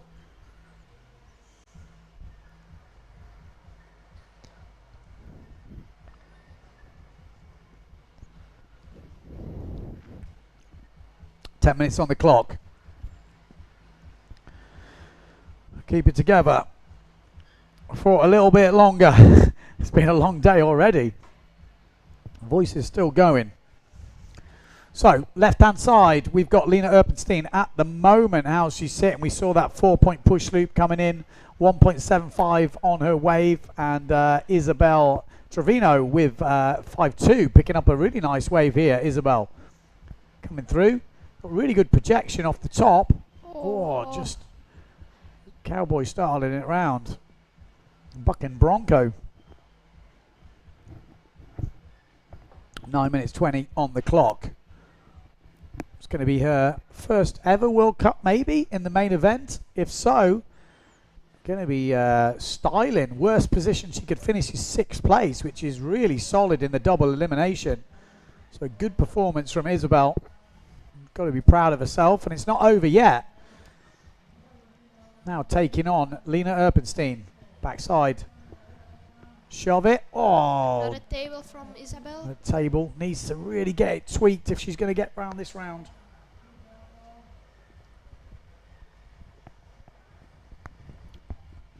Forward. Not so easy in these conditions, the forward loop, but like I said, judges are looking for height. At this stage of the competition, you've got to get the height in. 188 coming in for that tabletop. So still, half decent points. Sometimes the wave can make all the difference. We've already seen that front side air. She didn't land it, but imagine she lands something like that. We might see some big points getting thrown down. Lena Erpenstein. Probably got a bit of momentum at the moment. Getting lots of heats in, getting used to the conditions. And here we go. She's got a good section here. Rocket. The old straight air, 3.5 meters. Still needs another meter on that to go top of the Red Bull Rocket leaderboard for the women. Backside turn from Isabel. Nice front side turn, right on the rocks there though.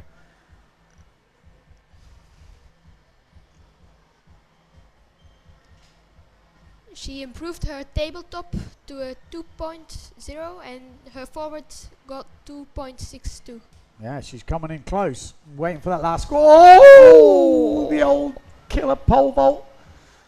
Wow, that was proper endo. Yeah. Not going to score the big points, but got a bit of a shriek from me. Wonder how high that was. Well, one-footed jump. Quite stylish. Probably bodes well for the future when she sorts the back loops out.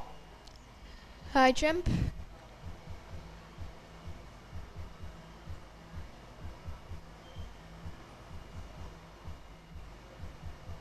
Well, we've got some good Red Bull rockets today. Like I said, this is just a tester event to see how it goes down, learn some information. Maybe it's bigger and better next year. Isabel Trevino leading. Whoa, 2.88 for that last wave, and she has taken the lead. At the moment, Lena still not got a second jump in, so a second jump for Lena will put her straight back into the lead. She's looking for one. Yeah, I think she might have something lining up now. You never know though, sometimes it just doesn't work out for you. You've got to get something safe in, and meanwhile Isabel is absolutely tearing this wave up this top end. Lena needs to find the jump. It's windy out there, and there's the stalled forward. Really nice. She'll get in the lead again. Solid style from Erpenstein. Yeah, that should put her straight back in the lead as we wait for that next, that last wave score to drop for Trevino. And it is an improvement on her score, a 3.12. So she's got half a point lead, but we're expecting 4+ or somewhere around the 4. Depends on how stingy they are on some of the jumps I've been seeing, but let's see. For the forward loop from Erpenstein, it was a stalled, 3.88. They are very stingy. It's such a close scale. But that's how it is. They've carried on the same way of judging the whole way through. So, what have we got? How much time do we have left? We must be halfway through, if not more than through this heat. We see the timer. Lena is wave riding. Oh, that looks like a powerful hack there. And she does come up. She's going to have to get off pretty soon or she's going to be on the beach. But that was an aggressive turn on that inside bit. She looks back at the beach to work out what she needs. I think she can just upgrade her jump scores considerably. We know what she's got in the bank. I think she's just got to go hunting. Not easy looking backwards sailing in Pozo. You got to mind you don't get a full-blown catapult. But she's leading at the moment, 11 points versus 7.62. 4 minutes on the clock. So time ticking down. Isabel looking for a wave. And going for a wave, backside. Erpenstein out the back. She might got something lined up here. There's the push loop tweak. Nails it. And it's a 4.5 meter jump that takes her into the lead on the Red Bull Rockets, if I'm not mistaken.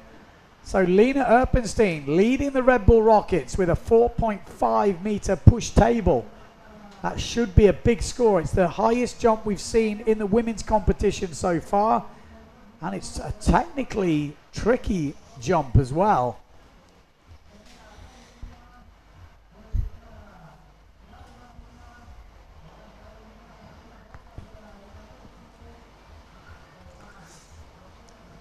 Getting away from Isabel a little bit here. She needs to find some jump scores. She's got, pretty solid waves, but she needs to go big. Erpenstein is going big, and she is going to get the big points.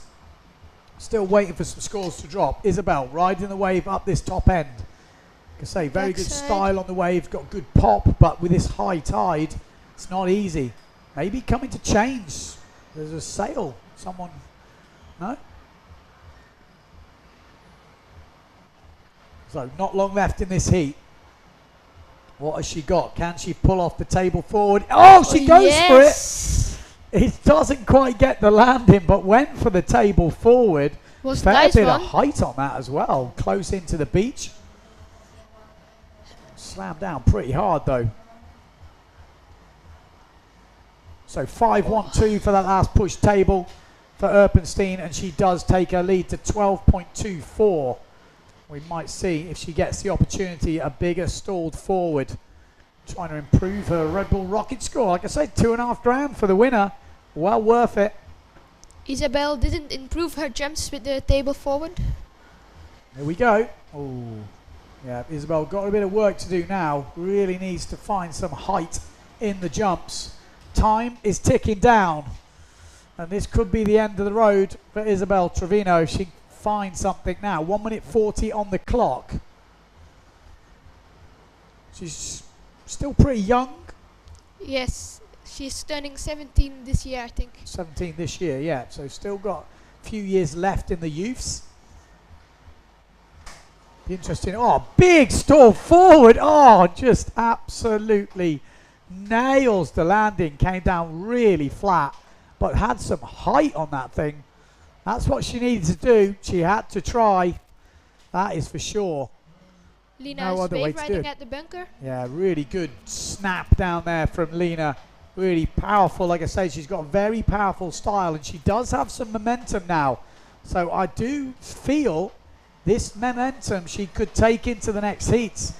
Well, she's going to get through this. Looking at the way the scores are going, it's going to take a very heroic performance at the end from Isabel to get back in this now with 45 seconds to go. But let's not count her out just yet. Let's wait and see. We'll be going alternate heats now. Women heats, men's heats. This is the end. 35 seconds to go. She goes for it. Forward loop, does land it. It will improve maybe her score, but not by a lot. And a big rocket. She goes for the straight air. Could Lena just go higher? Is it a more than a 4.5? It's not. It's just a 4-meter rocket. Not a try. Full rocket. Let's see. So there we go. That is it. Great performance from Isabel Trevino, but not enough to get past Lena Erpenstein. And Erpenstein moves into the next round. But Isabel finishes 6th for this competition here in Gran Canaria, the 2022 PWA World Cup, which is definitely, well, that's a great performance. There we go. Some real powerful action at the beginning of this heat from both riders. Lena really throwing it down. Next heat on the water will be Marino Gill going against Marsilio Brown, the Goya teammates. We actually had a really close one, I think, in the single, wasn't it? Brown who took out Marino in the first place. So we're having a rematch here. So this will be a very interesting one. Marino Gill was pretty close. In the women's, we're going to see Lena Erpenstein going against, that was a big one from Isabel. We're going to see Lena Erpenstein going against Justina Schnaddy. Now, Lena Erpenstein has had a bit of a warm-up. She's on the roll. She's got momentum. It's going to be difficult. Yeah, I'm excited. Let's get on to the men's because it will happen very, very fast. We need to get those guys in the shot because I just know sometimes they start off with fireworks. You don't want to be looking at my ugly mug. So, yellow sail is Marsilio Brown. Orange sail is Marino Gill. Man-on-man heats.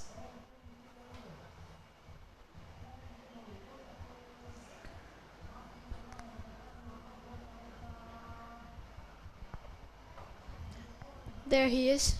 Here he is, Marino Gill heading out. 20 seconds to go. Let's get the vocal cords tuned up.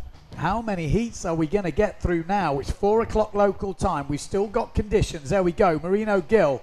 Let's hope he doesn't go early. 5 seconds. 3, 2, 1. Okay, we're in. Bad timing for Marino Gill there. Is it good timing for Marsilio Brown? I feel it might be because that looks perfect. Do you get better than that? In your face, Marino. That is the way you want to start off a World Cup heat. Stall double, absolutely perfect. What is the Red Bull Rocket score for that? Because that thing was massive. Well, has he got the device on? I don't know. There's no score coming up, but that thing was big. Marino saw it. Expect some fireworks from the young local rider. The more experienced teammate, Marsilio Brown, showing the young upstart who's the boss early on in this heat. 1 minute gone, advantage Marsilio Brown, expecting big scores for that stall double. It was huge. Marino Gill wants to push forward now, needs the push forward, needs to go massive. Needs the ramps to just line up for him. It does feel like it's lining up. One-footed back loop. Yeah, and solid, Marsilio wave riding. Solid, but is that going to be enough? If you saw the start to the heat from Marsilio Brown, 9.75 for Brown to kick off the heat. I mean, for me, that could have been a perfect 10. I just easily. Push loop. Very tweaked out push loop. 4.9 meter Did high. I just see a back 10 in there? No, I thought I just saw a 10. I apologise. Yeah. I thought maybe that was coming in from Marsilio Brown's stall double, but maybe not.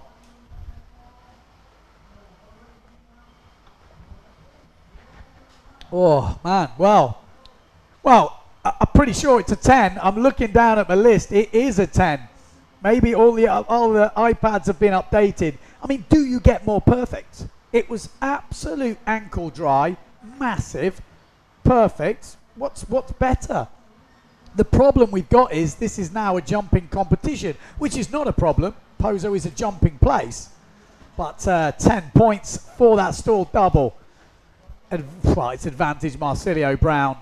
He is angry about that single elimination performance, and he is doing everything in his power to put the record straight. He is now leading the overall world rankings after Cape Verde. And looking very solid for a big comeback today. Marino Gill has it all to do in this heat. 10 points for that stall double. He's got a backup score of a 5.75 on his push table. We've scored that triple kick back loop from Marino as a 6.25. Marino has to improve with both things. A lot of people saying, we got Gregor saying, for me it was a 10. It's a 10. From the judges it's a 10 as well. Sometimes the iPads don't all line up together, so it does sometimes readjust. And here we go. Brown's got another ramp on the inside. Push forward, wants it. Just couldn't get the whip. Couldn't get it to push him back up. We saw it in the previous heat. He got that mega whip. Couldn't find it in that one. Here we go. Marino Gill looking to go big. The last time we knew it, he was still leading the Red Bull Rockets. 8.8 meters. Can anyone beat that? Can he get himself back in this heat? 8 minutes on the clock. He is flying down the bunker. I mean, you don't go faster than that, but you need a ramp. You don't get a ramp, you're turning round. Just a slalom run for Marino Gill. 4.5 on the wave. Marsilio Brown already at 20 points. 7 minutes 40 on the clock. It just seems to be lining up for Brown at the moment. Every time I look at him, he's got ramps, and there we go. Oh, wow, that hurts. Real slap on the back there for Brown. He's pushing super hard at the moment. Marino Gill will feel a bit deflated after seeing that first stalled double from Brown. He only got one jump until now. Yeah. He will have to Marino do better. is definitely struggling to find the right ramps at the moment. The ocean is just not lining up for him. Sometimes it's like that. It's like everything's against you. Need to maybe stop and get in sync with Marsilio Brown, because he is just in sync right now. Or is Marino Gill about to put... No, he's not. Oh, it just doesn't seem to be lining up at all. And time is ticking away. Marsilio Brown is on it. Looks super fired up. Like I said, a mistake in that single elimination has put him back in this double, but he is putting the record straight heat by heat and proving that he should be back in the top three. Still got a bit of work to do, but he's going about it the right way. Marino Gill down that bottom end, 360, very long bottom turn. Judges have not been liking the long bottom turn. Oh, we might see the tabletop double. We do. Tabletop double, game, set, match. I feel Marino just hasn't got the answer at the moment. He needs that push forward, but that's a tabletop double for Marsilio Brown. And I saw that one a lot clearer, and it was a table. So that's two big doubles. I mean, that's going to be up there in the high 8s, 9 region. He's already got a 4.5 wave. I just don't know what Gill can do in answer to that.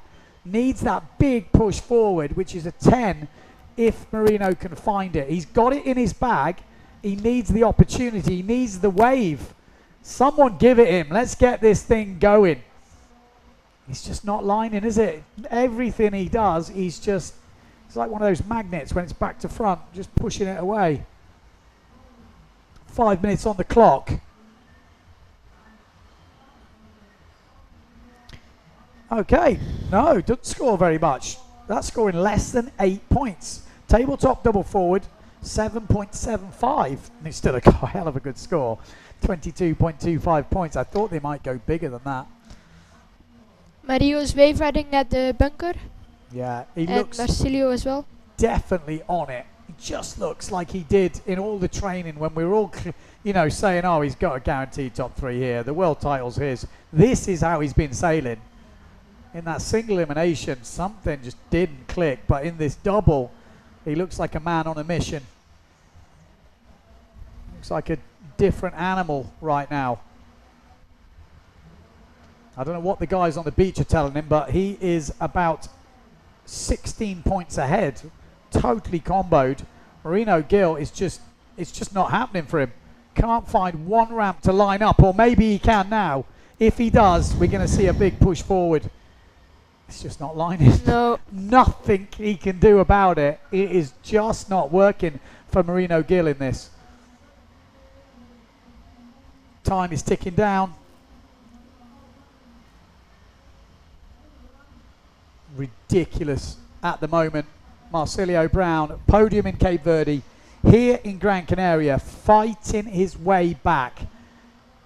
If he wins this, which is looking very likely right now, he will go against Thomas Traversa in the next round. Thomas Traversa is the guy that took him out in the single elimination. So, redemption, maybe.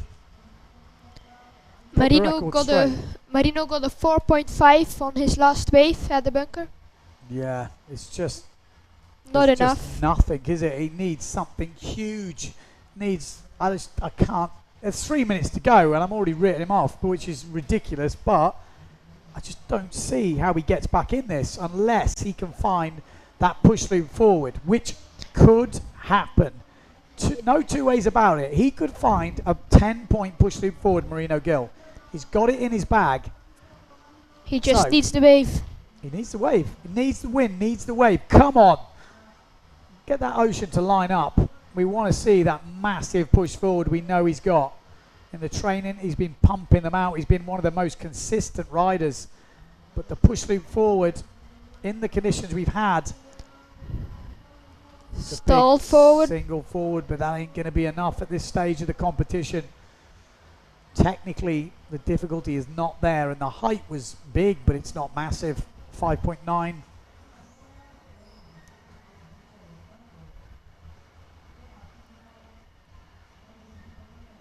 Brown, how far can he go? How much will the competition go?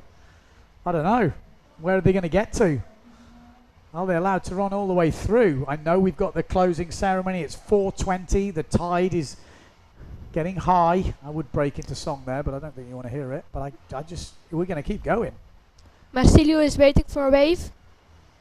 Well, yeah, I'm not sure he can update his jump scores any more than he's got. I don't think so. He's already got a solid score. Marino Gill just really this heat, the waves. Wave riding? No. Jibe? He knows he's only got one jump. We've had 10 minutes gone. He's done so many jump runs and just nothing has lined up for him. As Brown trying to improve his wave riding score. Oh, maybe an opportunity for Marino here. Let's see. 360 from Brown. He's still going.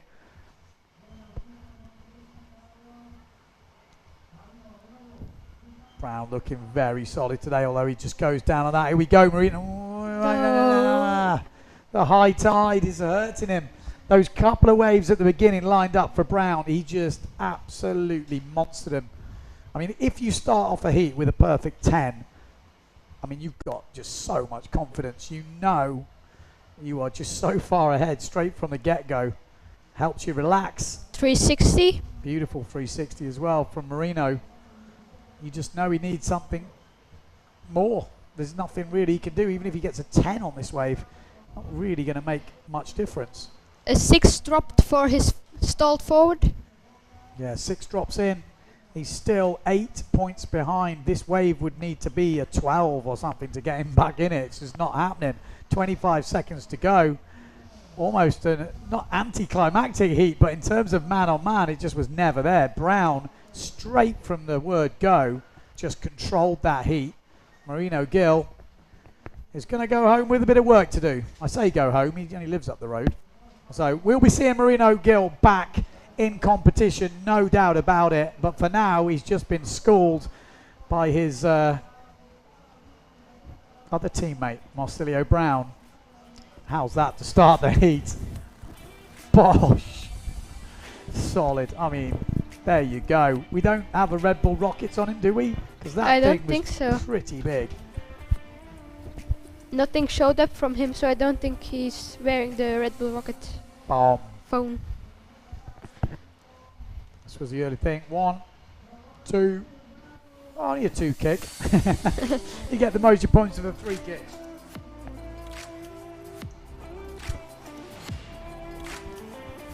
That was that push. We were all looking for the push forward, but it just didn't happen. Didn't get the feedback.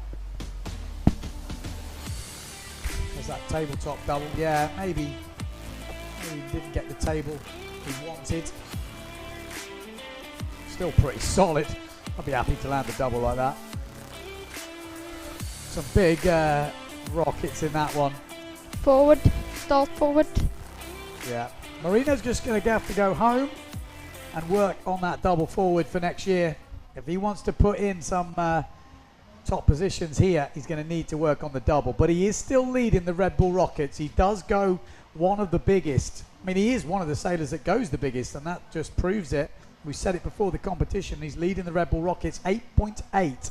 Right, we're going to the women's matchup now. It's a big one, this. Seen quite big rivalry over the years. Lena Erpenstein going against Justina Schnadi in the next one, which is interesting because we've got, excuse me, I'm just trying to find my double elimination ladder. Yeah, we've got Schnadi, who hasn't been out sailing today, so maybe a little bit cold, not warmed up. Erpenstein has had a few heats to get her run on. She's actually had 1, 2, 3, 4 heats already. So yeah, maybe a bit tired, but actually she's in the game.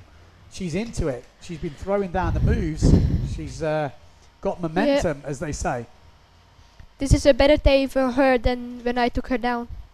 Yes, for sure. She likes it bigger. She likes it windier. So, Justina Schnadi versus Lena Erpenstein. Lena in the small screen. Push loop. Oh, tweak push loop to kick things off, but getting it all wrong, really. Couldn't quite find the right ramp. When you see Marino Gill hunting for ramps like he does, we know that ramps are getting harder and harder to find. Yeah. Not easy out there with that high tide. Say, Marino probably one of the best here at finding those ramps and getting height, and he just couldn't find anything. So for the women, it's going to be more tricky. Let's see what they can throw down. Already had a minute gone.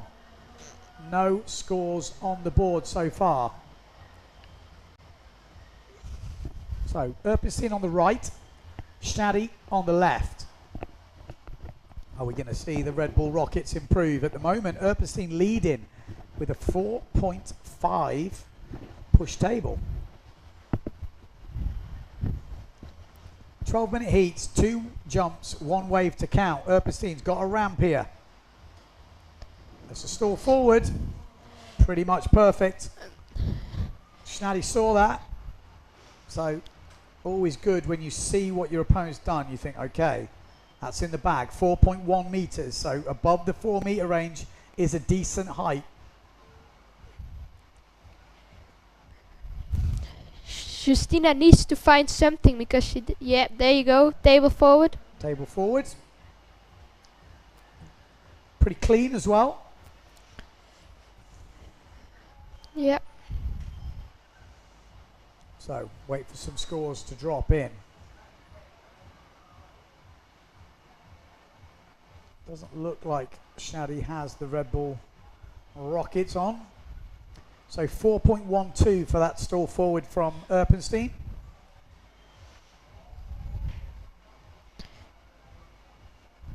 Erpenstein wave riding. No. So it's tricky down that bunker this time of the tide.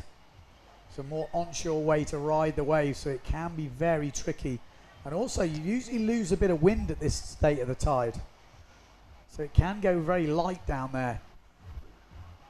So it's a tricky time to sail it because there's not much wind in the wave sailing, but then when you're jumping out the back, you're absolutely cranked. And if you don't go cranked on the outside, then you're underpowered on the wave. So it's pretty tricky. 4.78 for that table forward from Schnadi.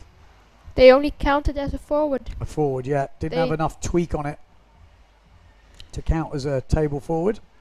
Well spotted. So they want to see a proper tweak. Yeah.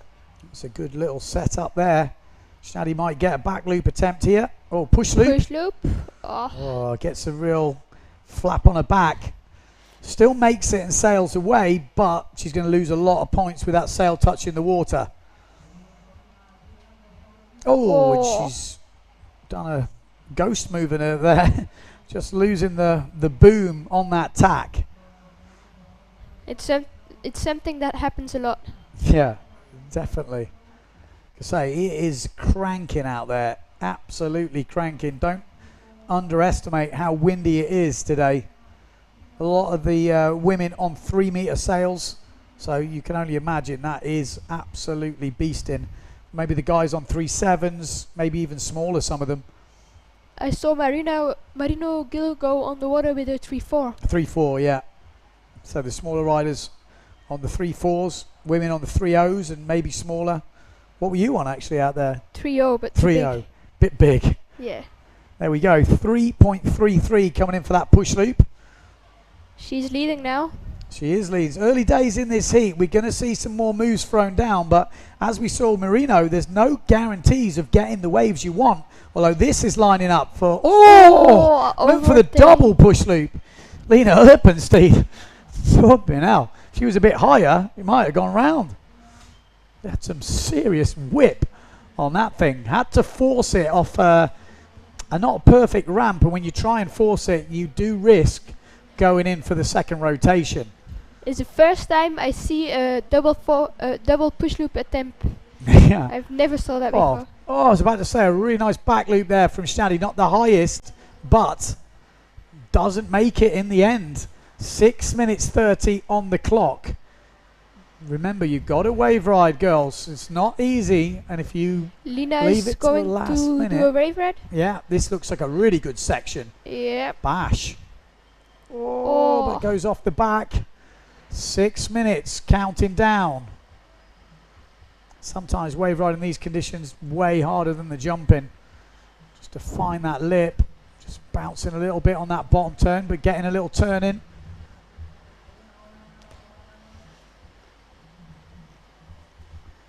A bit tense here. Not easy conditions in Pozo. Lina needs the wave riding. Oh, Yeah. there she got some, Needs something. but not enough. Less than halfway through this heat now. Women's heat. What is it actually? Women's heat. Women's heat 32A. This is the battle to go against, well, to get the podium. The winner of this gets a chance of getting on the podium. Loser will take fifth place. Sorry. Push loop. Erpenstein lands it clean. Shadi saw that as well, so she's seen the forward, she's seen the push loop.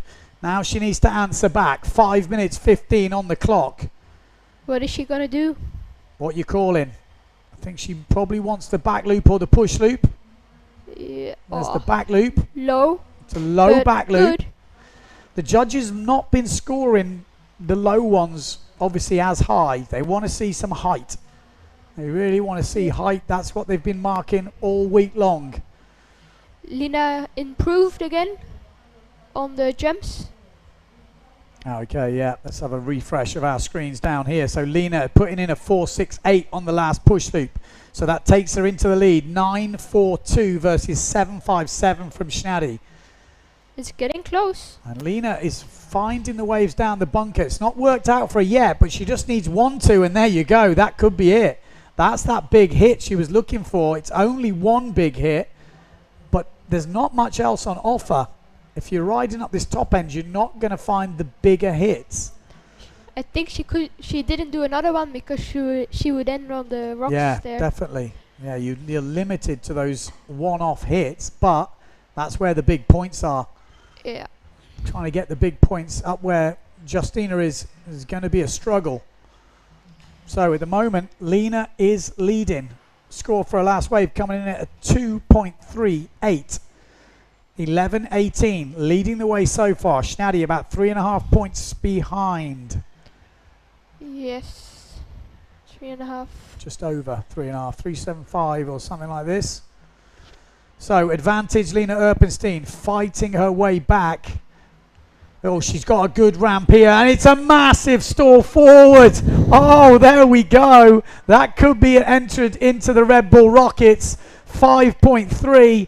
It's a forward loop for Justina as well, but she's definitely been upstaged by Lina Erpenstein. 5.3 leads the Red Bull Rockets, and that forward loop will put her in a very comfortable lead ahead of the Polish rider. That was big. Ballsy as well. I mean, you've got to say it was a big ramp. There's plenty of breeze out there, and she didn't hold back. Waiting for the scores to drop, but I would imagine the judges are going to go big on that. 5.12. Solid. Definitely not all over yet, but there needs to be some big wave scores dropped, and Justina is the one needs to drop them. She needs to get down that bunker. She needs to find the big sections. Don't think you're going to find them up there. We've not seen it, especially at high tide. Lina down that bottom end, finding the sections. Not quite worked out for her, but she's given herself opportunity. Justina, long bottom turn. Not what the judges like. And crashed. Yeah, there's not much section up there to hit. It's very hard to wave ride. So at the moment, advantage with the German. Erpenstein leading 12.18, 4.68 push loop, 5.12 forward loop. Not big score on the wave, but doesn't need it at the moment. Oh, and just getting it all wrong going out there. Justina Schnadi needs to find something. 1 minute 45 to go. That 3.38 dropping for her last forward. She needs something big. With Erpenstein going massive, she's got to turn on the afterburners and do some rockets. Could Lina Erpenstein win the Red Bull Rockets with that 5.3? I think she is leading now. Yeah, 2.5 grand at stake. This is better from Schnadi. Down the bunker, better wave. Yes. Oh, just not quite giving it the crack. Good turn, but the wave is so difficult to read down at the moment. If she does another turn of the lip, or in the pocket, yeah, no, crash. Oh. Well, there we go. That could be it. Shaddy really needed something on one of those runs with 55 seconds to go. Erpenstein has got the momentum. Like I said, she's got a couple of wins under her belt. She's flying through the heats. She's had the practice, and it's definitely paying off. 40 seconds to go. She might get another wave ride in. Shaddy would need something absolutely massive right now to get back in this. And Maybe probably a even a double wave forward. ride. Maybe a double forward, but I don't think she can do it. But she can use it in It would things need like to that. be a clean one. 18 seconds to go. Doesn't look like it's lining up. And Lena Erpenstein is already on a wave as well. So I think it's over for the Polish challenge. She's going to slip down to 5th place. Lena Erpenstein guaranteed 4th place and will have to challenge Sarah Kita off ringer for the 3rd spot and a place on the podium.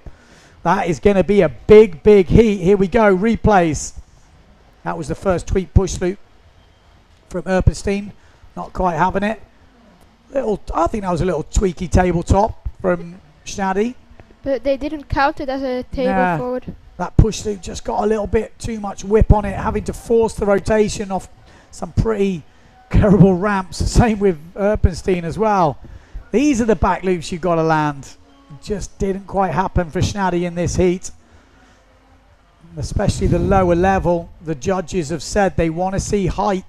And this was the big forward above the horizon.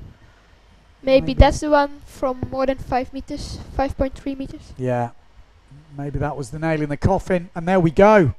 So, Erpenstein going against Sarah Kita in the next round. We've got 1 minute until we kick off the men's heat. It is Thomas Traversa rematch against Marsilio Brown. Traversa has already taken down Brown once in the single. I have a feeling in this double elimination, Brown is not going to let the same thing happen. But you never know. But momentum is with Brown. He looks bang up for it. That's all I'm going to say. Traversa, no warm-ups. He's just watched Marsilio Brown destroy the opposition in a couple of heats. Brown has scored a 22.24. He scored a 23.63 and a 24.25. If you follow maths patterns, this should be in the 25 region to go up, point up every time he's had a heat. By the time we get to the final, he'll be on a perfect 30 points, I think. Here we go. Green flag is up. Brown on the yellow sail. Traversa on the red sail. Goya versus Gastra. Brazil versus France. Thomas is not going to hold back. We are going to see the double. It is going to be crazy. We are going to leave our seats. Are you not entertained? That'll be the cry. Here we go. First double. Just a simple double. I mean, I wouldn't say that about anyone else, but that for Brown is a simple double to kick things off. Within 30 seconds of the go, we've already got a double on the board. And a 360, but didn't. 360 for stay in the wave. Traversa. Not easy though. This, trying to ride at this state of tide, it's definitely going to favour the jumpers. Traversa's tactic here is to get some safe, solid jumps in and then tear it up on the wave. That's going to be very hard with only one wave to score, 2 jumps and full tide and some pretty slopey looking waves. Definitely not easy.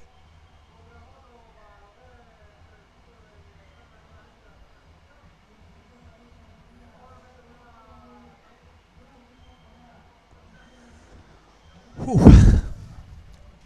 Hectic stuff. 10 minutes 30 on the clock.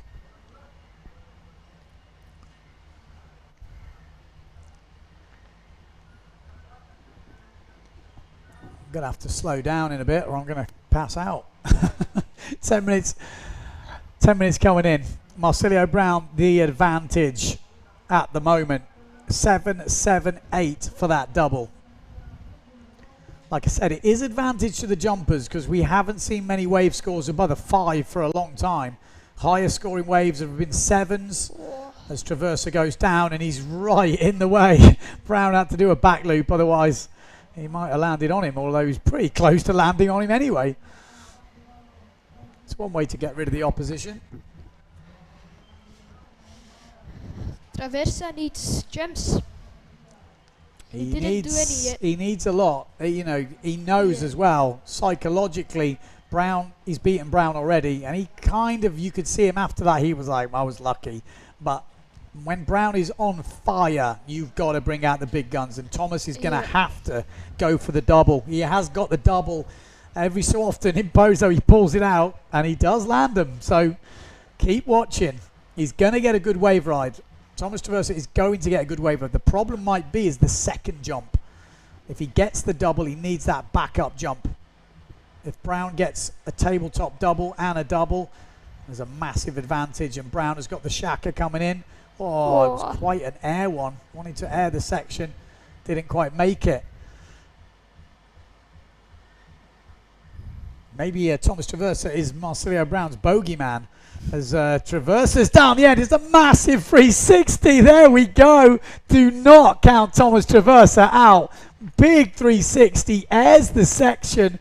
It was a full vertical attack, and this is solid. He knows this is his wave now. He ain't giving this one up. Oh, thought we might see a forward off the lip from Traversa there. He's going to carry on riding this all the way to the rocks, because that is as good as 360 as we've seen in a decent section in a high tide scenario. So Traversa throwing down the wave scores. Brown wants the tabletop double. I'm pretty sure he knows that's going to give him the advantage. And there we go. It's just easy for the man. Yeah. Like I said, are we going to see that tabletop double change categories next year? Watch this space. It's definitely advantage for the guys that can do it. And why not? Everyone, if that's the advantage, you just have to learn how to do it. Easy.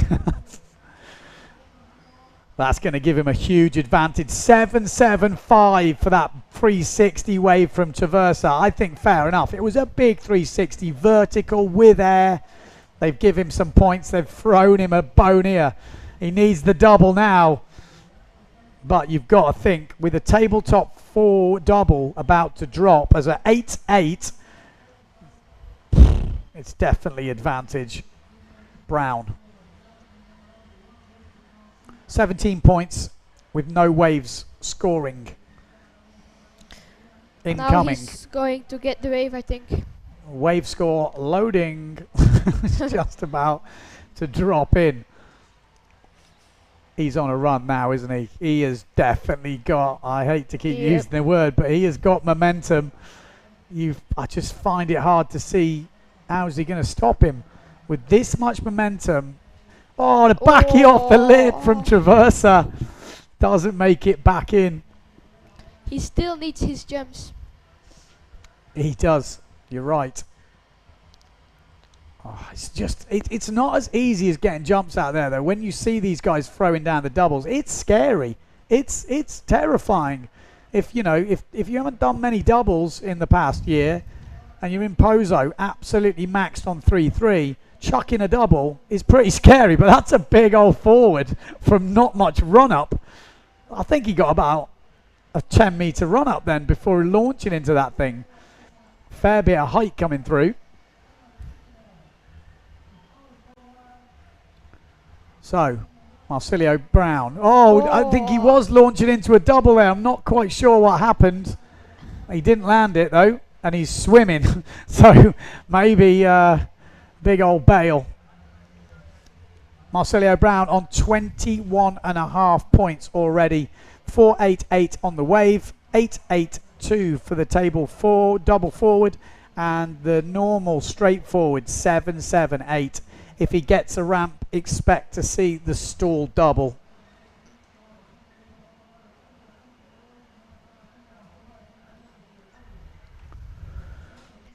Oh, double forward off the lip, and he gets... Oh, I thought he was in. I thought he was in. He was going to get picked up by the white water, but he just lost the board a little bit. Brown is on a tear right now. 5 minutes to go in this heat. Advantage Marsilio Brown. Thomas Traversa not out of it with that 7.75 on the wave, but he will need to just seriously step up his jump scores. Back loop. Backy, Yes. one hand, I think. But he's going to need something way bigger than that. Needs the double. He tried a double, but let go. I mean, to be fair, he's nearly 3 points ahead on the wave, so he can afford to lose 3 points on the jump. So if you take 3 points off, that's 13. 4.25 on the clock. Okay, we're going to do a little change of co-commentary. Sol, thanks for your help. It's been good to have you in. 12 years old, remember the name. She will be back next year, no doubt about it. And I'm sure she's going to have a fair few moves in her bag of tricks.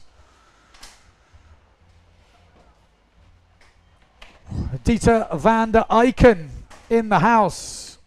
Have you been watching the heats? Of course I have. Have you been watching Marsilio Brown?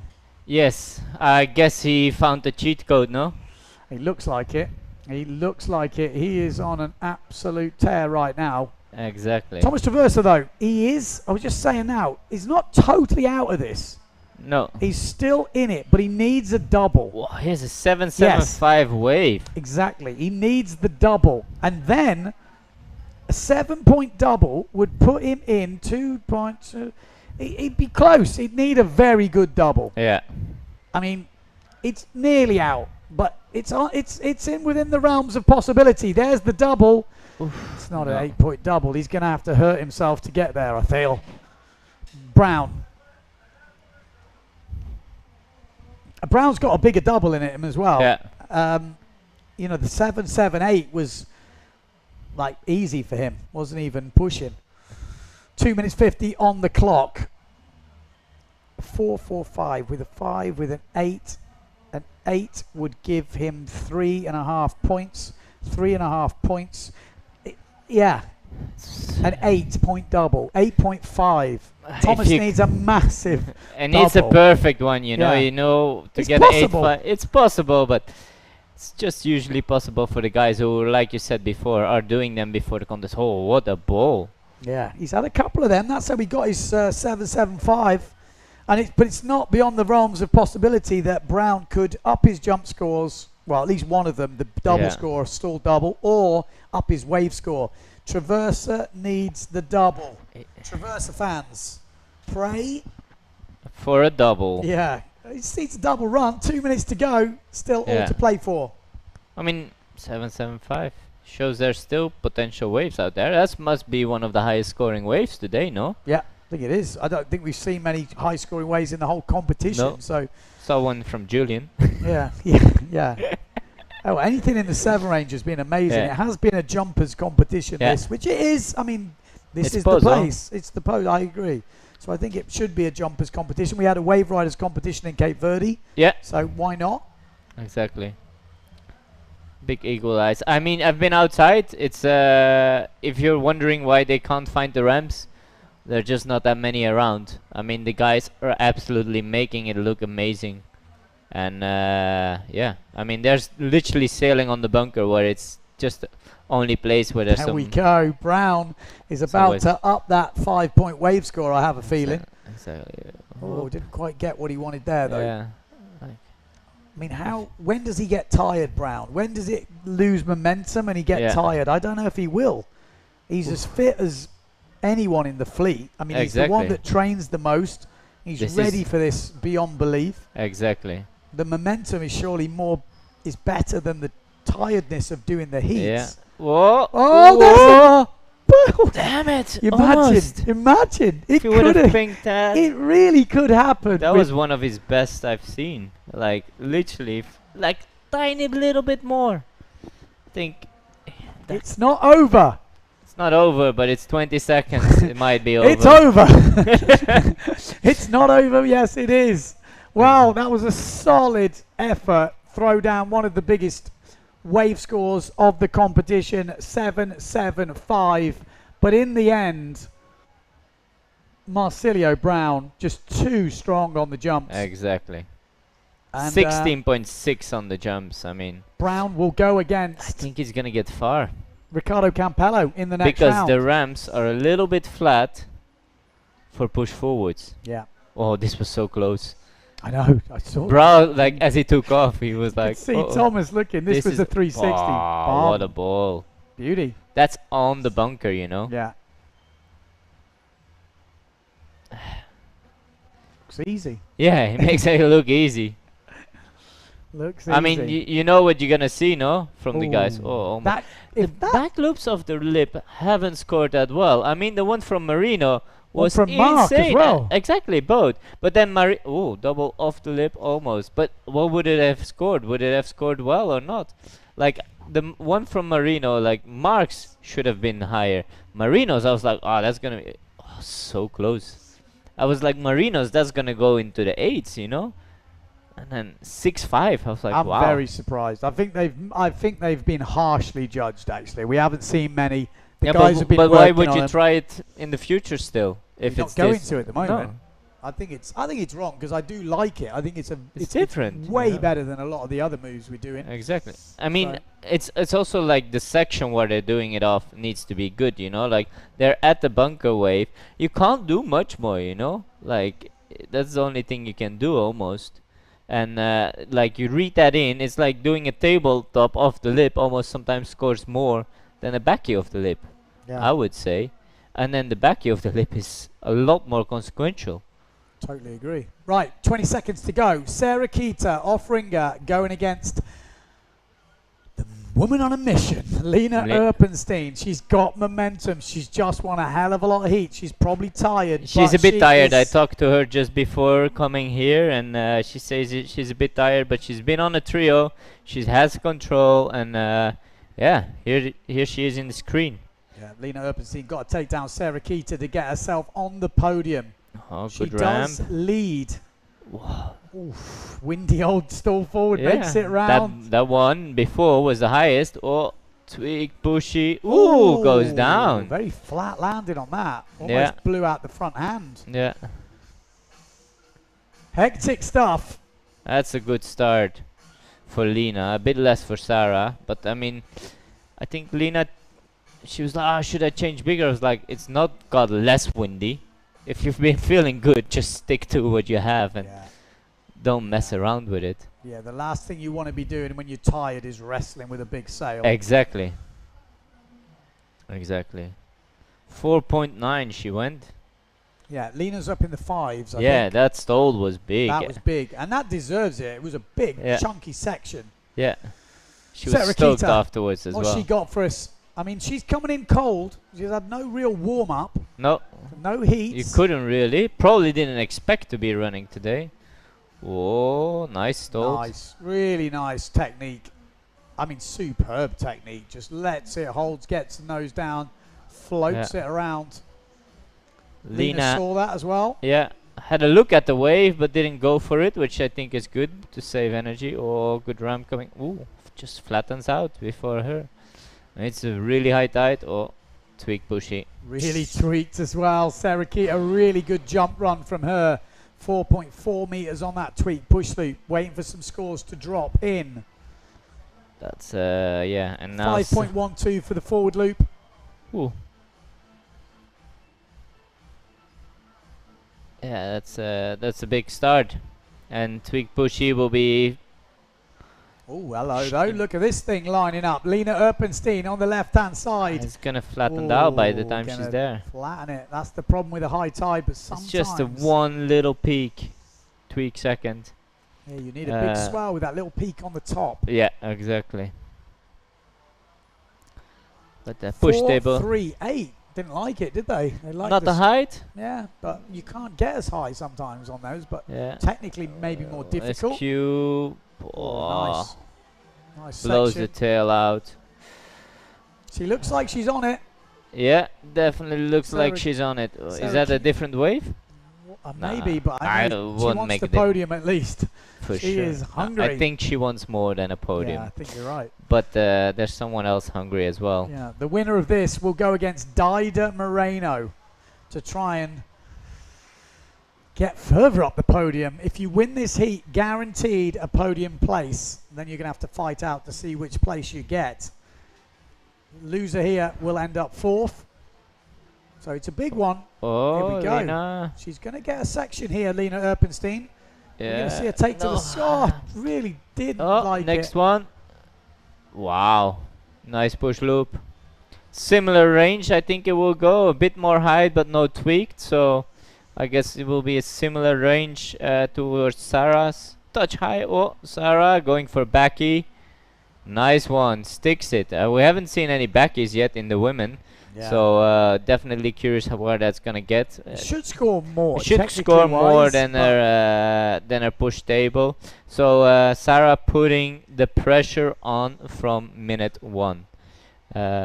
Push loop 388. Okay, so yeah, definitely advantage Sarah at the moment. Back loop coming in at 512. Yeah, so that's Fair 2 enough. solid jumps. Yeah, she's looking very good at the moment. She can concentrate on riding some waves now. Yeah, exactly. Like Lena has to gain 2.5 points on the riding, which is possible. Whoa. Big backside shove it from Kita. Is she gonna line anything more up? Needs to look at the bunker. Looks on it, doesn't she? She's come out the blocks. Yeah. I mean, that's always difficult. Nice. Superman. Yeah. I told Lena that her main focus should be on the waves. I believe if she wants to beat Sarah Kita, that's where her advantage will be. But she will need bigger waves than this. But yeah. Just ones that line up. It looks like it's horrible to find a wave right now. It is. It looks a lot better on the cam than it is, sadly enough, out there. But like I say, they're still putting on scores. It's the same for everyone. Yeah, I think they're gonna run it through till the end. Yeah. I would say. Why not? Let's go. Let's go. Let's go. Exactly. I mean, I've still got a voice. We still got light. Exactly. We start. Oh, nice ramp. Tweak, pushy. That's gonna up her score a little bit. But she's got amazing tweak push line. That's not the one I'm seeing. I think it's the angle of the wave. She's struggling to. It's hard to find a. Yeah. Yeah. If you give her a good ramp, you'll see a really tweaked one. Oh, it's big and it's flat. Oh, she went a bit early on that. Just needed to wait just a second. She knows that. Yeah. But sometimes you get. There's some Helgas from the back as well sometimes. Yeah. So that was a shame because that would have done a lot. Oh, Goiter. Whoa. Went for it. Out there. Fair play.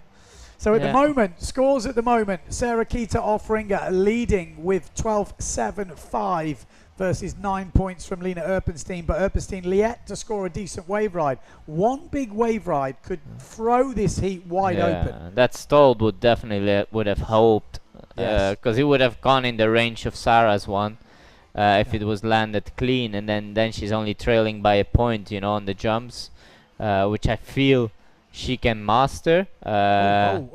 Big wave. Big wave. Very big wave. But is it a good wave? That's sometimes those big ones are not the best ones. Bim. But she's got the hits to do the damage, but needs the section. Look at it. It's just not. It's just that massive wave turned into that. Yeah. You've got to be there like a Tenerife wave upwind of it. Exactly.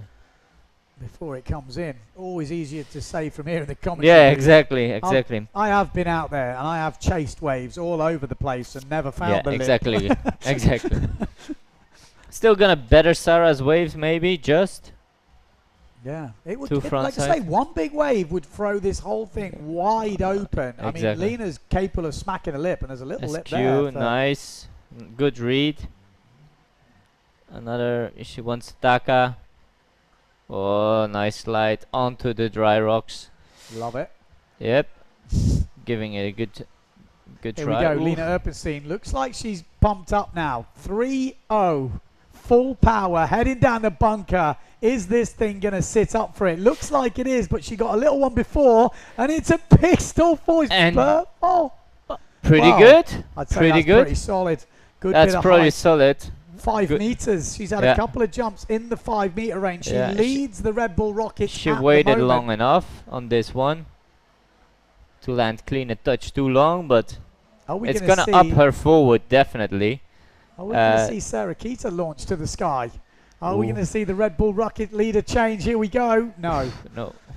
just couldn't get it to settle. There was a couple of little bumps before that wave.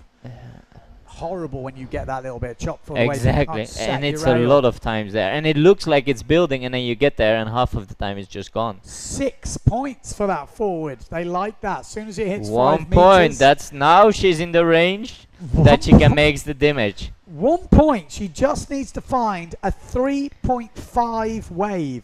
Not even Yeah. Just. 3.38. No, she needs 3.39. It's not much. No, I haven't seen the scores she had on her previous heats, but yeah. SQ lining something up.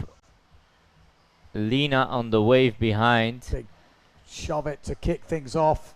Oh, that could have been good. Oh, hello. This little bowl's creeping up here. Come on, come on, come on. Ooh. Ooh, something Gave- like that is That's what you exactly need. Couple of 2.5 hits like feet. that. And I know what Lena's just gonna do now. Concentrate on her riding. Yeah. That's where she believes she has the points, and I think that's where the biggest opportunity is. You know, Well, if she sees a push loop table opportunity, you never know. you never know. She's got that full tweak down. So is Sarah Keita. She could up a jump score, but both girls, this is going to come down to wave riding. 2 minutes 22 to go. This is to book yourself on the podium. Where? Well, we don't know, but this gives you the opportunity, guarantees you are standing on that podium at the end of this 2022 PWA Grand, I was going to say Grand Slam, but it's not even a Grand Slam. It's just a Windsurfing World Cup. Maybe a Grand Slam next year. We are Who hearing knows? maybe slalom. Let's wait and see. Let's not get ahead I of mean, ourselves. with the forecast we had at hand, I never expected this. You Oh, know, Sarah Keith's got a nice, Oh, nice wave looking here. This ball. looks good. Didn't set up for her as well. It's so hard to ride out there. The waves are just moving around all over the place. This is so Lena. hard. I don't think you guys at home realise how much these things are moving around. come on, Lena, hit it. Ooh. Nice tail slide. No, she's just been falling off. I mean, she has sailed 5 or 6 heats in a row. Yeah. That's just what she's missing. Just a little bit of energy. She said she didn't want to keep going frontside too much because she's just so tired. But yeah, I think that's what she needs to do. And yeah, let's see. Let's see. It's not 1 over yet. minute. Well, it's gonna be hard to catch another wave, isn't it? 1 minute on the clock. Sarah Keita, advantage at the moment. Lena Erpenstein is on the inside, which is not where she wants to be, but she will have time to. She'll have a time to get a wave here, depending on her decision making. But she will have time to get a Or wave. if she gets a perfect ramp for a push table, Needs that's to find in a there point as though. well. Yeah, needs to find a point. If she finds a big push table. Oh, Ooh, big, SQ. huge shove it off that first section. big wave as well. That is actually looking pretty good, but Oh, that's the too windy. That's You the can too never windy. turn those ones around. Okay, it's going to come down to Lena Erpenstein's wave. 1 or 2 big hits on this could see her getting through to the next round, and she does have a wave. Is it going to line up for her? 14 seconds. That's all gone all weird, hasn't it? 10 seconds on the clock. She does start the wave ride, but there's not a lot there. There's no lip to bash. No. It's not a 3.5 wave that, unless she magics something up. Needs No. another front side turn. I just no. No. It's Doesn't not. have That's- energy either. She looks dead. I think we're going to see this girl SQ. here. I mean, that was unfortunate. She just landed that. Really nice. Technique. Controlled Yeah. stall forward at the Yeah. beginning there for Sarah Keita off ringer. Perfect back Couldn't loop as find the well. wave. It's that big stall forward. That was where she went a bit early. Oh, Yeah. Don't buy a board off her, guys. Whoop. Oh, that was the That's the second better one. Better. Good height. Solid jumping round from both women. The waves, Yeah, as definitely. we know, are just so difficult. Definitely. And pretty tired. Marino 8.8. Liam 8. When did he get that height? Yeah. So Marino Gill leading the Red Bull Rockets at the moment. No one's challenging him up there. Could be taking home €2,500. And at the same time, Lena Erpenstein, who's just been knocked out by Sarah Keita Offringer, will finish 4th at this Gran Canaria PWA Windsurfing World Cup. And she might also take home €2,500 for the Red Bull Rockets. Let's wait and see what comes up with Dido Moreno and Sarah Keita next. 35 seconds to go, and we will be having a fight between Ricardo Campello and Marsilio Brown. Oh yeah. Conditions are not great, but the guys are just, making it happen. Yeah. Orange sail from Campello on the Nash, and the yellow sail of Marsilio Brown on the Goya. Who's your money on? 5 seconds. Ricky can't do a table double forward, so and with that being 2 different jumps, I put it in Marcelio's camp. If it would have been double just separate, then it comes down if Ricky can get a push forward. He's the only one who can do it in this kind of conditions. I do feel that move is going to have to change at some point, but Brown's going to, I thought he was going to kick off with an absolute perfectly timed double run. Both of these guys, we're going to see some big doubles in this. We're probably going to need to see a stall double from Ricardo. And there we go! Oh, Ricardo Campello. Sick one. Absolutely launches one. That was only 6.6 meters. I say only. That's still very high. But push forward. Push forward at the next run. It's okay, I'm taking my words back. Ricky is going to be buzzing. He's going to be buzzing. That's the first push forward we've seen. Marino did a few. We've already seen Brown get a good one, but he didn't score that high. No. Actually, it was surprisingly low scoring. So I'm interested to see what these score from Ricardo, because the landings weren't perfect. They were good, solid, but they weren't perfect. Yeah, 7.88 for the stall double. Solid. So it's going to be around 7.5 for the push forwards. Yeah, that's the thing. You don't know. still now, he can just wave right. Yeah. You know?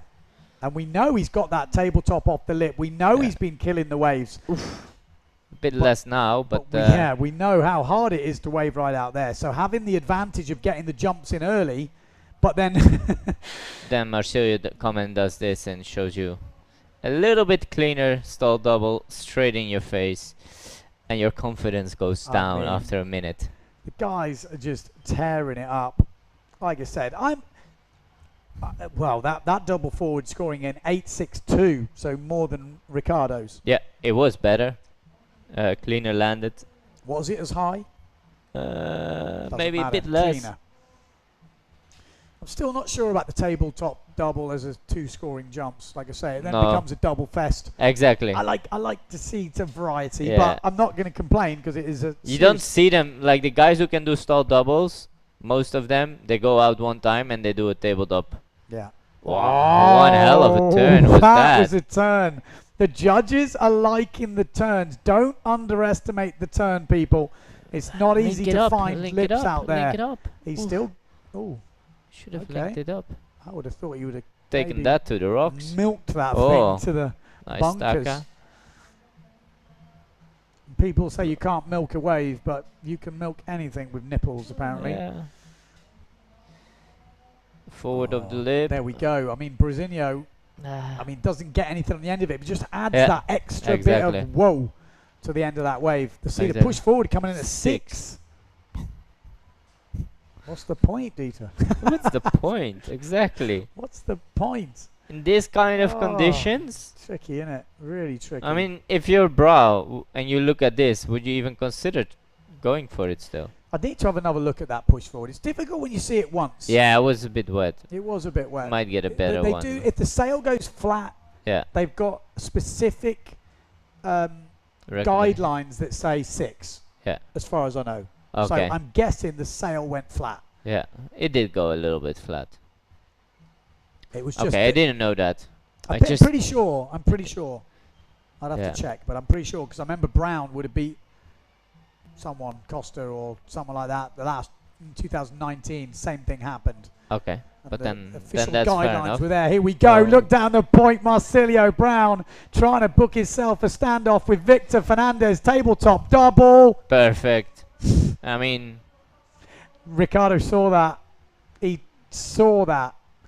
And he almost looked a bit. Oh. damn it. Oh. Is he going to do one? I mean, wouldn't surprise me. This is Ricardo Campello. Yeah, I mean, he will try one. I'm pretty sure if he He gets might the even get the ramp here. no. Oh, maybe. Oh, a little bit of a jump. Push before forward it. ramp. Oh, that's a good. Whoa. No wind. Oof. See, that's the difference. You're seeing the guys crash push forwards, but when you do them, you're not scoring the mega points. Yeah. The wow factor of the forward, which is multiplied because it's a double, you Yeah. get the double wow, Yeah. always does have that wow factor. But the Yeah. push forward and the push loop tweak, very tweaked, are sometimes underrated. Yeah. It's definitely technically more difficult in certain conditions. Yeah. Yeah, I mean, it's hard. It's been Browsy now I mean, he's gonna go on a tier, isn't he?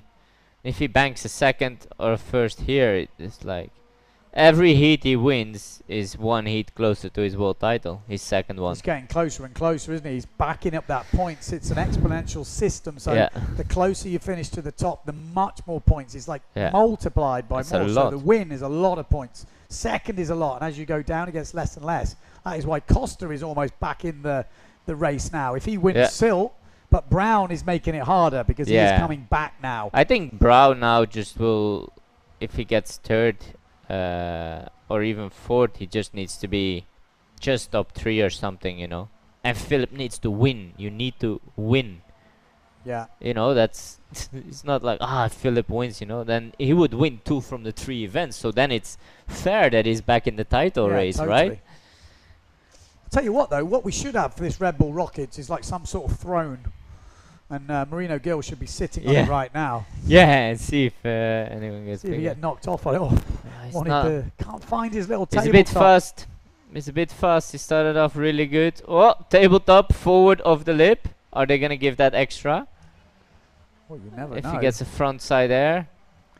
They really haven't been liking the forwards off the lip. I've No. seen them really scoring them down. What? Ooh, that could have And been a big running move. out of water. It just Oh. wasn't going, was it? Oh. He was like, either I'll break my legs here or I'll slip out the foot Yeah, straps. he kind of knew he still needed one more frontside hit, you know, like they really penalize when you're not. Ooh, Brown is just smashing out scores here. 22.86. yeah. I mean he's not gonna double jump anymore, no. Double forward, stalled double, 8.62. Tabletop double forward, 9.12. I mean, he's got nearly 18 points, which is more He's than... leading by 4 points on the jumps, and Ricky has a push forward and a double forward. He's in leading his without a wave score at the moment. yeah. And he's going to got all the time now to fill up his scorecard. We're going to see 360. No, we're not. Or is he just gonna save energy?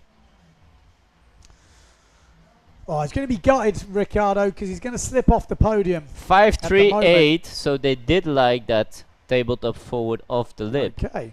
So he's back in the game. Needs Yeah. that push forward. Don't count Ricardo out. We've already seen him try 2. If he nails a perfect one, that could be a 10 Yeah. from what we've seen. That gains him 4 points. Yeah. That puts him in the lead.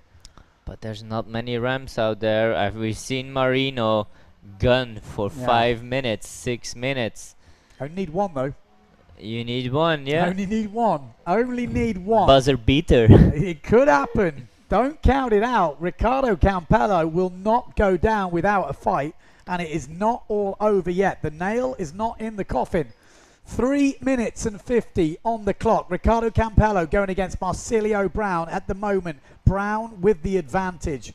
Ricardo Campello with the advantage on the wave. As I say that, it's not an advantage on the wave. He's just got the same points on the Yeah. wave. But with the 10-point, oh, hello. Brown with a really good-looking Backside size 360. of wave here, but whether it's a good shape. Taka. Yeah, he might get a Taka in here. Nice. Just Move of making it consequence. Maybe a reverse now. Oh, he's Here we thinking go. about Let's it. keep our eyes on Ricardo Campello. Needs the push forward. That's pretty much what's going to get him back in this game. just needs the ramp and the pressure in the sail. I think that second thing has been the problem so far in this heat for him. I feel he had found 2 good ramps for the conditions there are, but every time he had to pull, he had not much to pull, and you need that whip around. Pressure, that high tide, maybe just the wind dropped off a bit, not full power. Still super windy, don't get me wrong, but maybe not just the full power. 24.6. Marsilio finding a ramp. Is he gonna do a push forward? No. Brown just putting in a 6.88. Yeah, it was a good nail coffin. 24 points. Going in very hard at the moment. Unless Ricky does a perfect table double forward, it's gonna get very hard. Oh, nice stuck out and goes down. Marsilio Brown's got the nail gun out. Oof. He's just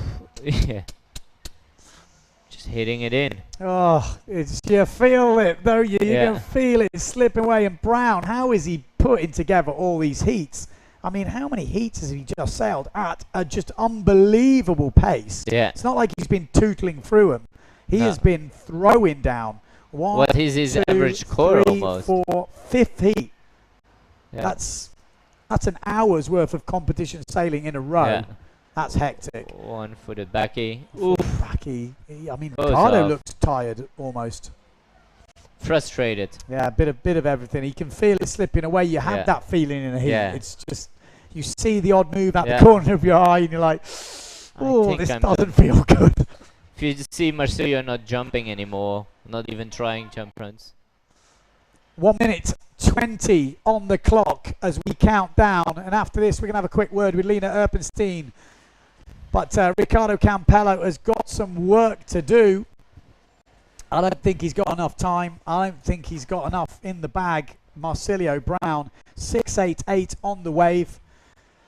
I mean, 17.74 on the jumps alone is insane. 24 points. Oh, Goiter. Goiter from Brown picks it up out of the water. Well, it is over. I have to say it with 50 seconds to go. Maybe we might get a last hurrah from Ricardo Campello. Let's go out on a bang, Ricardo. Let's see that push forward. I'd love to see a perfect 10 on the last move. And he's got a ramp. Here we go. Oh! 29 seconds to go. Is it all over? I'm not sure it is. He needs a bigger scoring wave with 18 seconds to go. That's what he needed early.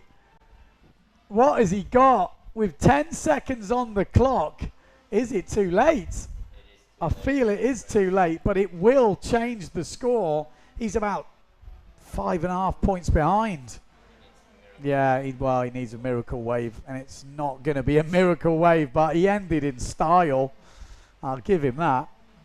And we're going to wait for that score to drop, and as we do wait for that score to drop, we're going to have just have a look at the highlights of that heat. Joined in the booth by Lena Erpenstein. Good run. Hello, yeah, thank you. I'm happy about that. Good comeback. Well, yeah, I think I've never sailed so many heats in my life, so yeah, I really have to say I was quite tired on the last one. I was going to say. But yeah, sailing a double elimination like that is the most fun thing in the world. That's what competition's all about, isn't it? That momentum when you feel like, yes. And it's actually like quite hard also for the people on top to defend that place, because the person from the bottom is coming with so much momentum, like you say. So yeah, you kind of have the advantage probably. Yeah, well, some top sailing today. You are, at the moment, it comes in as a perfect 10 on that push loop forward, just so you know. It doesn't change the heat. Ricardo finished on 23 points, 24.62 for Brown. The wave score in the end making the difference, which is just insane. This is that push forward from Ricardo Campello, just a little bit too little, too late. And Lena Erpenstein, you are leading the Red Bull Rockets. Yeah, I just heard that, to be honest. I think, well, honestly, that stalled forward I did, where I had the 5.3 or something, I think, must have been the biggest I've done in my life. So it was a massive ramp, and you must have gone, what did you thinking when you were coming towards it? You know what I was thinking was, send it. Perfect. So, yeah. So you are leading at the moment. You'll be watching this next heat, Dido Moreno versus Sarah Keeter off ringer, going, Yeah, don't send it too hard, ladies. Just keep it under 5.3 meters, and then you pocket an extra €2,500. Well, of course that would be amazing for me, but I think like what is for me the best to see is that women's windsurfing is just sending it. There's so many women who can actually go high, because we used to have that prejudice that we can't fly, but we can, and that's what I'm loving to see. So. Well, you are definitely putting the record straight, I can tell you now. Here we go, Sarah Kita. Whoosh. So, difficult conditions out there. We've got high tide. We've got Sarah Kita on the water. We've got Dida Moreno. Now, Dida Moreno has only ever lost twice to Ibaya Moreno here in Pozo. Will she put the record straight today? If she's going to go up against Ibaya again, she's going to need to take down Sarah Kita off ringer. Can she do it? So from what I've seen, like I've been sailing just like 10 minutes before, and I would say that actually right now it's most important to get a good wave score, because somehow there's always a ramp standing up somewhere, but the waves, like to find a proper section to do your turn in, that is probably going to be the key to win these heats. Yeah, it looks very tricky, I've got to be honest. You can see everyone just running around and the lip is just moving. It's literally, like, come back, Lip, where are you going? And eventually you find something that you turn in, but there's not anything, like any punch to it, so yeah. It's quite hard.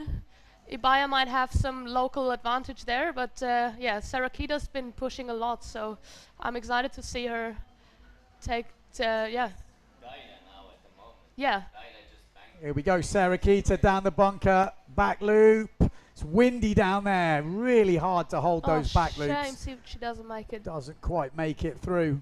Very tough heat. I mean, this could be a final right now. Dida Moreno, one of the most trickiest draws in the women's elimination. I mean, she has won this event. I can't even count how many times. I mean, Dida. I think the last time Ibaya won from her, I think she won once in 20 years, so it's like 19. Yeah, so 19 times for Dida. I guess.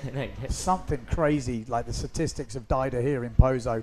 But Sarah Kita looked like, I mean, last time we had a world champion, it was Sarah Kita. Exactly, and I think her goal, bigger than winning the world title, is winning Pozo. Yeah. So she's definitely fired up. It's definitely hard if you had a 2 years break. She's been coming every summer, though, to train here, but to catch up against someone who can sail it every single day puts you on the back foot, and Dida just looks like she might have found a nice nugget.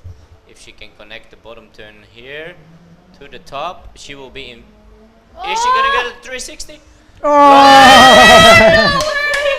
Yes. Sick! She's happy about that. That was a hell of a 360. I really hope they reward that, because I have not seen that in a women's competition very often. I've seen Ibaya get it. I've seen Dida training in the practice and not making it many times, every so often. But that was a proper. This was a solid one. Even in the man, this is a. That was a Thomas Traversa style, and he got 7.78. You could see the bolt coming. Might be a 10. That was big, and backs it up with a back loop. I am expecting a big score for that wave. 7. I mean, they could have gone bigger, but to get anywhere. A little bit more on it. That's maybe where they leave them room. To get anywhere near a 7 in this heat. Boom. Tweaked push loop. Oh, sick one from Sarah. They're putting on a really good show. For now, they're going low enough for you. Yeah. Lena's like, oh, that was big, but maybe it wasn't too big. She's always looking at the left corner of the screen. That's the only screen that I'm looking at the moment. So, 8 minutes to go in this women's, well, it's a playoff. Every rider from now on will get on the podium. Where? That's the question. The loser here will end up 3rd. The winner will go on to fight against Ibaya Moreno for a battle for the overall competition here in Pozo for the 2022 PWA Windsurfing World Cup in Gran Canaria. It is on right now. We already have Marcilio Brown taking down Ricardo Campello. He goes against Victor Fernandez in the next round. And those two match up pretty well on the tabletop doubles and the doubles. I'm going to speak more of that in a bit, because someone just dropped something into the comments which is quite interesting. Because if the tabletop double wasn't scoring as a separate move, Ricardo would have Yeah, so it's, you know, and it is a That's what happened controversial before thing.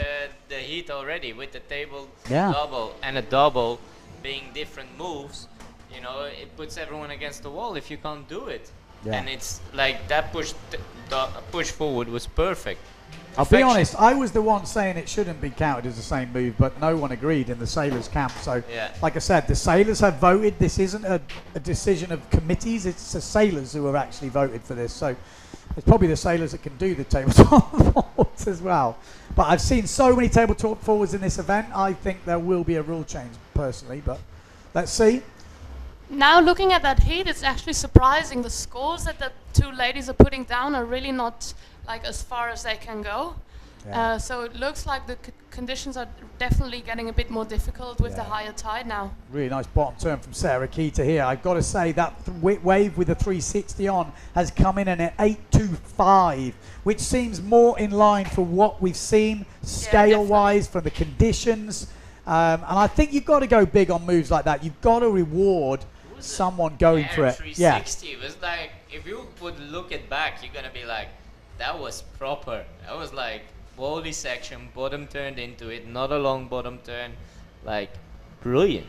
Yeah, really nice. Brilliant. I mean, that Like, has definitely set really the tone for this heat. Sarah Keita up against the wall at the moment. 4.5 back loop from Dido Moreno, 3.5. But Alina, you're right. Not the big scores we used to seeing on the jumping from these girls. They have got more in the locker. On the wave, that's the biggest wave score, I think, of the competition I so would far, say let so, alone yeah. in the women's. She's going to be so happy about that. When I talked to her before the contest, she said, yeah, I'm just going to have fun, and like my goal is to bust out a wave 360, so Yeah. there we go. She's been working super hard in the training. Like I said, I've seen her pull off a few in the training, but the training is not in the heat. To do it in those 12 minutes, it's just a whole different feeling. You could see how much she was punching the air. That has been a challenge for her, and she usually steps up to her challenges. So Dido Moreno with the advantage in this heat. Sarah Keita is not out of it, but she's going to have to find something. Wow.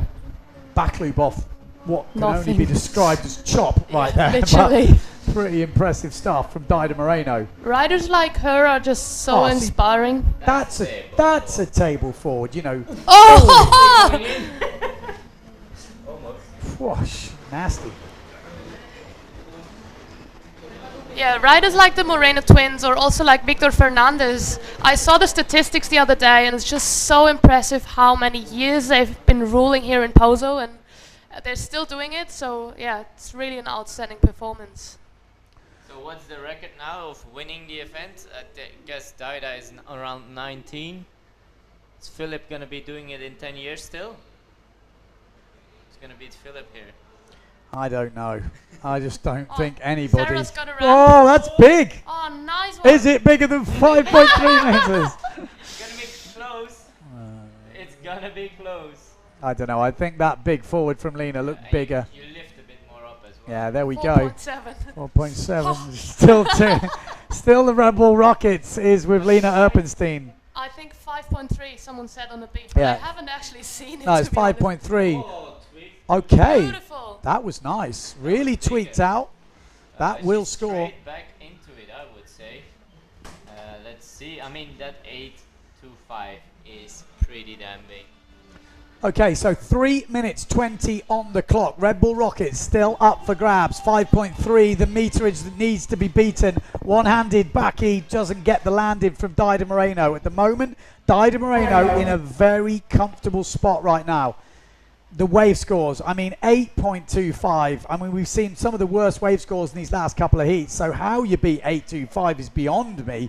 Trying to find a wave. I mean, Sarah Find Keita another needs a ball like 360. that. Sarah Keita needs a 360, and she's way capable of doing it. Will she find the opportunity? 2 minutes 50 to go.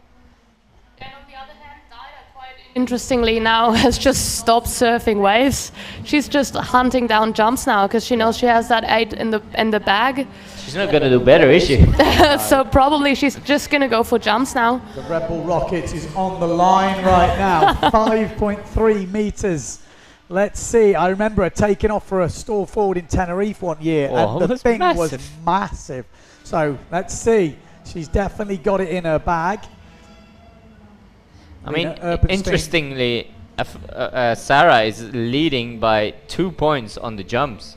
Yeah, exactly. But Would wave you- score, she needs a wave score, and there's nothing on offer. I mean, Dida conjured that up out of almost nothing. That bowl just sat up. It was like the gods had gone, there you Exactly. go. Have that, Queen of Pozo. Exactly. Calling in the waves, 1 minute 50 to go. This is to see who will book themselves in the final to go against Ibaya Moreno for the title here in Pozo 2022. Loser will still be on the podium, and it will all come Still down to drink silt, champagne. I guess, for the world title. Sarah might have found a wave down at the bunker. Back loop from Dida Moreno. Oh, a Sarah bit Keita pumping. needs a 360. She might. Oh, Goiter. Goiter. That's also a possibility. I Not gonna haven't be seen her enough. pull off that many in the training, and I don't think it matters. She's so good. I think she can pull it off whenever needed. 1 minute 10 seconds to go. 1 minute 10 seconds until we find out confirmation of who will be in that final against Ibaya Moreno. At the moment, it's looking pretty clear cut with Dida Moreno with a massive advantage on the wave scores of pretty much nearly 7 points. It's huge. It's absolutely huge. Sarah Keita is leading on the jumps. That's not something we'd usually say here in Pozo against Dida Moreno, but Dida That's a Moreno has ball. got a big ramp. Oh no! That could have just took the Red Bull rockets. Is she in the footstraps? Is it counting? Is it above 5.3 meters? She wanted that. I saw it. We are looking. I think yours was still a touch higher. I think it might have just been 10 centimeters. Big shove it. 6 meters! Oh, SQ. That was a send. that huh? was a sick wave. That was a hell of a And wave. a tabletop forward, really nice from Dida on the outside. Dida Moreno has just stolen 2,000 euros, 2,500 euros off the lady sitting next to me, Lena Erpenstein. Yeah, I've still had a good day. Oh, I think no. I've never sailed so many heats, so That's gotta hurt. it does. Ouch. Okay, wasn't there a so foot we're out? waiting for a few scores to drop, but it is going to be Dida Moreno. Is that forward gonna count though? It was a bit wet, to be honest. 588. 588, it scores on the judges' sheet. That's what they've said it needs to do. If it scores on the judges' sheet, it is a counting move. And Dida Moreno goes into the final to go against her sister for the crown here in Pozo. Sarah Keita will have to settle for third place as we watch the highlights. That was a decent height on That was that. a big way. And that was a stalled. Oh, it's pretty good height. Above the horizon on the close cam. Oh, lost a bit of power on the way down. Well, there we go. Red Bull Rockets. It's quite an exciting contest, eh? It is, it's especially when it goes like that. Dida Moreno going for the win, but who in the end will go in the men's final? Big score from Dida. Huge, 18-8-8. Sarah Keita had a pretty solid heat, just the waves letting her down. Yeah. But we're going to go to the men's next. Or are we? Yes, we are. I can see Philip Costa out there warming up. He's not in this next heat. We've got 40 seconds. Victor Fernandez versus Marsilio Brown to see who goes against Philip Costa in the final. Yeah. They're gonna do it all the way till the end. I think You you sure about can't that? Yeah. just stop now. No. You just can't, can you? Okay, guys, I think I'm gonna take off, actually get changed because I'm still in my wetsuit. Well, well done. Unfortunately, no 2,500 euros for you. You must be gutted. I'm gutted for you. That would have Exactly. been, that would have been like nice to not let the winner or the second take the prize, Exactly. someone else. But that's the way it goes. I learned that this week, so I'm just happy that I had another chance this weekend. I was so saying they need a throne where you sit on it and then you get dethroned when Yeah, you you're lose like, the "No." leaderboard. But then if you're selling the heat, then the throne is gonna be empty for a while. Anyway, we're already straight into the next heat. Here we go. Okay, cheers, leader. Right, here we go. Marsilio Brown on the yellow sail. Duotone sail of Victor Fernandez, red and blue. And he's kicking off with now it's just a double. Yeah. It's not even exciting, the double. And I think Victor crashed his first one, so Advantage Brown. definitely. Okay, we've 30 seconds in and we've already dropped some scores. Brown scoring a pretty straightforward double. We have to call it that now because we've also got the stall double. We've also got the tabletop double, and that actually scored an 8-1-2.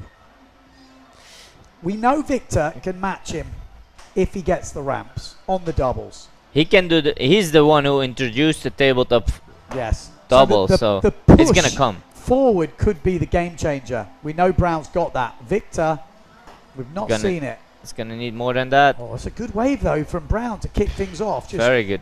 Dancing around, getting stuff, scoring. Needs to get something solid, and he knows Victor's going to get something good. But that is, I mean, Brown just looks on a mission right now. I mean, he knows what to do. Oh, that's a solid wave. Is that still the same wave? Yeah, still the same wave. He's been working that thing all the way in. You just cannot not give him a good score. No, exactly. Impossible. Just a solid start to the heat. 8-1-2 on the jump. He's only just finished his wave. We're 2 minutes in. Yeah, exactly. He's just been killing it straight from the go. Straight from the get-go. Analyzed, got his chance.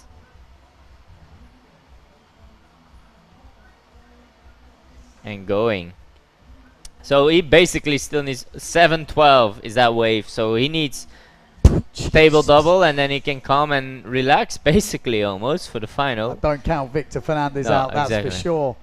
But check out Brown on the outside. Nice wave though. Table double, perfect. Yeah, is it the different category? That's the question that's going to be asked. But at the moment, that's the rules. That's the riders voting for it. You can only do what you can do, and Brown is just taking it to the letter. Absolute perfect execution of the perfect Victor heat. can do exactly the same because he's the one he did the first table double. Yeah. But how do you do that in less than ideal conditions in the first 3 minutes of the heat? That's bonkers. Yeah. He's already got an 8-1-2 He's double, on 23 an points. 8-2-5 table double, and a 7-1-2 on the waves. He's already on 23.5 points. What do you say as caddy?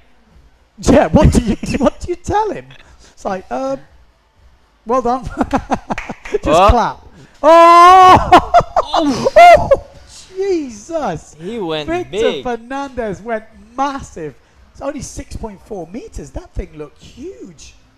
Maybe I don't know. Maybe the 10 G-forces. Maybe the phone got axed on the impact, but that thing looked huge. Damn. Brown just looks so much sync today. I don't think you could be in any more sync. Yeah. And executing it to the letter. That's the rules. That's the judging. These are the scores. What can I do? That. There you go, boss. Yeah. Take it. You know. Exactly. That's it. It's all you can do. And this is how he looked in the training. This is why his name was going a Brown Costa final. This is what people were talking about before we ever started this competition. I mean, Victor's still in this. Don't get me wrong. He's still in this. But before this competition kicked off, in my head, in my predictions, Brown and Costa were in the final. Definitely, just from what we've seen. There was outside chances. There was other people that could cause upsets, of course. But on just looking at the training, Brown and Costa looked in just crazy form. And if Brown makes it to the final, it's going to get hard. He needs to be... Oh, hello. Oh, he's lining up. He didn't know what to do then. I think he said, I've already done that. Stall double? Push forward. Stall double. Oh, push forward. That could be the... I was going to say, that could be the cherry on the top. Exactly. 7 minutes still to go. Brown has filled his scorecard with just an excellent performance. In any other heat, you're probably guaranteed to go through, but you cannot write Victor Fernandez out. 3 times world champion. 6 times Pozo champion, I think. I think so, something like this. 6 times Pozo champion. Yeah. 11 times finalist. Yeah. Now 12. Pretty amazing. Amazing. Totally amazing. Victor Fernandez, what's he got? He needs it big. Good double. Double, but that's not going to be anywhere near what he needs. I would have been very happy with that double, but... Most people would. I think everybody would in the world. What is Browsy still looking for? I don't know. He must be just thinking, what do I do? Yeah. Oh, yeah. Victor's going to need so much more than that. Yeah. I mean, it's a solid jump, but... Sometimes it's nice to also just get some jumps in the bank just to get your confidence, feeling your zone again. He's been pushing, you know, that he's crashed 2 doubles, and that stalled one must have stung, must have been painful. So maybe he's just trying to reset, and then he's gonna go from there. It's a very good point, actually, because you don't want to just be crashing all heat. You've got to get that confidence back. But Brown, look at him, he's so in sync. He's just finding everything and spotting everything. That was ridiculous. Stalled double. Bosh. Marsilio Brown is just on an absolute tear. And this is why we have the double elimination. Does anyone understand it? Well, we do, and exactly. It's bloody exciting, I have to say. When it works like this, you really see why it happens. Those upsets are coming storming back through, and really, I mean, what's Costa thinking at this point? I think Costa is still 360.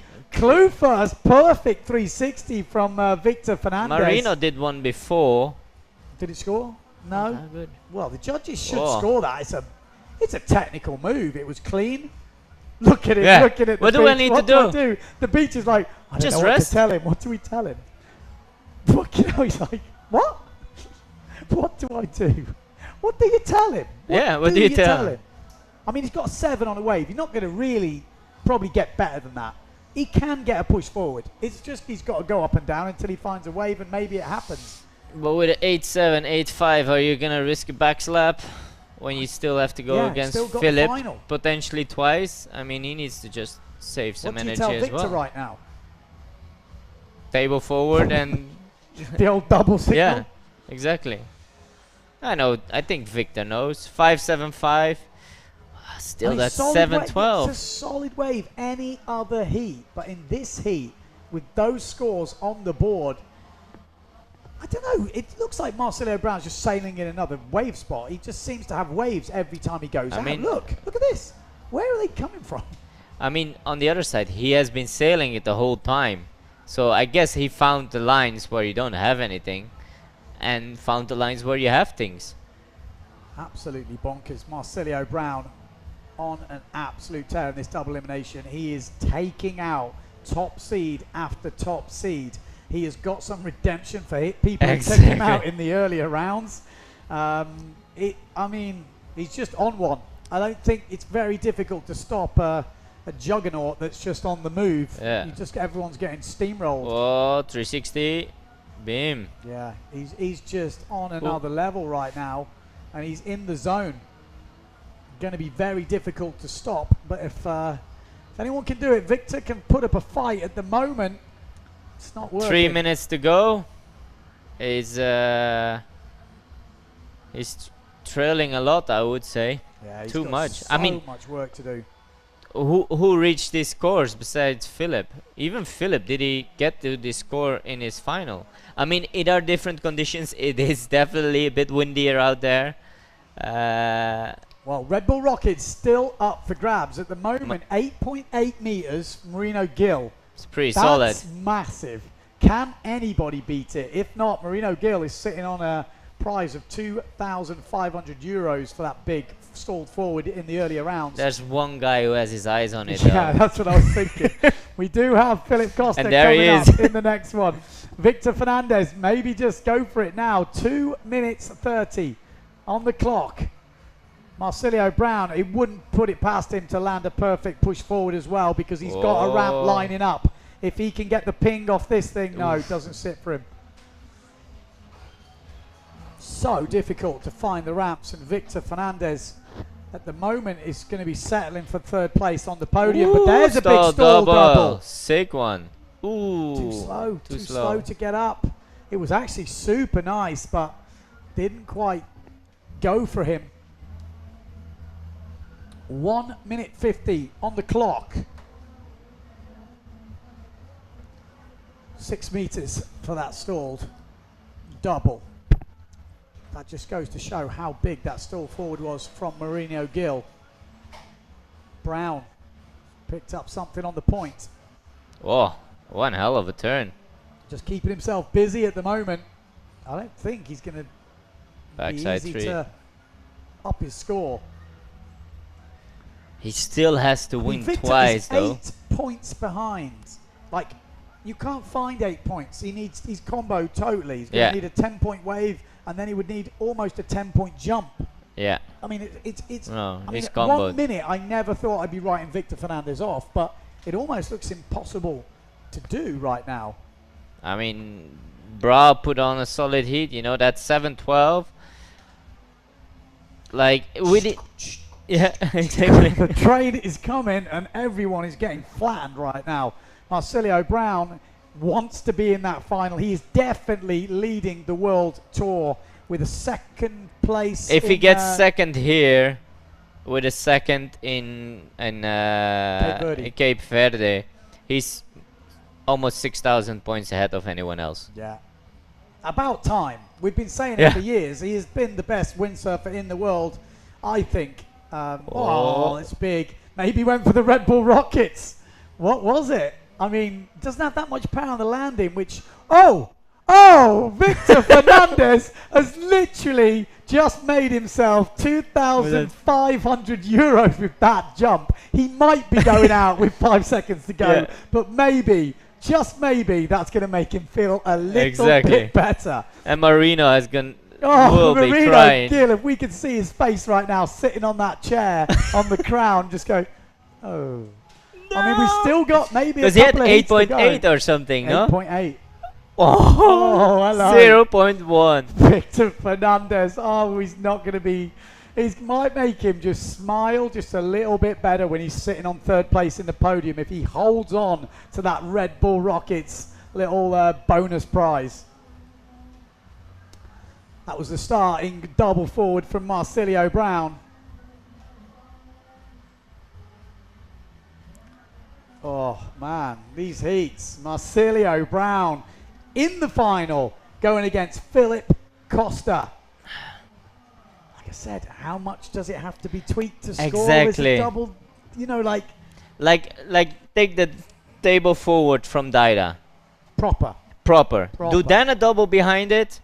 Okay, maybe then it changes everything. I'm going to ask you, be critical. Was that a table double? Honest, the opinion. No, I think he has done better. I do. It was a donkey kick double. Yeah, it's a tweaky one. Yeah. But it's again, the rules. This rules is what are the we rules. said at the beginning. There's a very big grey area. When is it a table? When is it tweaked enough? This is the problem. Should it count as the same move? Sailors voted for yes. We have seen more table forwards and more table doubles in this event than any other event I have ever judged. I haven't judged it. I've been in the commentary booth. Yeah, I'm losing it. I've seen that you have ever seen. Oh. It was that Victor gave it a very good run, though. This is I mean, he's been pushing it. Oh, just backwinded. Oh, that was actually pretty solid, wasn't it? And that was that was a rocket. Yeah.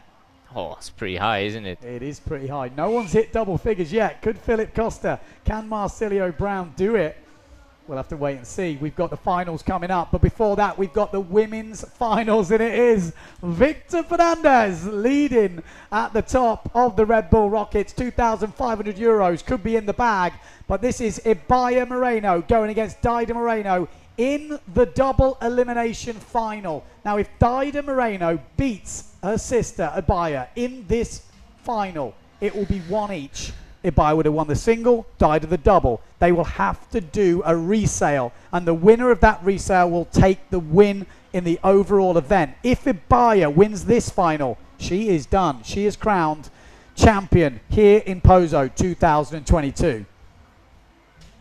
It's gonna be tight. I mean, it is windier than it was in the single elimination. Daida has to put the record straight. That's a backside air. Is she gonna get a frontside turn? Little frontside turn. Is she gonna get the taka in? Opa. Till the rocks. I mean, that's a pretty easy start, but that's gonna be a nice, easy build-up wave she has there. And nice back loop ramp coming. Oh, get it. Just goes down on the landing. Remember, if you're at home watching this, get your phone out, get on the PWAWorldTour.com. You can see the live scores. They are on the website. So have one browser on the action, one on the scores. You can see the live scores updated yourself. Like I say, PWAWorldTour.com. Check out the scores live. Will we see a Red Bull Rockets here? I mean, Daida just took it already, no? In the last one, yes. Yeah. But Bayer could do it, but we know Daida is the one for the big jumps. Definitely, Gotta feel it's going to go that way. Let's see how this plays out. It's getting windier by the looks of it sometimes on the webcam. You see this water starting to fly. I mean, that's what we came to see, you know? I mean, I would have put 0 money down that we could finish a double elimination this week. And we've done the youth, we've done all the eliminations, we've optimized everything from the forecast there was. Big up to Pick for that, and good job, you know. I mean, it is tricky, it is flatter now for a bit, but look how windy it is. The water is flying. Smoke on the water. That's how I think Ibaya said it is sailing in Poto. Oh, is she gonna get a ramp? It's a bit of a slower start for her. She's not finding the ramps. Looks difficult out there. I mean, Definitely super difficult. tricky conditions. It are I the mean, best of the best.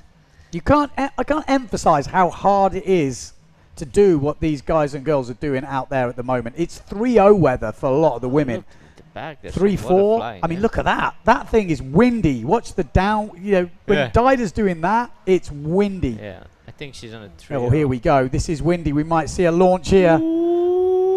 Sick one. Such control when you think about how windy it is out there. Exactly. 4 meter. Well, it's hard to. Yeah.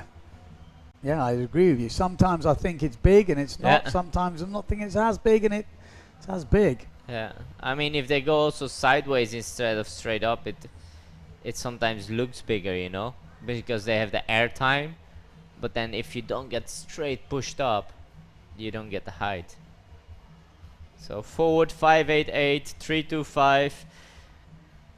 I reckon there's still lots of time on the door. Definitely not a big wave score in there, but we're 4 minutes in the heat and Ibaya is putting her first score down now, and not Ibaya Slayer that she was in the single elimination. I mean the single elimination. Wow. Forward off the lip there. She's been spending a lot of time in Fuerteventura, so starboard tack. And maybe that's why going for the forward just trying off to the get lip. extra points in, you know.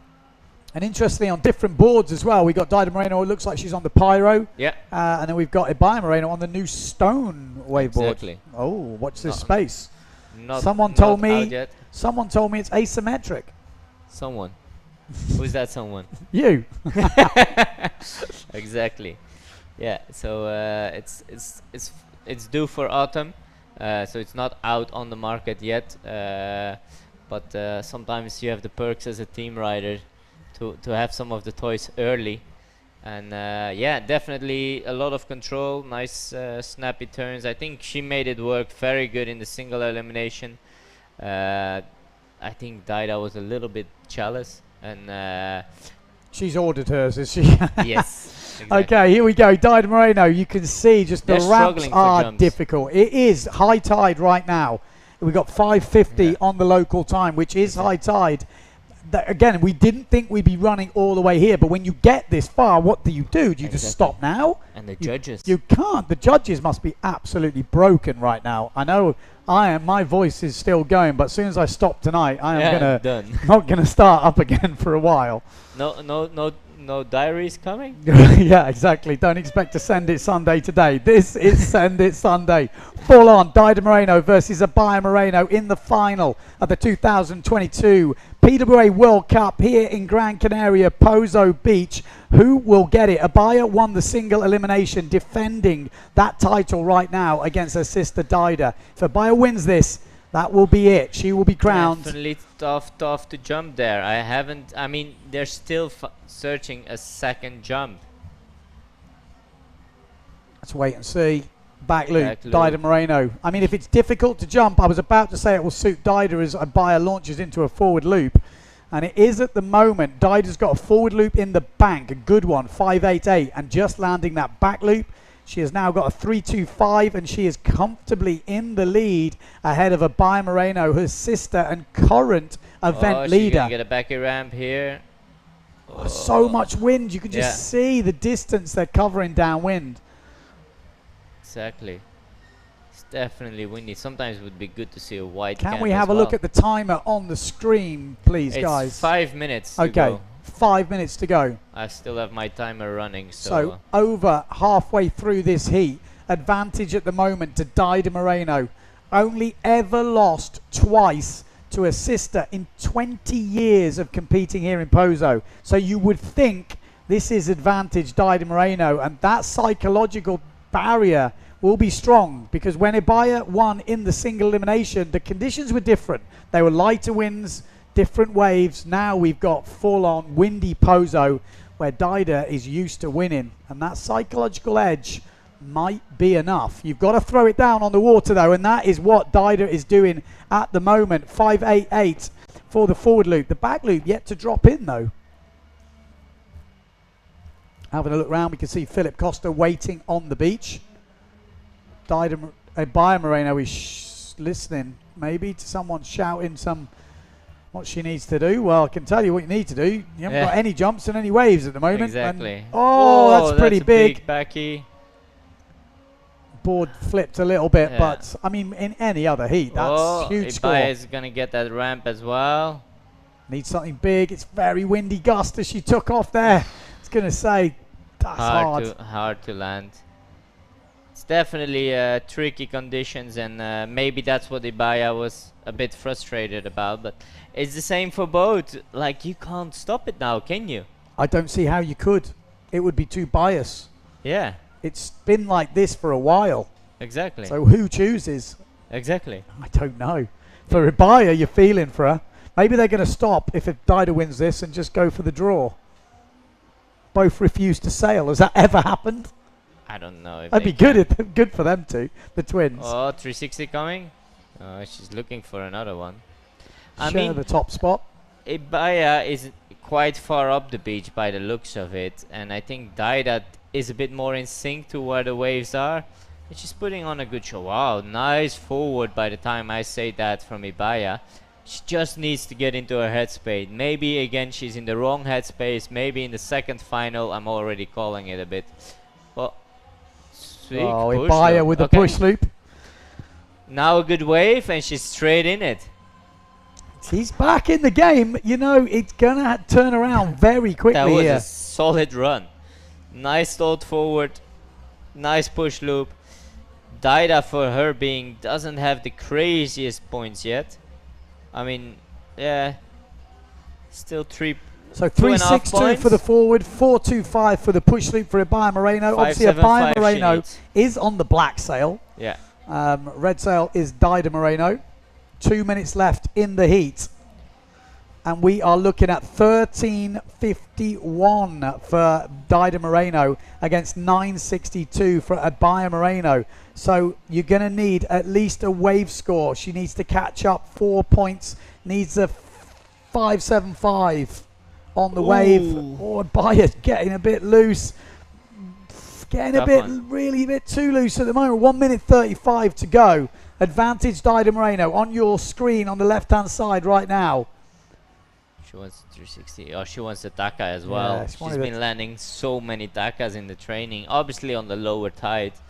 But, I mean, still the sisters, 22 years going. Still going strong.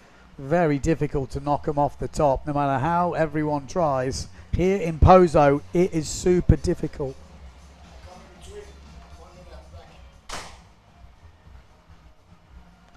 I reckon we're going to have an intermediate with Bjorn in a second. Okay. Sounds like Bjorn might be coming in. Mr. Dunkerbeck. Woo! Okay, let's wait and see. 50 seconds left in this, and it looks like Dida Moreno has leveled the score. If she wins this double elimination heat, it will be 1-1, and they will go for the resale. The winner of the resale will take the competition victory. So it's not all over for Abaya Moreno, but she will need to find some better form in the next heat, because with 30 seconds to go, I cannot see how this can change. Although Ibaya is capable of a massive wave score with 20 seconds to go. She just needs the wave, and that is easier said than done. But bottom turning into something. What's she got for us? Goes for the 360, but that would is have it. done it if she would have landed it. I mean, at this point of the heat, that was a decent choice to go for.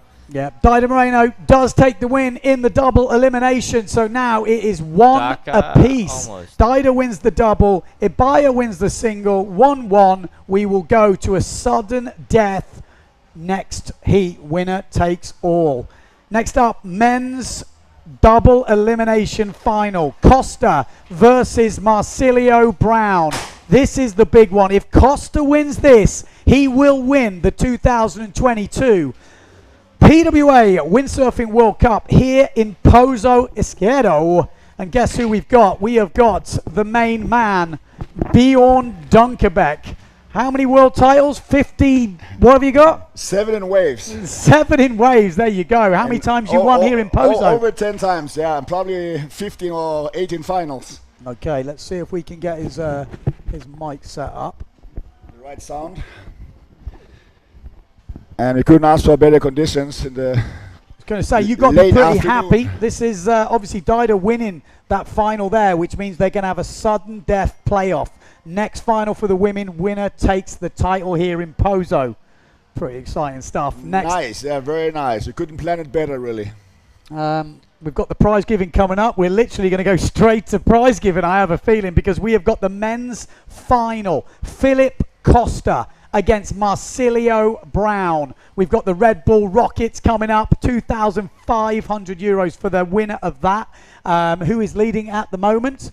Victor Fernandez stole it off Marino Gill. So straight back to the water. Yeah, 20 seconds to go. Yellow sail, Marsilio Brown. Enjoy it. I'm going outside again. Thank you very much. Cheers, Enjoy, Bjorn. everyone. Good job, mate. So Bjorn Dunkerbeck obviously back again, organising the Dunkerbeck family, organising this competition now here in Pozo. We are expecting bigger things. How can it get bigger than this? Watch for next year as we are kicking off. Marsilio Brown, yellow sail. Philip Costa, first look at him today. And the wind is the wind dropping? I know, he's on a 4-0. Oh, right, 4-0. So the wind is dropping. Here we go. Oh, that was a scary looking stall double, but that's how you want to start. That's how you land it. Marsilio Brown, here we go. What's Costa going to answer back with? Tabletop double to kick things off. Pretty good kick? Good kick, but wet landing. The body was wet. The judges have been looking at that. I'm glad I'm not a judge. I don't even know how you judge these doubles anymore. I'm seeing double after seeing everything that we've seen today. Exactly. Definitely maybe a touch advantage, Philip, although he has that table forward now in the back. I think he wants the table double, and I think he wants to push forward. I'm not even sure he's going to go for the stalled. He's going to go for a stall double. Let's wait and see. I'm calling it. Is he going to go for the Red Bull Rockets? We've got 11 minutes. 1 minute gone. We've already seen plenty of action. 888. They did like it. The judges, by the look of it, did like that proper tabletop in it. Yeah. You've got to see the proper table. 888 for Costa. So advantage Philip Costa. Felipe. Yeah. Right, on. There we go. Slightly disappointed. You can see her by there. She's been in that situation plenty of times. Too many times, maybe. Yeah, she knows she's got to go again as well. But Marsilio Brown heading out. Needs to throw down the jump scores and then get busy with the waves. We could see this heat just coming down to the wave scores. I'm pretty sure it will. They're quite equal on jumps, you know. Philip. And who's going to have the most time to ride? Maybe it's going to come down to that. Are we going to get a push forward from Philip Costa? He is one of the best in the business at the push forward. Just needs the opportunity. Doesn't get it on this run. 10 minutes to go. Who's your money on out there? Who you betting on? Is Marsilio Brown going to do a massive comeback today? Can he take out Philip Costa twice? But can he take out Philip Costa twice? I don't know. That is hard. Can he claim his Pozo win finally? He hasn't won Pozo yet to my standings. No, I don't think so. We're going to have to wait and see. They've got to, it's not all about jumping though. They are going to have to find waves. And it looks like it's Marcelio Brown that's going to try and ride the first wave. Big backside slash, throwing the fins out. Bit of a crumbly section and takes the tacker option. Doesn't manage to squirt it round. Maybe on the full high tide, it might have dropped off a little bit, you know. Let's see.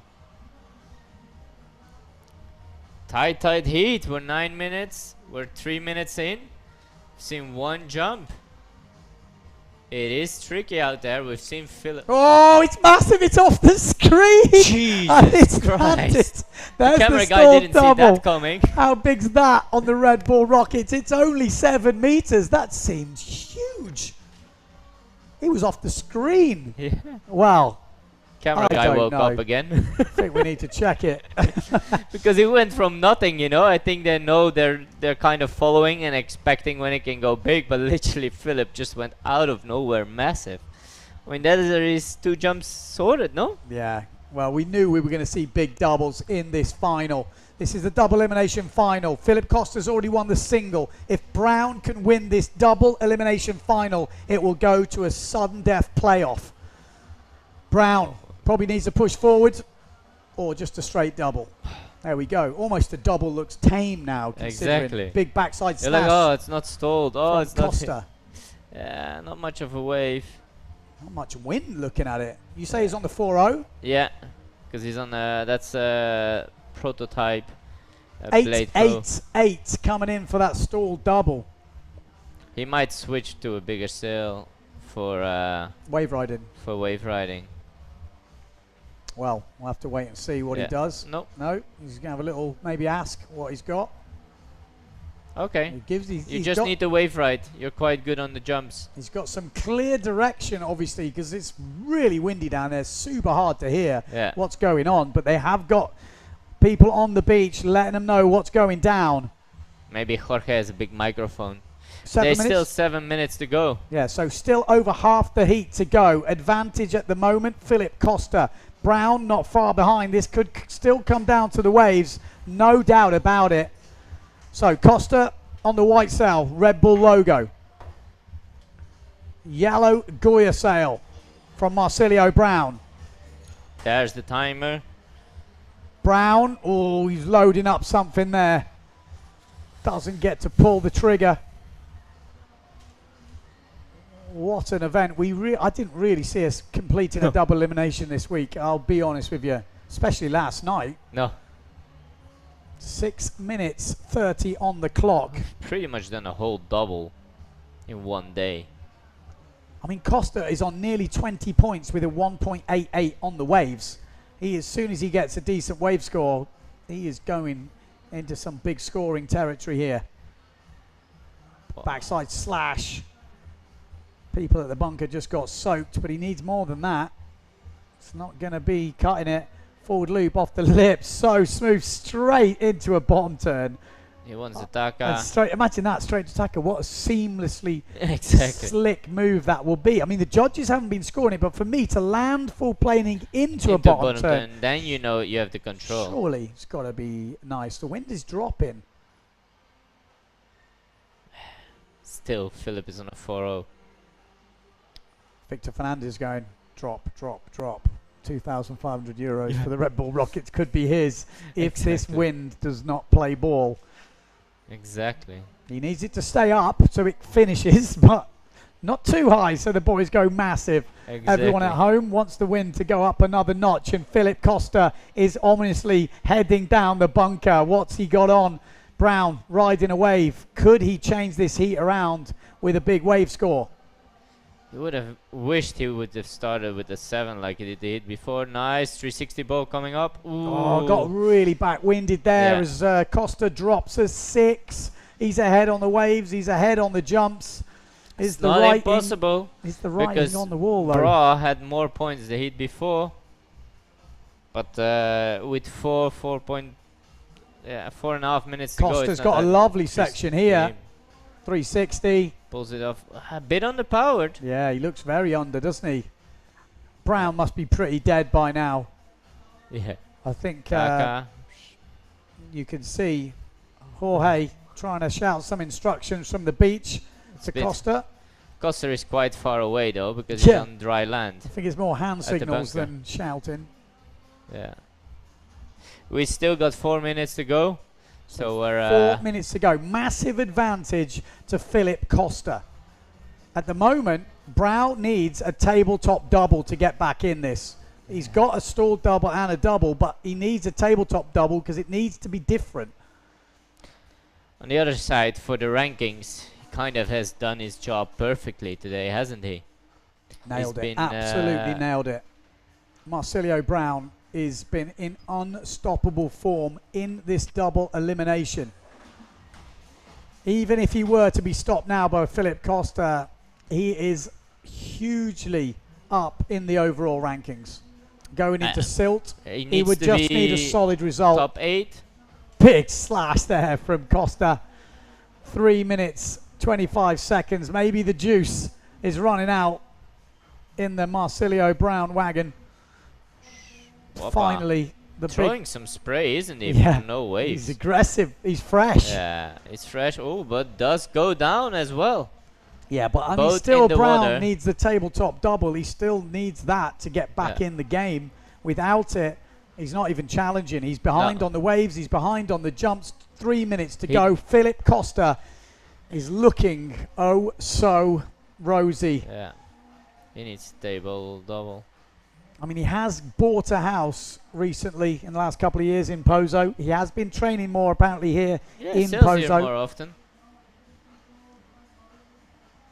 Won his first final 13 years ago, 2009. Yes, at 15 years old. Before the event, I looked the heat back, and it's just like insane to think that a kid of 15 could sail like he did now.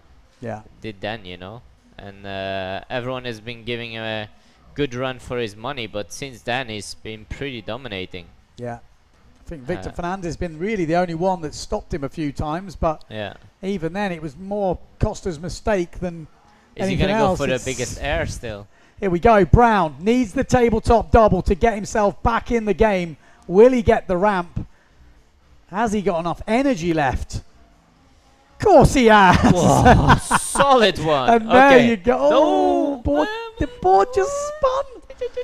I don't know. I mean, well, the judges have got a higher view than us, so they will drop the score. But Brown is still throwing it down. Yes. How many doubles have he spun today? Man, he'll be getting dizzy. Crazy. Absolute crazy. Costa, what's he got for us?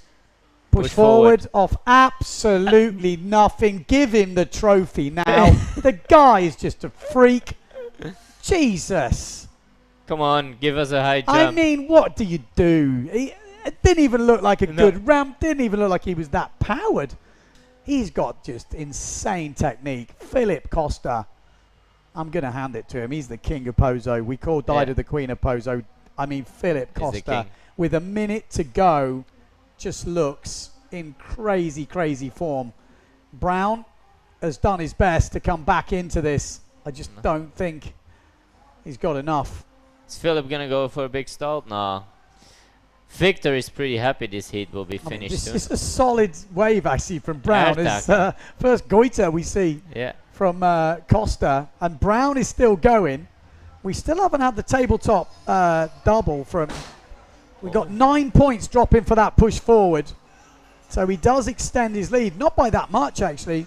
Which I feel is a bit harsh, the push forward. I feel like it should score a bit more. We haven't seen many in the competition. We've seen a lot tried, not a lot completed. 15 seconds to go. It's not going to be enough. And I think we have the 2022 PWA Gran Canaria Windsurfing World Cup winner, Philip Costa. What a performance from the big man. I mean, if ever you doubted him, thought, wow, maybe Brown's going to come back, you just see that performance and you realise he just looks so calm. Before the competition, I tipped him for the win. I tipped Brown for second, I'll be honest. And, I didn't get the third places right, but top two, those are the boys that looked like they had it in the training. Did Brown block your third place? Oh, that was a sick table double, huh? When it's like that, I like to see it. I actually had Mark for an upset. Yeah. But Mark lost to Brown and Costa. So we'll He's never gonna know. be looking at everything and going like, why? We'll never know. We'll never know. But yeah, Push superb forward, performance. 9-5. I know one Spaniard who's very happy as well. Victor Fernandez. snatching You it. are right. Victor Fernandez has just won the Red Bull Rockets. Philip Costa has won the main competition. Massive comeback from Marsilio Brown in second. And Victor still gets on the podium. Podium and winning the Red Bull Rockets. Maybe makes the most prize money of everyone. Next up, we're going back to the women's double elimination final. Here's the Sudden push death. forward. I mean, that for me. Where's the wave? I mean, how? Such a good technique. Ridiculous. There he is. Philip Costa taking the win in 2022. He never really looked in doubt for me. Actually, the biggest scare he had was probably Thomas Traversa. A double on the last run could have took him out. Yeah. But it wasn't to be in the end. Brown, he's probably pretty broken now. He's been training pretty hard. And I think it all came out. Yeah. Exactly. I'd like to be a fly on the wall for that conversation. Yeah, exactly. Probably I saw you. I couldn't see how many doubles I've done. I lost it. Lost count. Who are you? What's your name? Who am I? In the meantime, we're straight into the next heat. The next heat already has started. Okay, so women's final. I don't think we're having a break. I think we're going straight into it. Sudden death. Abaya Moreno going against Dida Moreno is on the water right now. Winner takes all. Costa wins. Brown second. Fernandez third. Who will be on the top of the podium in the women's? Here's Abaya. Dida, sorry, exactly. Goes down on the back loop. Could we see an upset? An upset for me would be Abaya leading, winning exactly. this in some windy, horrible waves. Pozo, let's be honest, let's not sugarcoat it. This is pretty horrible out there. Exactly. If they are making this look good. Exactly, they're making it look very good. So far, I think Abaya doesn't have a score yet. Yeah, I mean, it's been amazing. I would like to keep focus on nice wave ride. Just falls off the back. I mean, tough start. I hope Abaya can reset herself a little bit and just accept the conditions we are sailing in and not hope of any cancellations or anything like that. It's the same for both. And you just need to, at these times, even if you, I mean, for me it's easy to tell, like, just go and do it. It's only also for these girls, you listen to them, they're like, as long as they're both on the podium in the 1 and 2, they're happy. Yeah, exactly. When one of them isn't, here we go. Stalled forward. Still forward from Abaya, quite light on the landing. She just hooked in by the looks of it. Okay, makes sense. There we go, Costa and family.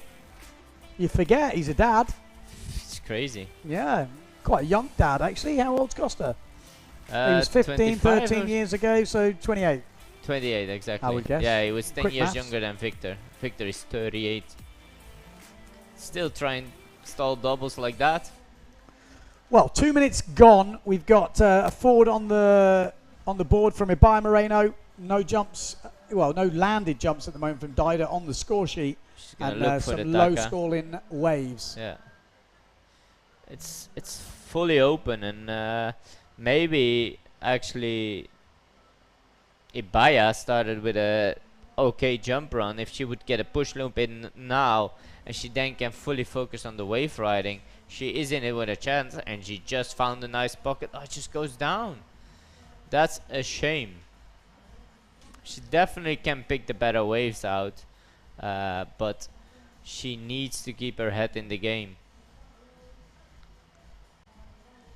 It's the same for both. It's difficult conditions. If you would have a pan out shot from the beach, you would be surprised how good the guys made it look for the conditions they were.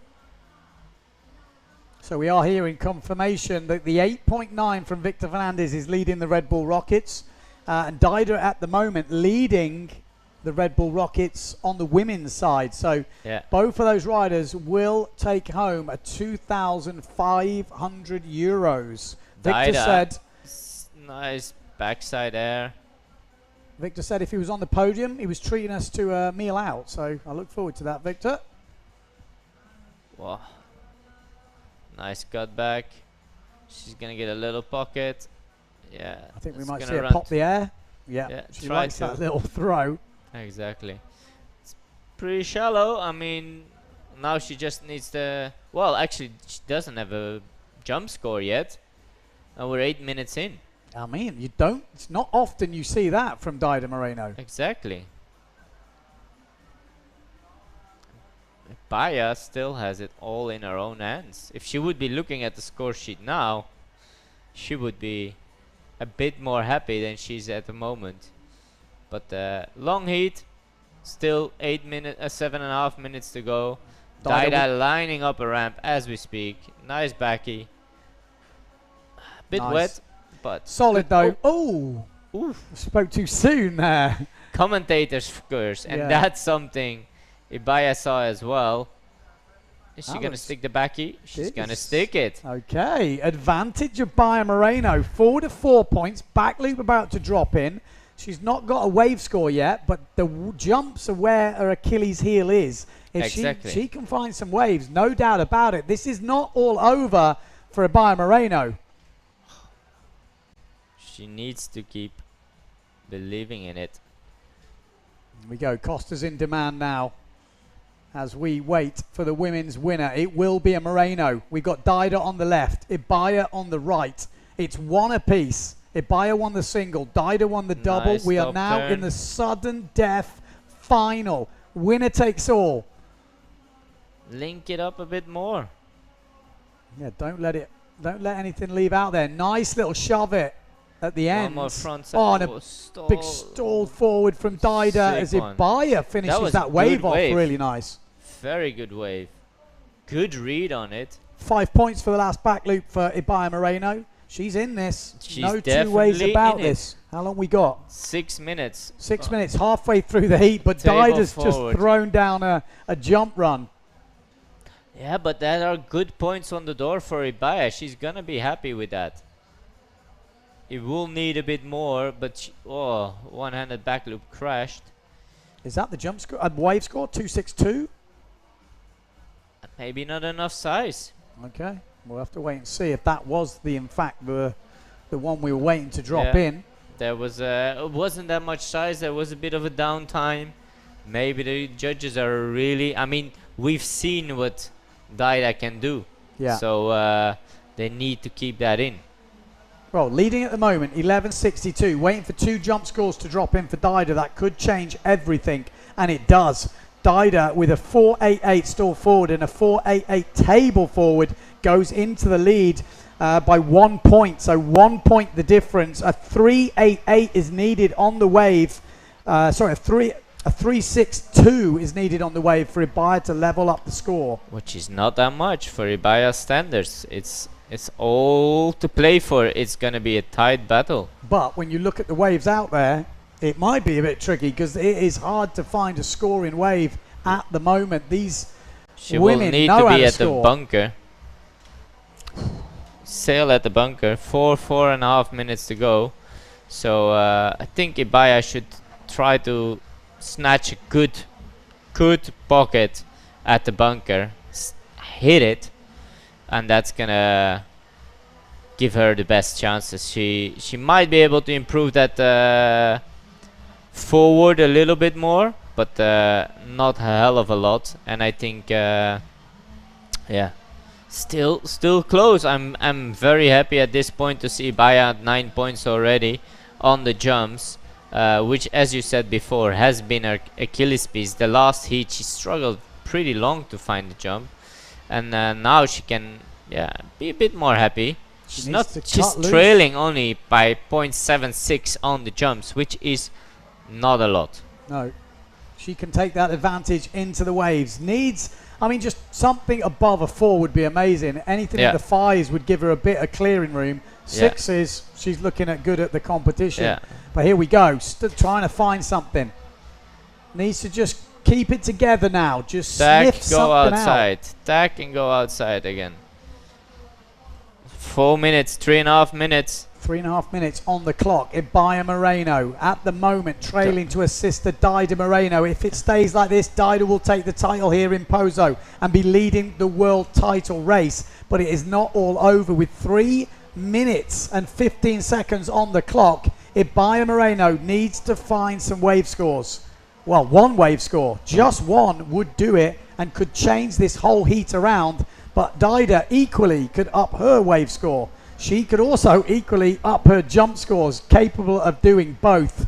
Ibaya Moreno as well, a 4-point forward. She can get better than that. She can get a point on a good forward ramp. Here we go, 2 minutes 50 on the clock. Ibaya trying to hunt something down on the bunker. I mean, to see these two straight in the final again, you know, I've seen so much improvement in the girls' level, but there's always a big but.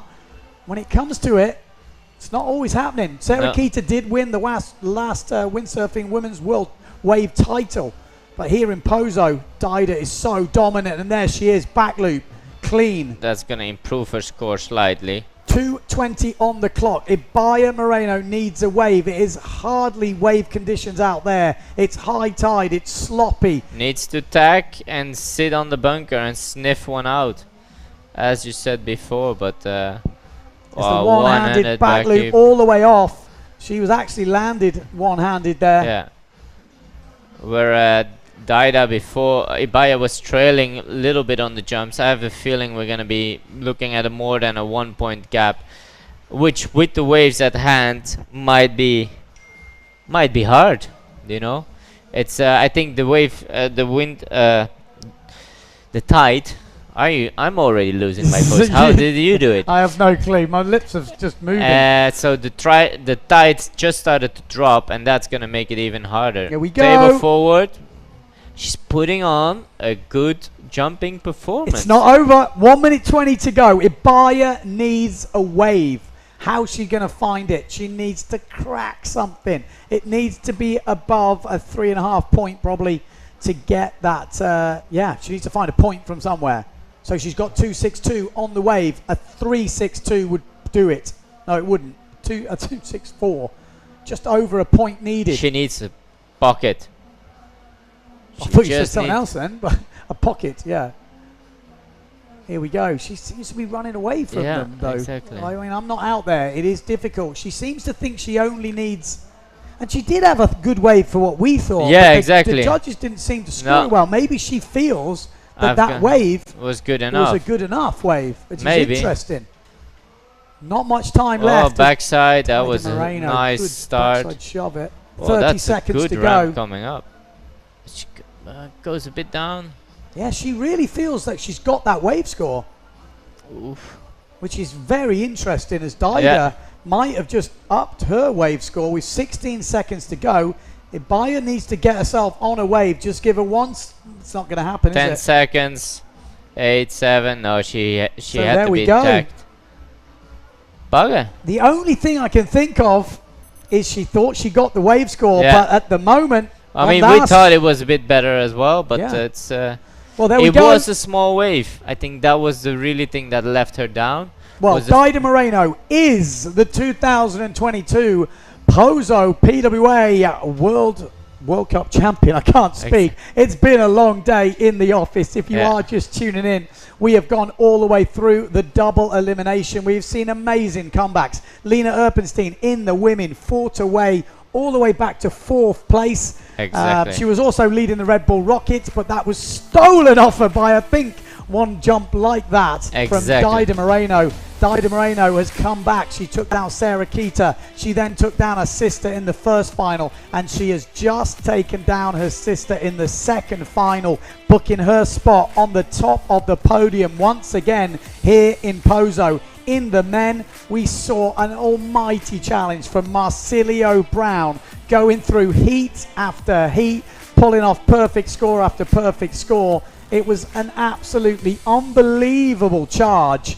In the end, though, there was one man that stopped him, and it had to be him, didn't it? The king of Pozo. We're going to have to call it him that now. Philip Costa. He won his first final at 15 years old in 2009, and he has just won the 2022 PWA World Windsurfing Championship.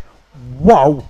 King and Queen stand. Yeah, I mean, they are unstoppable, it looks like, here in Pozo. Yes, there's the odd blip over the years, but usually, in the end, those two are on the top of the podium. It's absolutely insane. Victor Fernandez taking home the Red Bull Rockets €2,500 prize purse. Dido Moreno taking home the €2,500 women's prize purse. Dido first, second place Ibaya Moreno, third place Sarah Keita off Ringer. Men, Costa, first place, second place Marcilio Brown, such a good comeback for him today, and then third place Victor Fernandez on the podium once again. And family time. Yeah, she didn't organise the event this year. Obviously, the Dunkerbecks are organising it, so just got to spend all that time. How old's the baby? Is that the first win?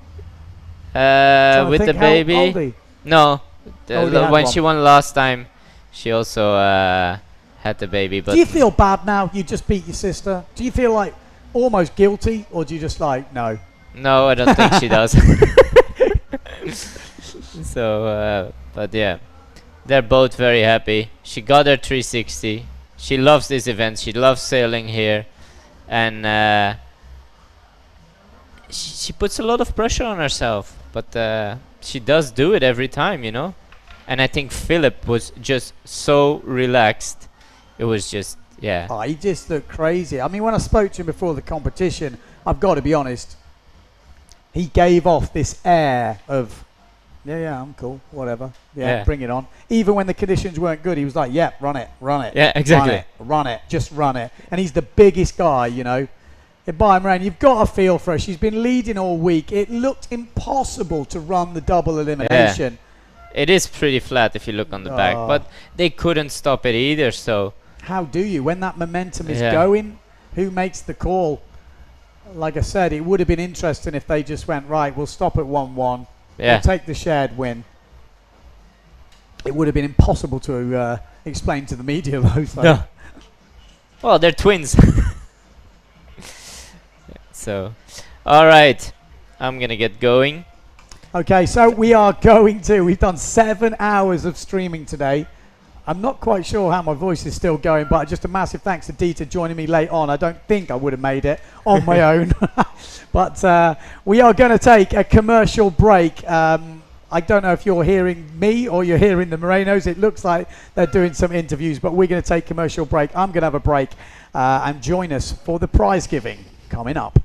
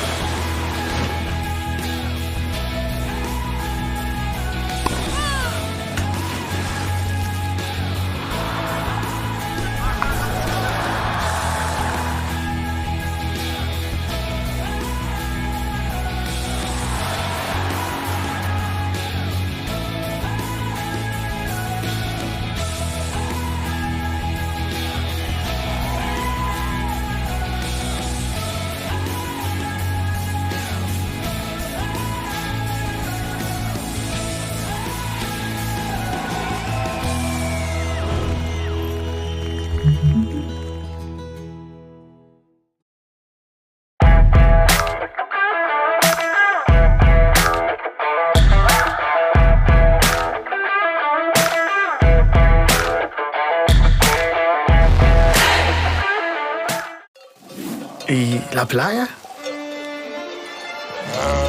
¿Cuándo fue la última vez que probaste algo nuevo? ¿Puedo hacer esto todos los días? Sí, ¿Puedo cruzar la isla caminando? claro. O cabalgando si quieres. ¿En qué puedo ayudarle, señor? Bonjour, madame. ¿Es posible cancelar mi vuelo? ¿Qué es esto? Esto es nuestra flora autóctona. Oh. Y hay más. Mucho más. ¿Será por esto que sonreímos tanto? ¿O será por esto? Porque cada día es un nuevo descubrimiento. Dale un giro a tu vida.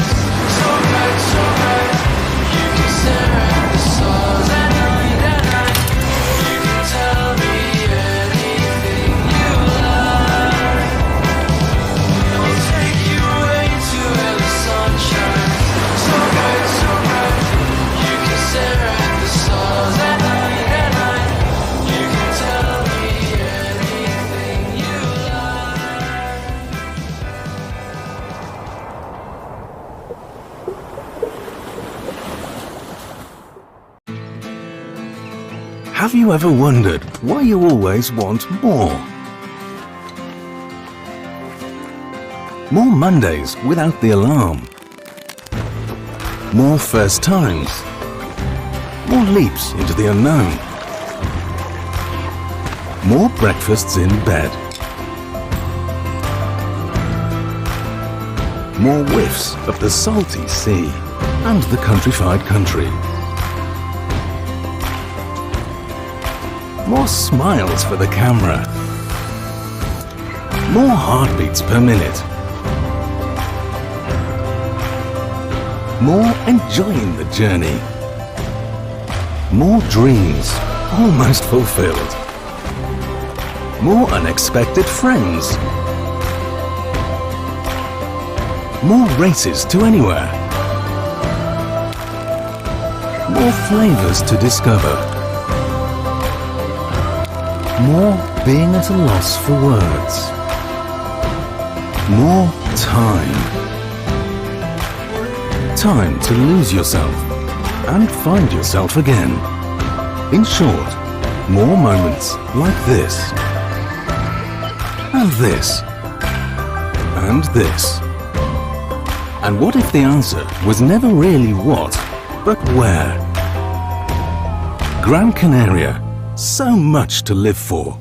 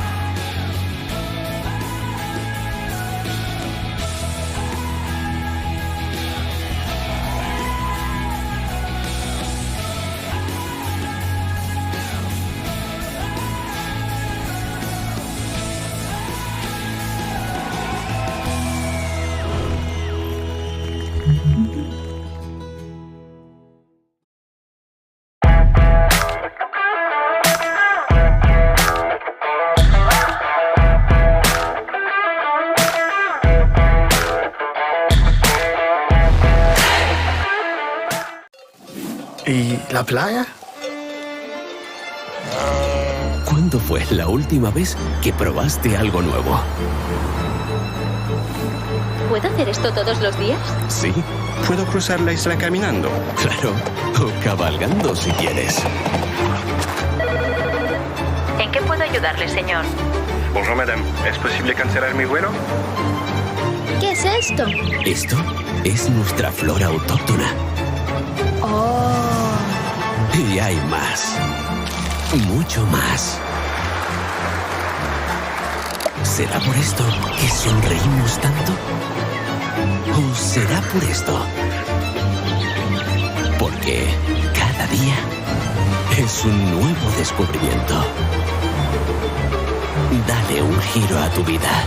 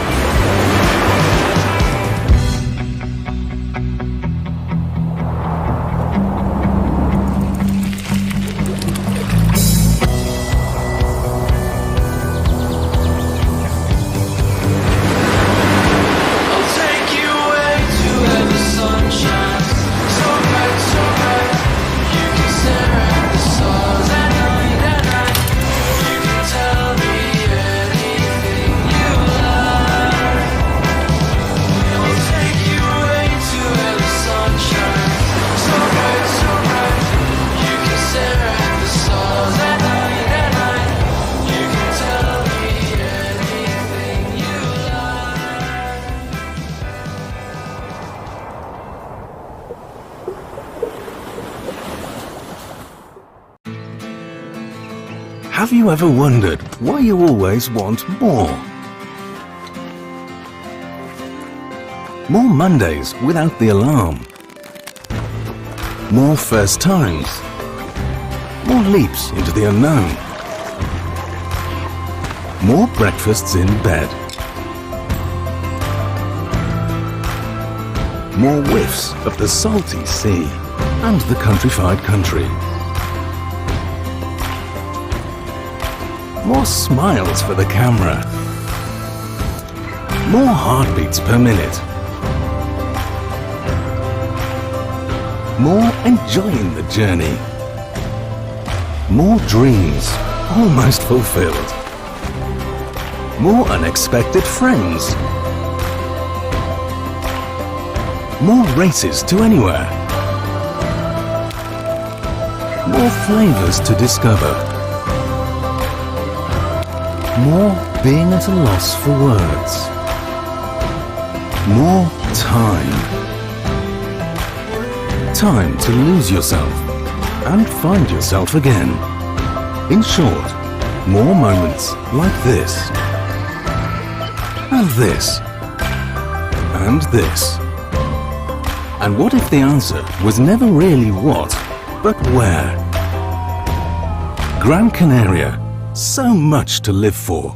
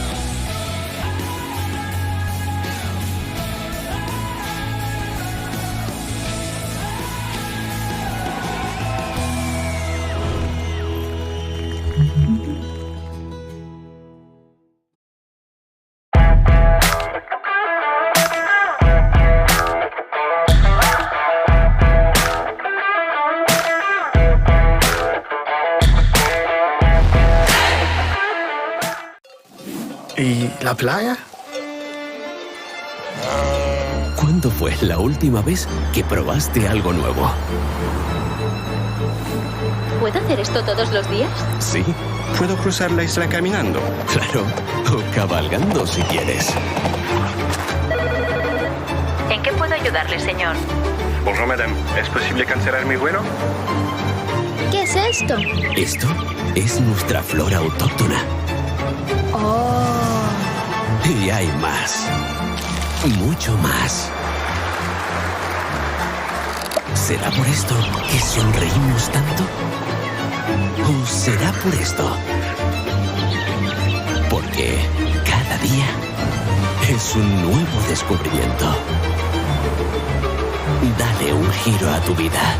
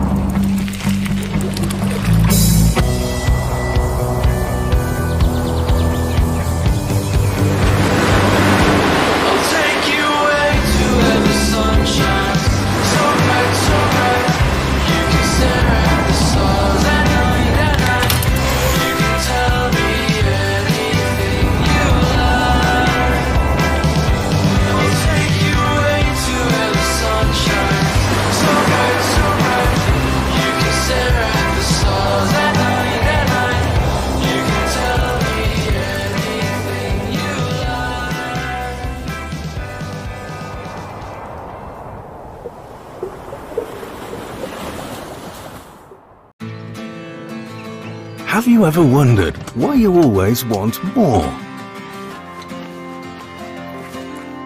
More Mondays without the alarm. More first times. More leaps into the unknown. More breakfasts in bed. More whiffs of the salty sea and the countrified country. More smiles for the camera. More heartbeats per minute. More enjoying the journey. More dreams almost fulfilled. More unexpected friends. More races to anywhere. More flavors to discover. More being at a loss for words. More time. Time to lose yourself and find yourself again. In short, more moments like this. And this. And this. And what if the answer was never really what, but where? Gran Canaria. So much to live for.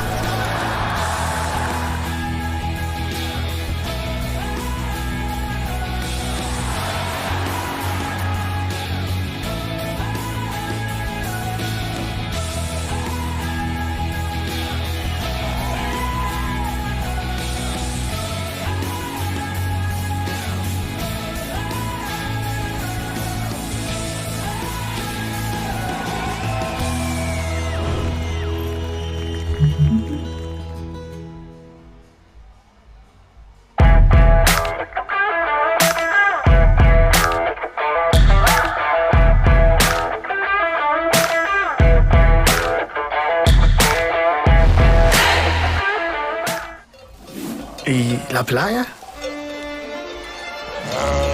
¿Cuándo fue la última vez que probaste algo nuevo? ¿Puedo hacer esto todos los días? Sí, ¿Puedo cruzar la isla caminando? claro. O cabalgando si quieres.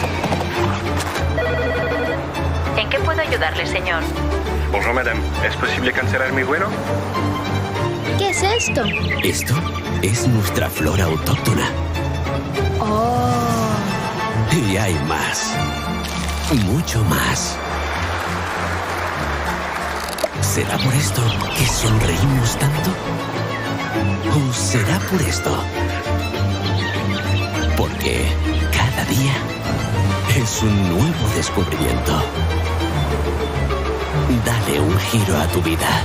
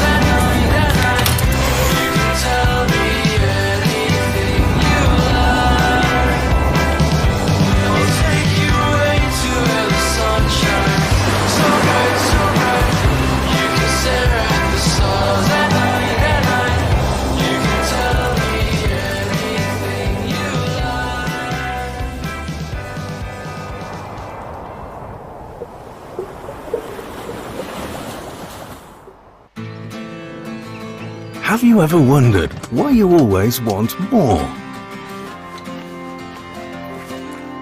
More Mondays without the alarm. More first times. More leaps into the unknown. More breakfasts in bed. More whiffs of the salty sea and the countrified country. More smiles for the camera. More heartbeats per minute. More enjoying the journey. More dreams almost fulfilled. More unexpected friends. More races to anywhere. More flavors to discover. More being at a loss for words. More time. Time to lose yourself and find yourself again. In short, more moments like this. And this. And this. And what if the answer was never really what, but where? Gran Canaria.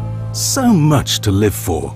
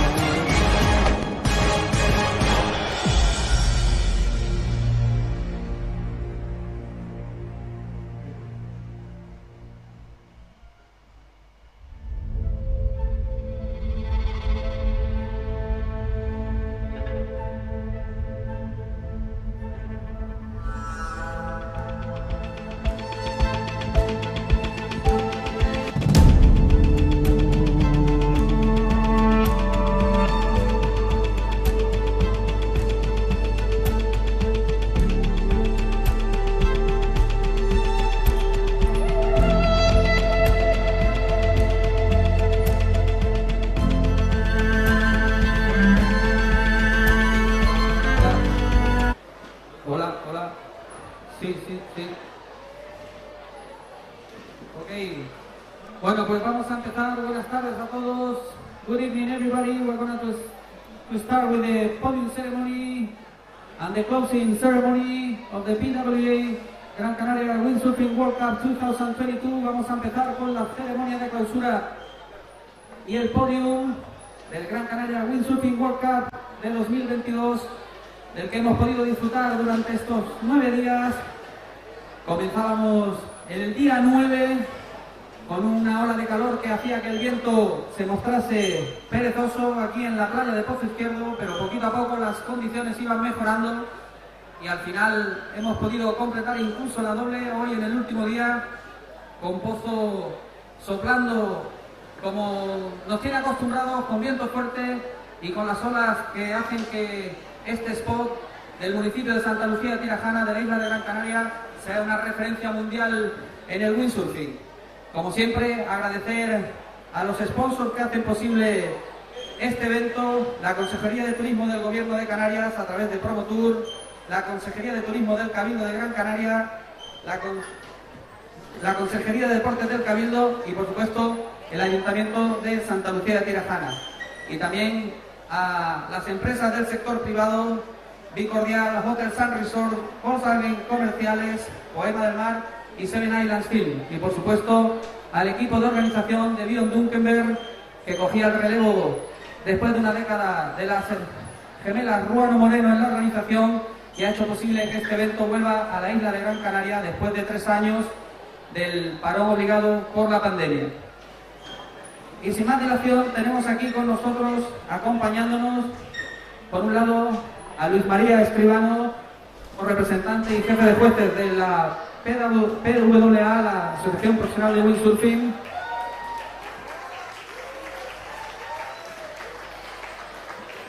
A Björn Dunkenberg como representante de la organización.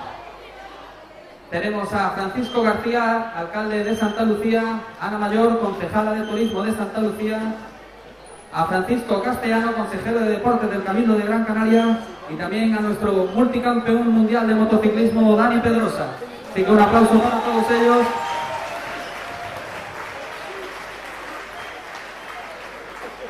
Que nos acompañan hoy aquí, y vamos a pasar a oír en primer lugar a Ana Mayor, concejala de Turismo de Santa Lucía. Buenas tardes a todos y a todas. Nada, simplemente felicitar a los ganadores y, como no, a todos los riders que han participado en este campeonato. Y nada, simplemente agradecer a Dios, la organización, a su equipo, darle la enhorabuena y nada, esperar que el próximo año podamos contar con las condiciones más óptimas para la celebración de este campeonato, y espero que lo hayan podido disfrutar. Muchísimas gracias. Y ahora vamos a escuchar a Francisco García, alcalde del Ayuntamiento de Santa Lucía de Tirajana. Buenas tardes a todas y a todos. Reiterar las palabras de mi compañera Ana Mayor, concejala de Turismo del Ayuntamiento de Santa Lucía. Agradecer al Cabildo de Gran Canaria, aquí representado por el consejero de Deportes, al Gobierno de Canarias y a todos los sponsors que han participado en la realización de esta prueba.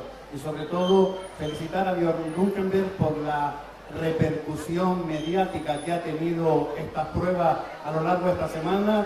En diferentes países del mundo se ha oído hablar de Gran Canaria, de Santa Lucía de Tirajana y de Pozo Izquierdo. Y cómo no, animarle para que empiece desde mañana en la organización del evento del año 2023. Muchas gracias y buenas tardes.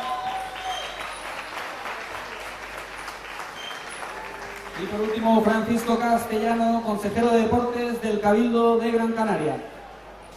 Gracias, buenas tardes. La verdad que es una prueba, un mundial, no un mundial más, un mundial de velocidad donde se han dado todos los ingredientes, velocidad en el mar, velocidad sobre las 2 ruedas y sobre todo una transición de las hermanas Ruano a Dunkenberg, que estoy seguro, Dunkenberg, como dije el día de la presentación, que vas a hacer esta prueba mucho más grande.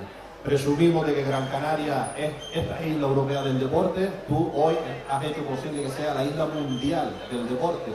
Y por lo tanto, agradecerles a todos los que han venido a participar, a competir, que se vayan con un magnífico recuerdo, a los patrocinadores y a todos los que sumamos para que un año más esto sea una realidad y volvamos a estar el próximo año todos aquí. Enhorabuena y felicidades.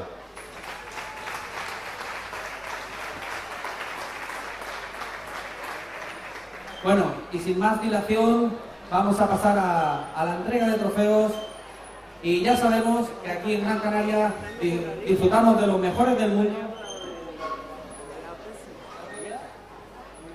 Bueno, quieren que hable también el jefe de jueces, que me había pedido no hablar.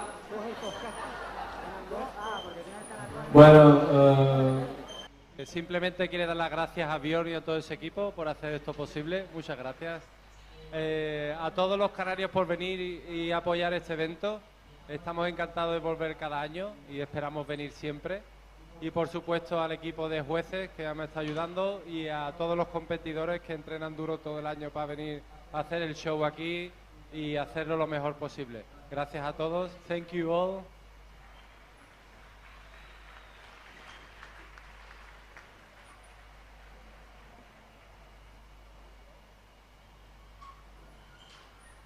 Bueno, pues una vez concluida la ronda de participación, vamos, como decíamos, aquí no solo disfrutamos de los mejores del mundo en la categoría senior, sino que apoyamos el deporte desde la base y tenemos también a todos los niños y niñas que son el futuro del windsurfing, igual que el presente, eran hace unos años el futuro que hoy día estamos disfrutando, y hemos también disfrutado pues todas estas categorías inferiores, empezando por los chicos sub-15, que vamos a pasar a llamar en primer lugar al podium. So we are going to call for the first podium to the under 15 years old boys, because we support the sport from the with all the youth here, all right? So the boys under 15, please get ready. Vamos a llamar al podium sub-15. En tercer lugar, Javier Escribano, el rider gaditano.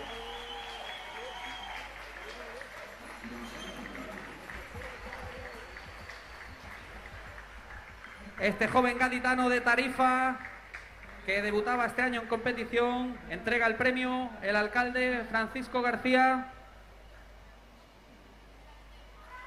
Ahí lo tenemos. En segundo lugar, Arthur van der Brande.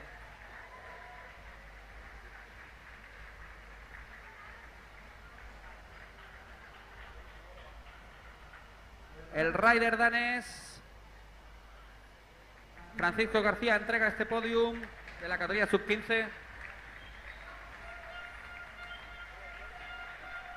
Francisco García, alcalde, va a hacer este podium entero. Y en primer lugar, el campeón de la categoría sub-15, de la categoría de los más jóvenes, Peter Govish.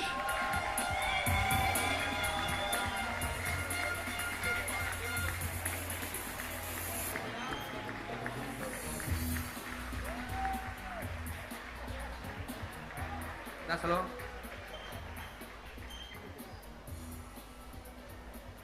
Y ahí tenemos el podium de la categoría sub-15.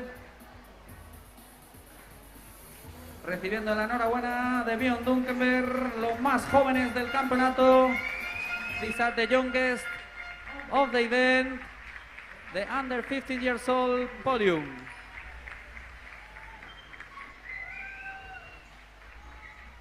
Y a continuación vamos a llamar al jefe de la PWA para entregar el podium de las chicas sub-17. Under 17 years old girls. In third position, en tercera posición, Ana Julia Picalia. Entrega a Pi.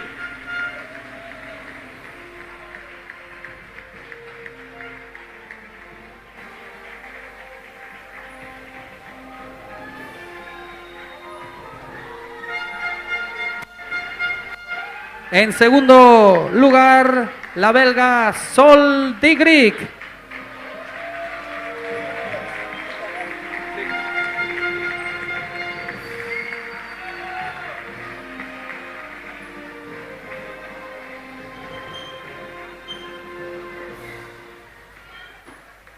Y campeona de la categoría sub-17 desde la isla de Tenerife, María Morales.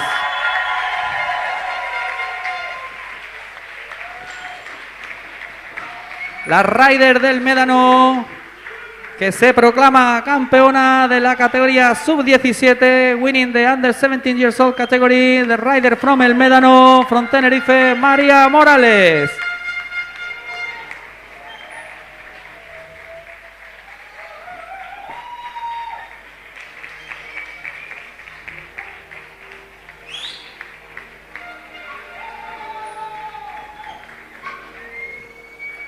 Y continuamos con la categoría sub-17 de chicos.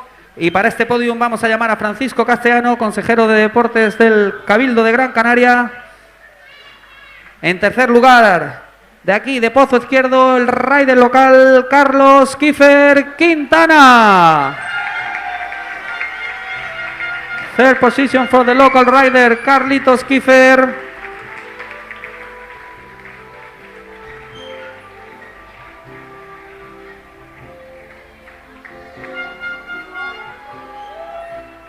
En segundo lugar, el alemán Anton Rittger.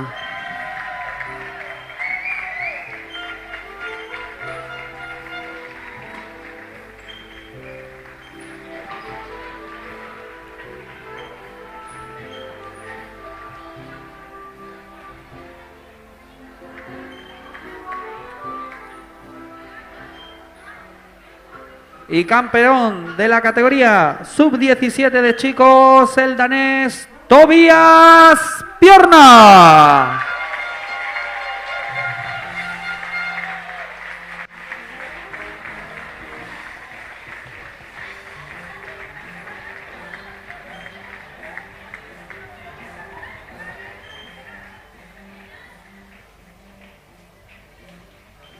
Y ahí tenemos el podio de los chicos sub-17 y a continuación vamos con las chicas de nuevo ahora, la categoría sub-20 y vamos a llamar a Ana Mayor para entregar este podium, concejala de turismo de Santa Lucía.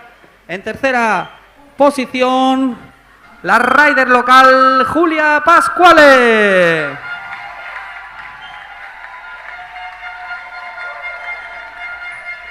Ahí tenemos a Julia, que sufría hoy un golpe con el mástil, y es que estamos hablando de windsurfing en condiciones extremas, y recibía unos puntos de sutura y se corona como tercera en la categoría sub-17. Segunda posición para la rider tarifeña Isabel Triviño Delgado.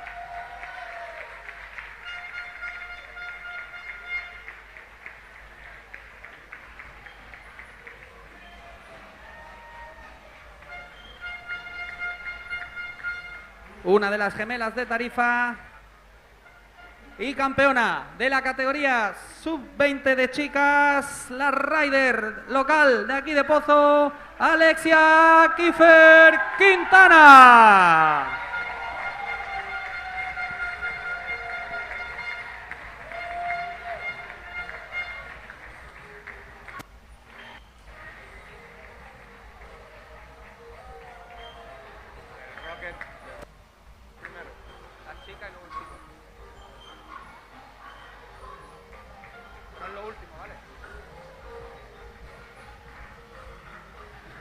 Y vamos a continuar con el podium sub-20 y para ello, para este podium vamos a llamar a Dani Pedrosa, nuestro multicampeón mundial de motociclismo. En tercera posición, desde Japón, Hayata Ishii. Hayata, ahí viene corriendo el menor de los hermanos Ishii. The youngest of the Ishii brothers in third position in the under 20 boys.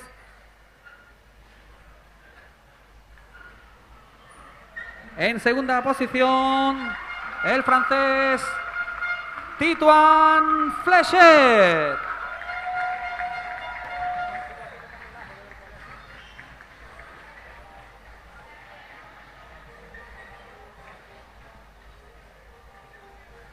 Y campeón de esta categoría sub-20, el rider local, el hijo de la leyenda, Liam Dunkenberg.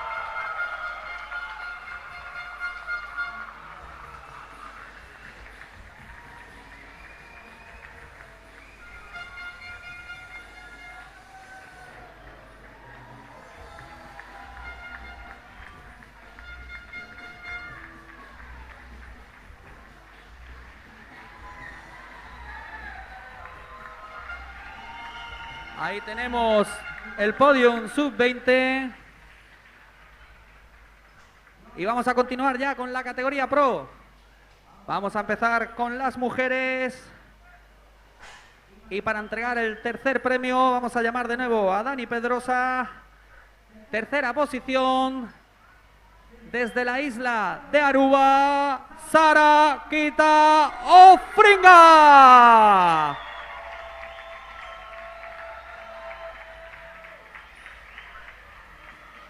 La multicampeona de freestyle, también la vigente campeona de la última edición del Mundial de Windsurf en Olas en 2019.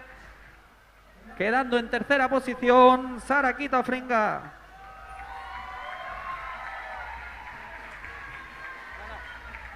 Y vamos a llamar a Ana Mayor para entregar el segundo premio de las chicas. La concejala de turismo de Santa Lucía. Una de nuestras gemelas. De nuestras leyendas vivas del windsurf femenino. Y vaya Ruano Moreno.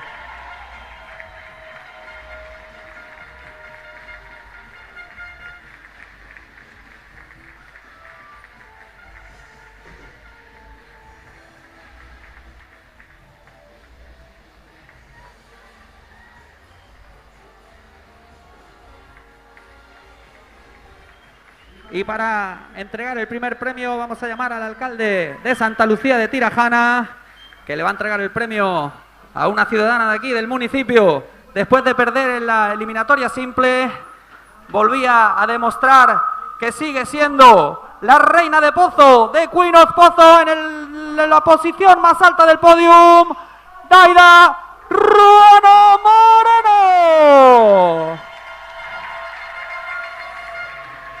After losing in the single elimination, she was able to beat her sister twice to claim the victory once again here in Pozo. The Queen of Pozo going up with Axel, her son, subiendo ahí a lo más alto del podio con Axel, su hijo. Entrega Francisco García.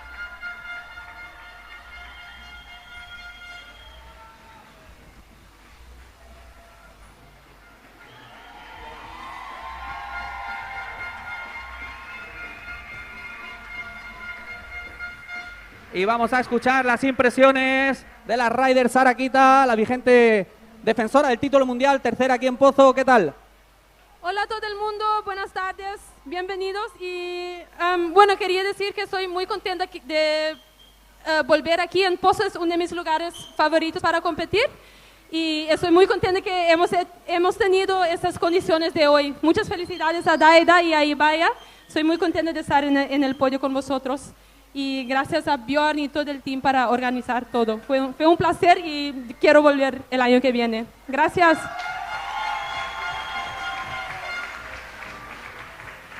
Nada, yo simplemente estoy súper contenta de volver a subir al podio. Mi último campeonato aquí quedé cuarta.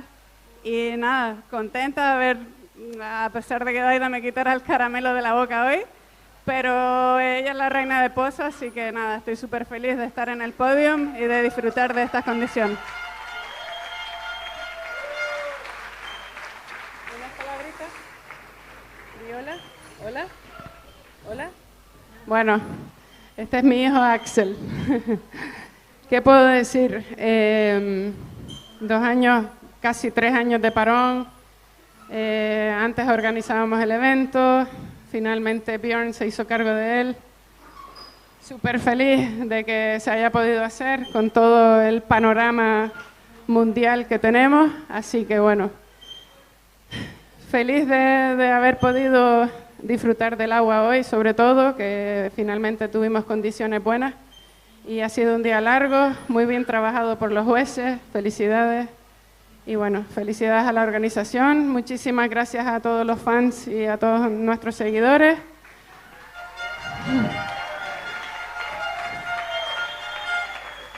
Y feliz de tener a este pequeño conmigo aquí arriba, es un sueño. Y nada, nos vemos el año que viene.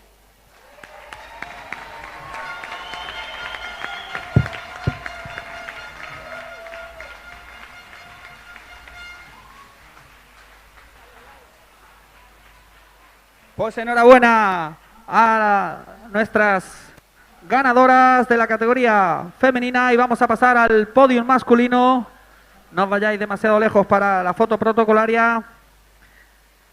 En tercera posición vamos a llamar a Dani Pedrosa para entregar este premio. De nuevo vuelve al podium al que ha subido muchas veces nuestro rider ya veterano desde Almería, Víctor Fernández López.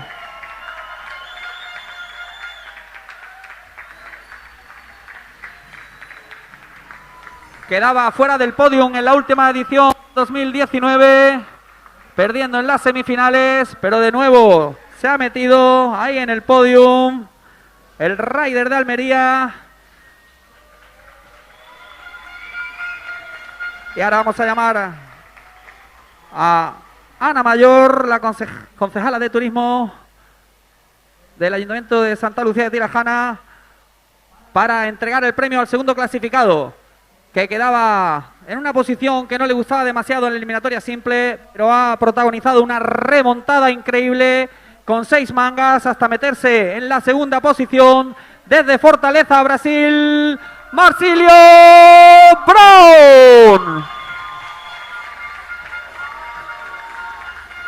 Increíble hoy Marcilio, con 6 mangas, remontando de forma espectacular para meterse en el segundo escalón del podium.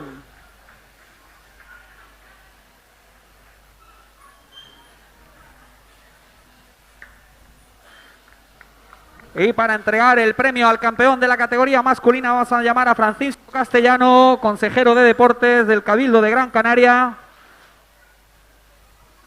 Y bueno, ganaba la simple y volvía a ganar la doble después de quedarse fuera de lo más alto del podium en la última edición en 2019, para reclamar que es uno de los mejores o el mejor aquí en Pozo, nuestro alemán pero canario Philipp Koster, que se ha mostrado intratable durante toda la semana y que vuelve a lo más alto del podium.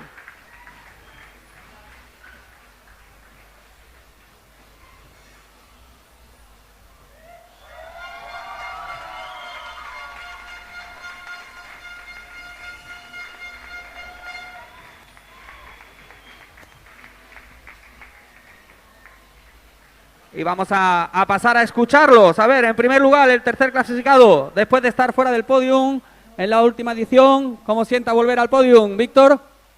Genial, una pasada estar aquí en el podium con dos grandes competidores y grandes amigos y sobre todo el nivel que han llegado a hacer aquí en Pozo, ¿no? Llevo eso de 2006, gané mi primer campeonato, lo dije el otro día, y estamos en 2022 y compartir el podium con ellos es un pasote. Y gracias a todos los que habéis venido a animar, porque eso se nota, a todos os gusta el windsurf es el mejor deporte que hay para nosotros y tener el evento de vuelta es increíble. Así que nos vemos el año que viene y felicidades a los ganadores. Y ahora Marcilio, algunos dudaban después de perder antes de lo que él esperaba en la single, pero ha protagonizado una remontada increíble. Estarás cansado después de 6 mangas, pero contento de esta segunda posición. Sí, muy contento.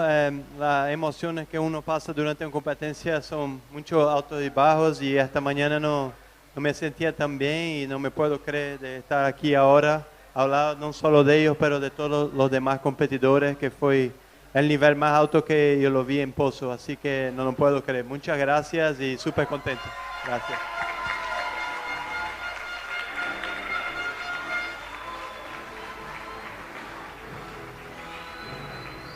Y antes le decíamos el rider de Vargas, pero ahora creo que está viviendo en Pozo. En cualquier caso, de Gran Canaria, vuelve a lo más alto del podium, Philipp Koster. ¿Qué tal? Bueno, súper contento de estar aquí y ganar la simple y la doble. Ha sido una pasada competir aquí con buenas condiciones de nuevo y Pozo Izquierdo nunca falla. Entonces, bueno, súper contento de haber ganado esta prueba y, bueno, seguimos adelante. Esperemos que el próximo año tengamos la prueba de nuevo. Y bueno, es increíble competir contra riders tan buenos como Marcilio Brown y Víctor Fernández. Es una pasada. Bueno, muchas gracias a todos.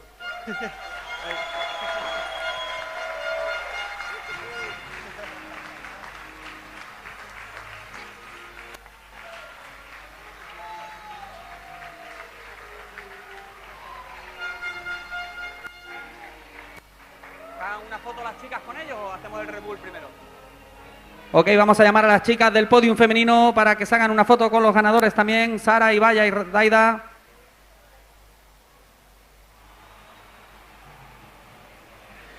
Aquí tenemos a los campeones masculinos y femeninos.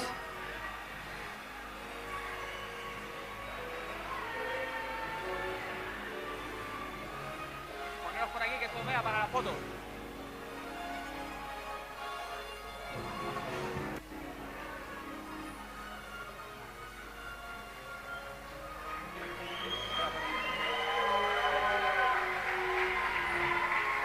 Y mientras hacemos las fotos protocolarias, recordados que de forma paralela a la competición de las olas se ha disputado, gracias a Red Bull, una de las empresas que hace posible este evento, el Red Bull Rocket.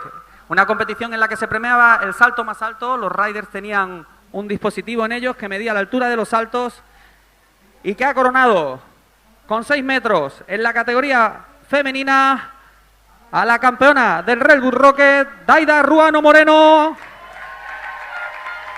Hace entrega Björn Dunkenberg.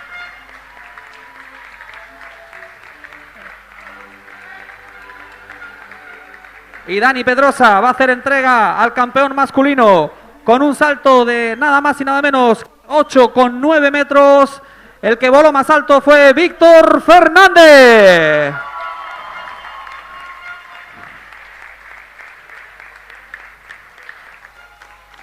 Y ahora vamos a escuchar a, bueno, primero todos los premiados, por favor, que suban para la foto. Y para clausurar esta ceremonia, vamos a pasar el micrófono a Björn Dunkenberg. Pero por favor, todos los chicos y chicas de las categorías inferiores, subir para la foto. Hello, everybody. Thank you very much, all the riders, juniors, men and women. Thanks for being back in Poser again. Muchas gracias a todos los riders, los juveniles, hombres y mujeres que han hecho esta prueba tan buena como fue este año. Muy contento de estar de vuelta en Pozo.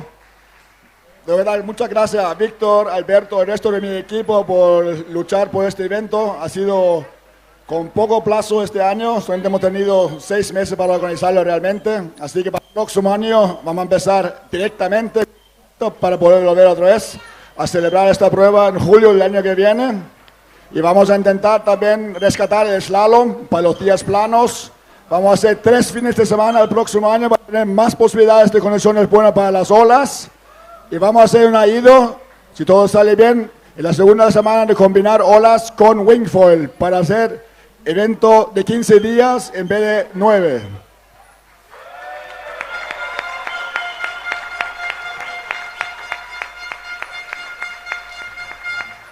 Quiero felicitar a todos los campeones nuestros, tanto Tyler como Philip, son de Gran Canaria. Tenemos una gran cantera de juveniles, muchos de aquí, muchos de Europa, muchos de todo el mundo, hasta de Japón. Así que, Pozo Izquierdo, the home of windsurfing, welcome back next year again.